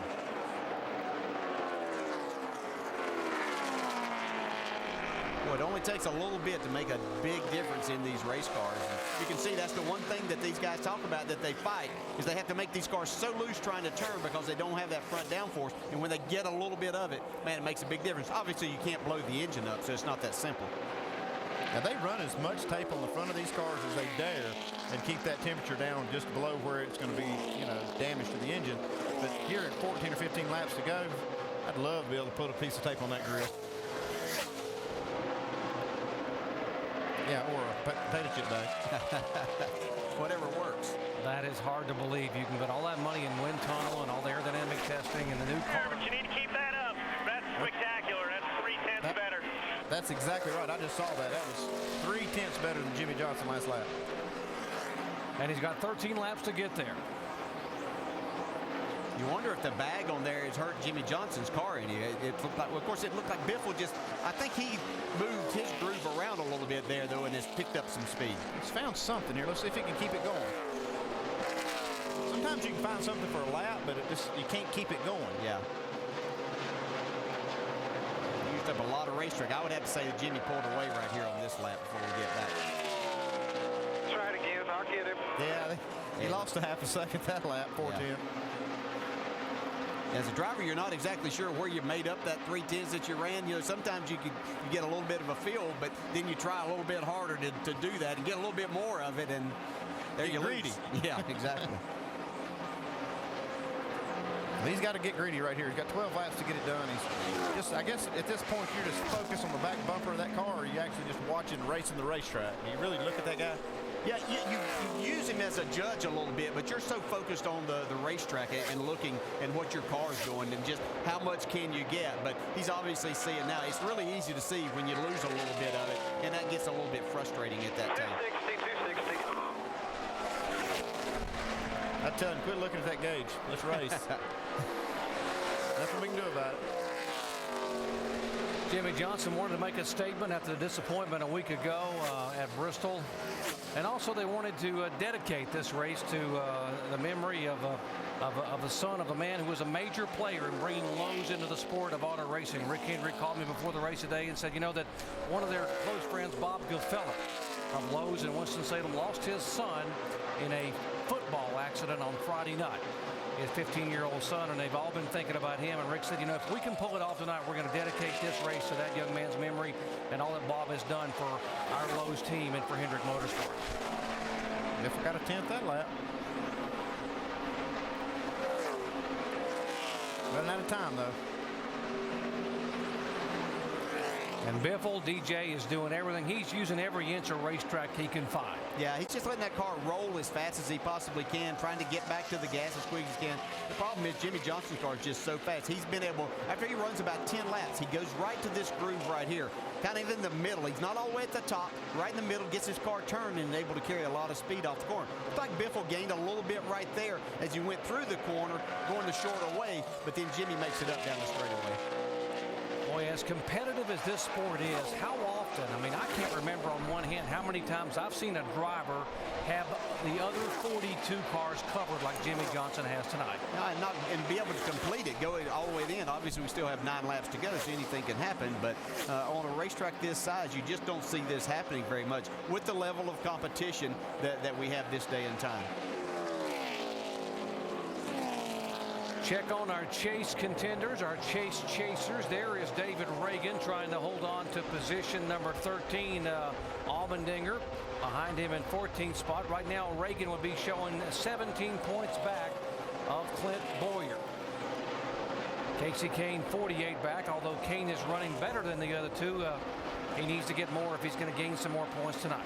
Yeah, that might look kind of innocent there, but that's 3 valuable points that David Reagan is racing A.J. Allmendinger hard for right at that point in time. David Reagan's right there on that. His teammate, Matt Kenseth, who was sitting way outside the top 12 at one point in time this year, has worked his way up to 5th in this race and got himself pretty solid now. It looks like he's going to be in the chase. He's plus 109 points at this point in time in 9th spot for the chase. So great comeback by that race team. You have to lead here, 196 points ahead of 13th. We've already mentioned that Jimmy Johnson is locked in, Dale Earnhardt Jr. There is the 17 car of Kenseth. Yeah, been kind of a Matt Kenseth race, you know, kind of quiet, moved his way up early in the race and then just kind of settled in, doing what he needs to do, and sitting here in 5th spot right now, just ahead of Carl Edwards.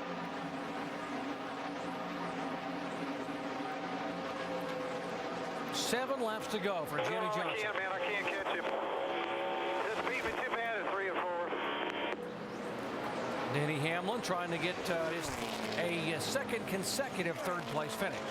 A really good run for this team. Another team, we keep talking about all these guys needing good runs, and you know, they've stepped up to the plate. Mike Ford and Denny Hamlin have done the job here, and this is going to go a long way towards getting themselves in the chase. He's 11th in the point standings, talking about Hamlin.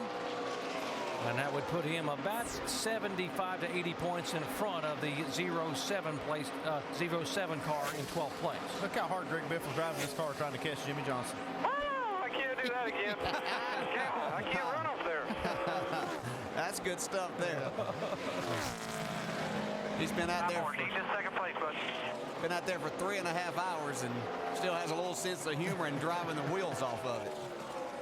Look at him go all the way up across the racetrack. He's down on the white line in part of the corner. Never give up. 5 laps to go.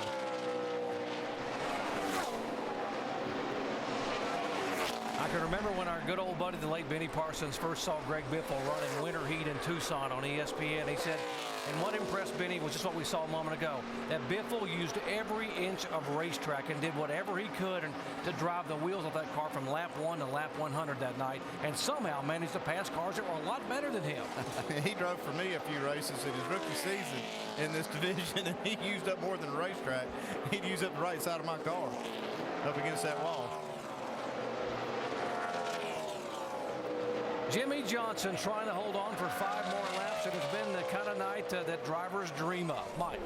And Doc, I think you mentioned earlier that he may be serving notice, and that may be the case. You know, as the chase begins to shape up, it's only natural for teams to start sizing themselves up against the competition. And when it comes to the 48 team, they are not intimidated by anyone. I spoke with Chad Knaus a little bit earlier this week, and he says, hey, we beat the 24 team last year, a team that ended the season with a record 30 top 10 finishes. He says that battle was brutal, and it's given them the confidence to believe they can beat anyone no matter how good a season they're having. In particular, he was referencing the 18 and the 99. They feel like they've got a legitimate shot at 3 championships in a row, and they look pretty good tonight. Mike, you can count on one finger the number of drivers in the 60-year history of NASCAR that have won 3 consecutive Cup titles in a row. The only one to do it was Cale Yarborough.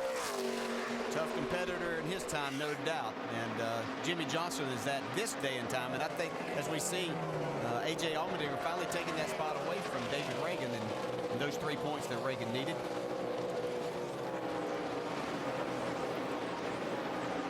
Back to 20th position and back to 20 points. Back to 20 points behind. They back up, start 14th position, back to 20 points behind. And these positions are important for A.J. Allmendinger because of the fact he is trying to get this car in the top 35 in point standings. Yeah, I think he's done that pretty solidly. Right now, as the owner's points sit, Robbie Gordon is in that 35th spot. Michael Waltrip 34th. 2 laps to go for Jimmy Johnson to pick up his 3rd win in 2008. And what has impressed me as much as what he's done on the racetrack is what Chad Knaus and these guys have done behind the wall. Despite the fact they had the car that had everybody covered, every time they came in, they would go outside the envelope and make an adjustment to try to get the car better. Well, you can't sit there and be too careful with this. You have a good race car. You can't let those guys catch up. I think everybody in the sport's done that at some point in time, and Chad Knaus wasn't going to let that happen tonight with this race car and this race team. Jimmy Johnson began the week coming out to his hometown of El Cajon. He wanted to give back his 2nd annual golf tournament to raise money, $500,000 for the Habitat for Humanity to build homes for people who didn't have them. They handed the keys, he and wife Shandy, to a young single mom who had 3 children who didn't have a place to live. But tonight, at this racetrack, it was time for Jimmy Johnson to take back the lead point as the top contender for the 2008 Chase Championship. Jimmy Johnson takes the win. Great work, boys. That's the way we roll.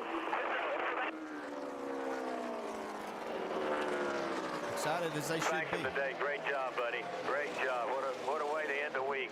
Kyle Busch still fighting for this spot. He's going to beat Casey Kane to the line. Oh, Casey Kane didn't need that to happen. That's just some points again. We keep pointing that out, but that cost him a couple of points right there. That was 7th spot. Yeah. Hamlin was 3rd, Harvick 4th, Kenseth 5th, Edwards. There's Rick Hendrick and Chad Knaus, the boss, giving them all a hug, and these guys, well-deserved effort down there. Dominating effort. Yeah, Kyle Busch was actually in that spot where Casey Kane was trying to take it away there.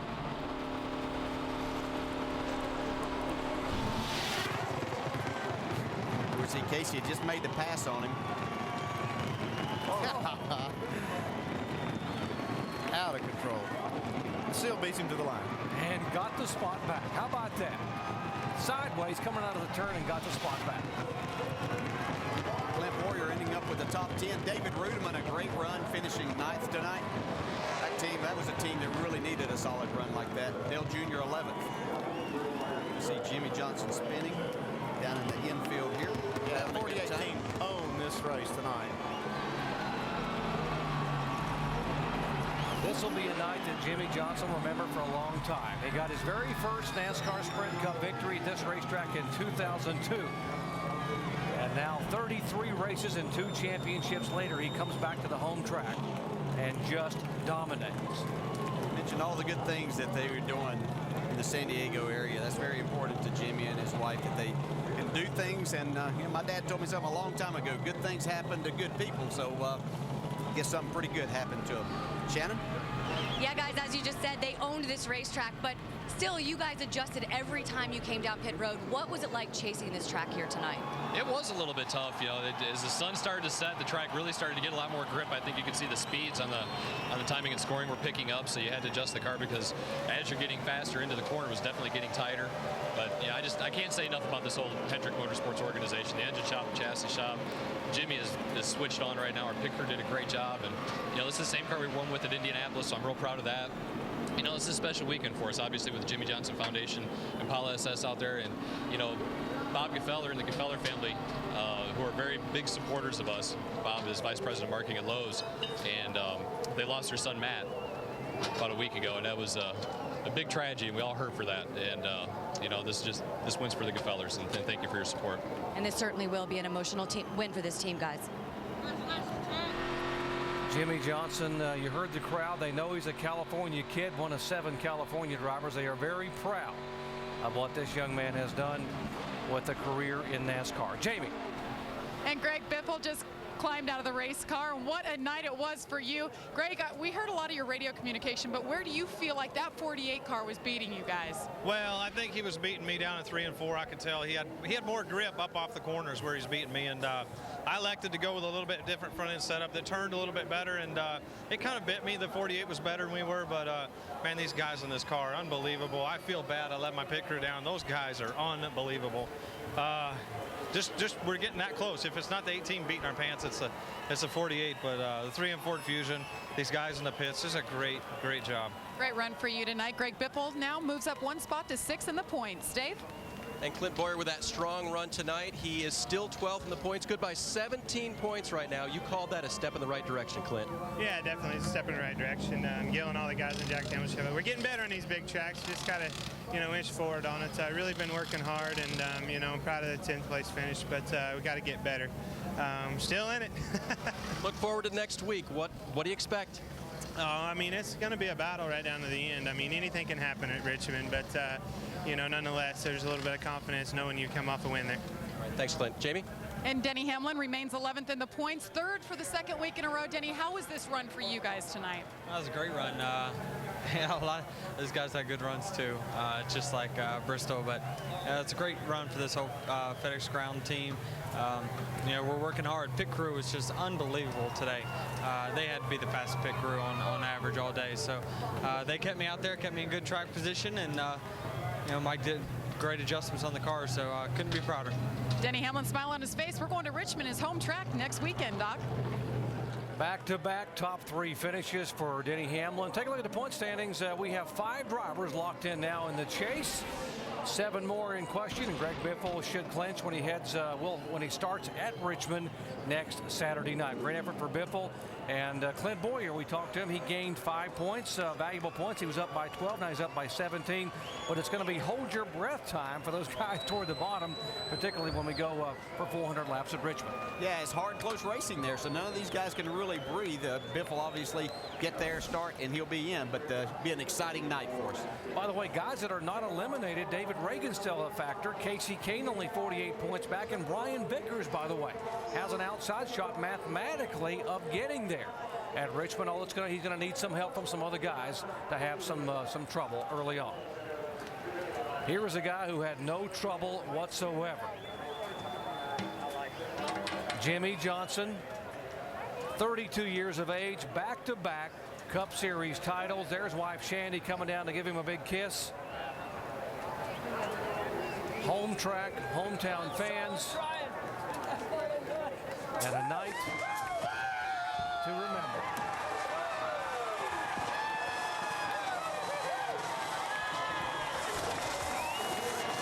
And the confetti is raining down on the Golden State Warrior, a man who grew up not too far from here in El Cajon, California. Your 3rd victory here in California. What does it mean for you to win in this particular city? It's amazing to have the fan base that I do here and the fans that support us and what we do. means the world to me to be here in my home state. The foundation on the side of the car. This is just an awesome race, and to do it with style like that and have the dominant car all night long. I mean, the longest it took me to do anything tonight was to get out of the car, so I apologize for that. But it's a big credit to the hard work that has been going into this race team and trying to get our stuff where it needs to be. And these guys have been working hard, and it's been paying off, and tonight was showing to that. So it's a great performance. All the talk recently has revolved around the 18 and the 99, yet you're the two-time defending champion. Do you feel like you're peaking at the right time and can defend this title and win 3 in a row? We're doing the right things, and those guys have been getting the credit that they deserve. They've been on par, they've been kicking butt and winning races, and the only way we can be a part of that is to go out and do that, and we've done that tonight. So just very happy. I want to thank the fans for their support and being involved in watching NASCAR on a special weekend, and also want to say our hearts and thoughts are still out with the Biffle family with the tragedy they had last week. So here we go. Let's get it going. Congratulations. Thank you. Jimmie Johnson picking up his 3rd victory this season, and more importantly, Doc, putting some more bonus points on the board. Jimmie Johnson leads 227 of 250 laps. Let's go down to Jamie, who's caught up with Kevin Harvick. Well, I talked to Top Barrier's crew chief, and he told me, well, starting the back's a good thing because Kevin needs rabbits to chase. Talk about your battle going from back to front, finishing top 5 once again. I tell you, our Shell Pennzoil Chevrolet was really good tonight at the beginning of the race, and we were able to get through traffic when it seemed like a few other guys were struggling, but they just did a great job. The best the car was the last run tonight, and then that's quite an accomplishment for us. Usually I either tune it out or, we get caught doing something wrong. But over the last few weeks, we've been on a roll, and it seems like we're peaking at the right time. It was all about air pressure adjustments tonight and a good pit crew. He moves up 1 spot in the points to 7th. Doc? Great effort for Harvick again. I mean, this team really putting these top 5s back to back to back. And so, folks, it's all about peaking at the right time. And, Kev, we talked about Jimmie Johnson's effort. Kevin Harvick coming along with these top 5 finishes. Yeah, and you just look at what Jimmie Johnson did in the chase last year. He won so many races. He set the bar so high. I see this team actually turning this thing around and being just that good again in the chase. Yeah, they've done a great job. And another guy that did a great job was Matt Kenseth. Shannon? Down here with Matt Kenseth, just talking about the race. A lot of guys were struggling with the handling of their car, just chasing this racetrack. What was the race like for you tonight? Yeah, these things are always a struggle. It's always hard to get them right. So we were pretty much fought loose all day, kind of like we did at Michigan, but we were too loose the whole time, but we had more grip while we were loose. So we were able to get better at the end. We had great pit stops, and that was, I think, the highest we ran all night. So it was a good time to be up there. Now, looking forward, can you take anything from this race here tonight that you might be able to use in those last 10 races during the chase? Well, I hope so. I mean, first we got to get in. I'm not sure if we are or not, so we got to do that first. I hope we learned some stuff. We had a really good happy hour. I thought Chip and I were able to talk about a lot of stuff together and get the stuff running a little bit better. We hit on a couple of things that seemed to help our car, and Greg was real fast tonight, and so was Carl. So I hope so. All right, Matt Kenseth. Thank you very much. Rick Hendrick tonight collects his 171st win as an owner at Hendrick Motorsports. So his first win coming way back in April 1984 with Jeffrey Bodine. And now tonight, Jimmie Johnson picks up his 3rd win of the season. What an effort. Johnson, his 35th win, puts him 17th all-time in the win list, passing Mark Martin. And he becomes the first driver ever in 16, now make it 17 races to win from the pole here at this Auto Club of Southern California Speedway. Let's go down to Jamie, who's caught up with David Reagan. David Reagan, of course, all the media talking to him now. David, 13th place run tonight. How are you feeling now about your chances to get in the chase? We're about in the same position we were headed into California. The bottom line is we just got to outrun those 7 and the 9, possibly even the 11 and some of those guys to get in. We didn't do it tonight. We're fortunate that they didn't have a great night. We were all kind of right there in the top 10 or 20. So, we're just in the same boat. We've got to go outrun everybody next week. You're only 17 points back, headed to Michigan. What are your thoughts? That's better than 20 or 25, but not as good as 10 or 5. So we just got to go and, do what we've been doing. We've got to have some more speed. We didn't have the most fastest car on the racetrack today. Our AAA team never gave up. We kept working on it. But bottom line is we've got to qualify good, race good, not have any trouble next week to make the chase. All right, guys, and that is Richmond. We're going to a short track next weekend. Doc? Rock and Roll 400, and it's going to be rocking when we get to Richmond, Virginia next Saturday night. And still some positions. Greg Biffle should be able to clinch. That guy's already clinched. NASCAR nationwide action coming your way over on ESPN2 on Friday at 7:30 Eastern time. And then on ABC at 7 o'clock. Guys, we're going to turn them loose and see who's going to be in the chase and who's going to have that momentum headed to New Hampshire. You know what's going to be cool about it? There's so many of these guys that have clinched, and they can just go out there and race for the win. They're racing for fun and to get those bonus points. It's going to be a lot of fun to watch. Yeah, it is going to be. Guys from 8th on up are in pretty good shape, but from night back, with where Matt Kenseth is, they can't rest easy at all. It's going to be very interesting. Going to be very exciting next Saturday night, Alan. 9 drivers for 6 spots when we head to Richmond next Saturday night, where if you get bumped and turned around in that short track race on the first lap and you have a bad finish, your whole season could get turned inside out in just a moment. Jimmy Johnson, got to put the period on this night. We started the night with him sitting down there next to you, Brad, telling us about that they wanted to make basically a statement, and paraphrasing, but they wanted to come out and show everybody, hey, we're here, we're ready, we're for real. They really did do that. There's no doubt about that. This team always seems, Brad, to be a second half team. Yep. And today he had a lot of confidence when he was on NASCAR Countdown, talking about his chances. He dominated Indy, dominated the day. These guys are back in a legitimate contender. Yeah, you called that and said they're a second half team. And I tell you what, if I am Carl Edwards or Kyle Busch, who's dominated this year, and I see what Jimmy Johnson did today, and that spark in his eye, I'm a little bit nervous because the two-time heavyweight champ is back in business. Wake-up call has been had, and it's going to be fun watching those 10 races. First, though, we got to figure out who's going to race for the championship. That is next Saturday night in Richmond, and we hope that you will be with us for that. Again, 9 drivers going to race for 6 spots. Dominating performance for Jimmy Johnson tonight here in his native Southern California. What do you say, $18,000 for charity for that helmet? That helmet was worn to a race win. Sports Center is next. This has been a presentation of ESPN, the worldwide leader in sports. Don't forget NASCAR Now over on ESPN2 as well.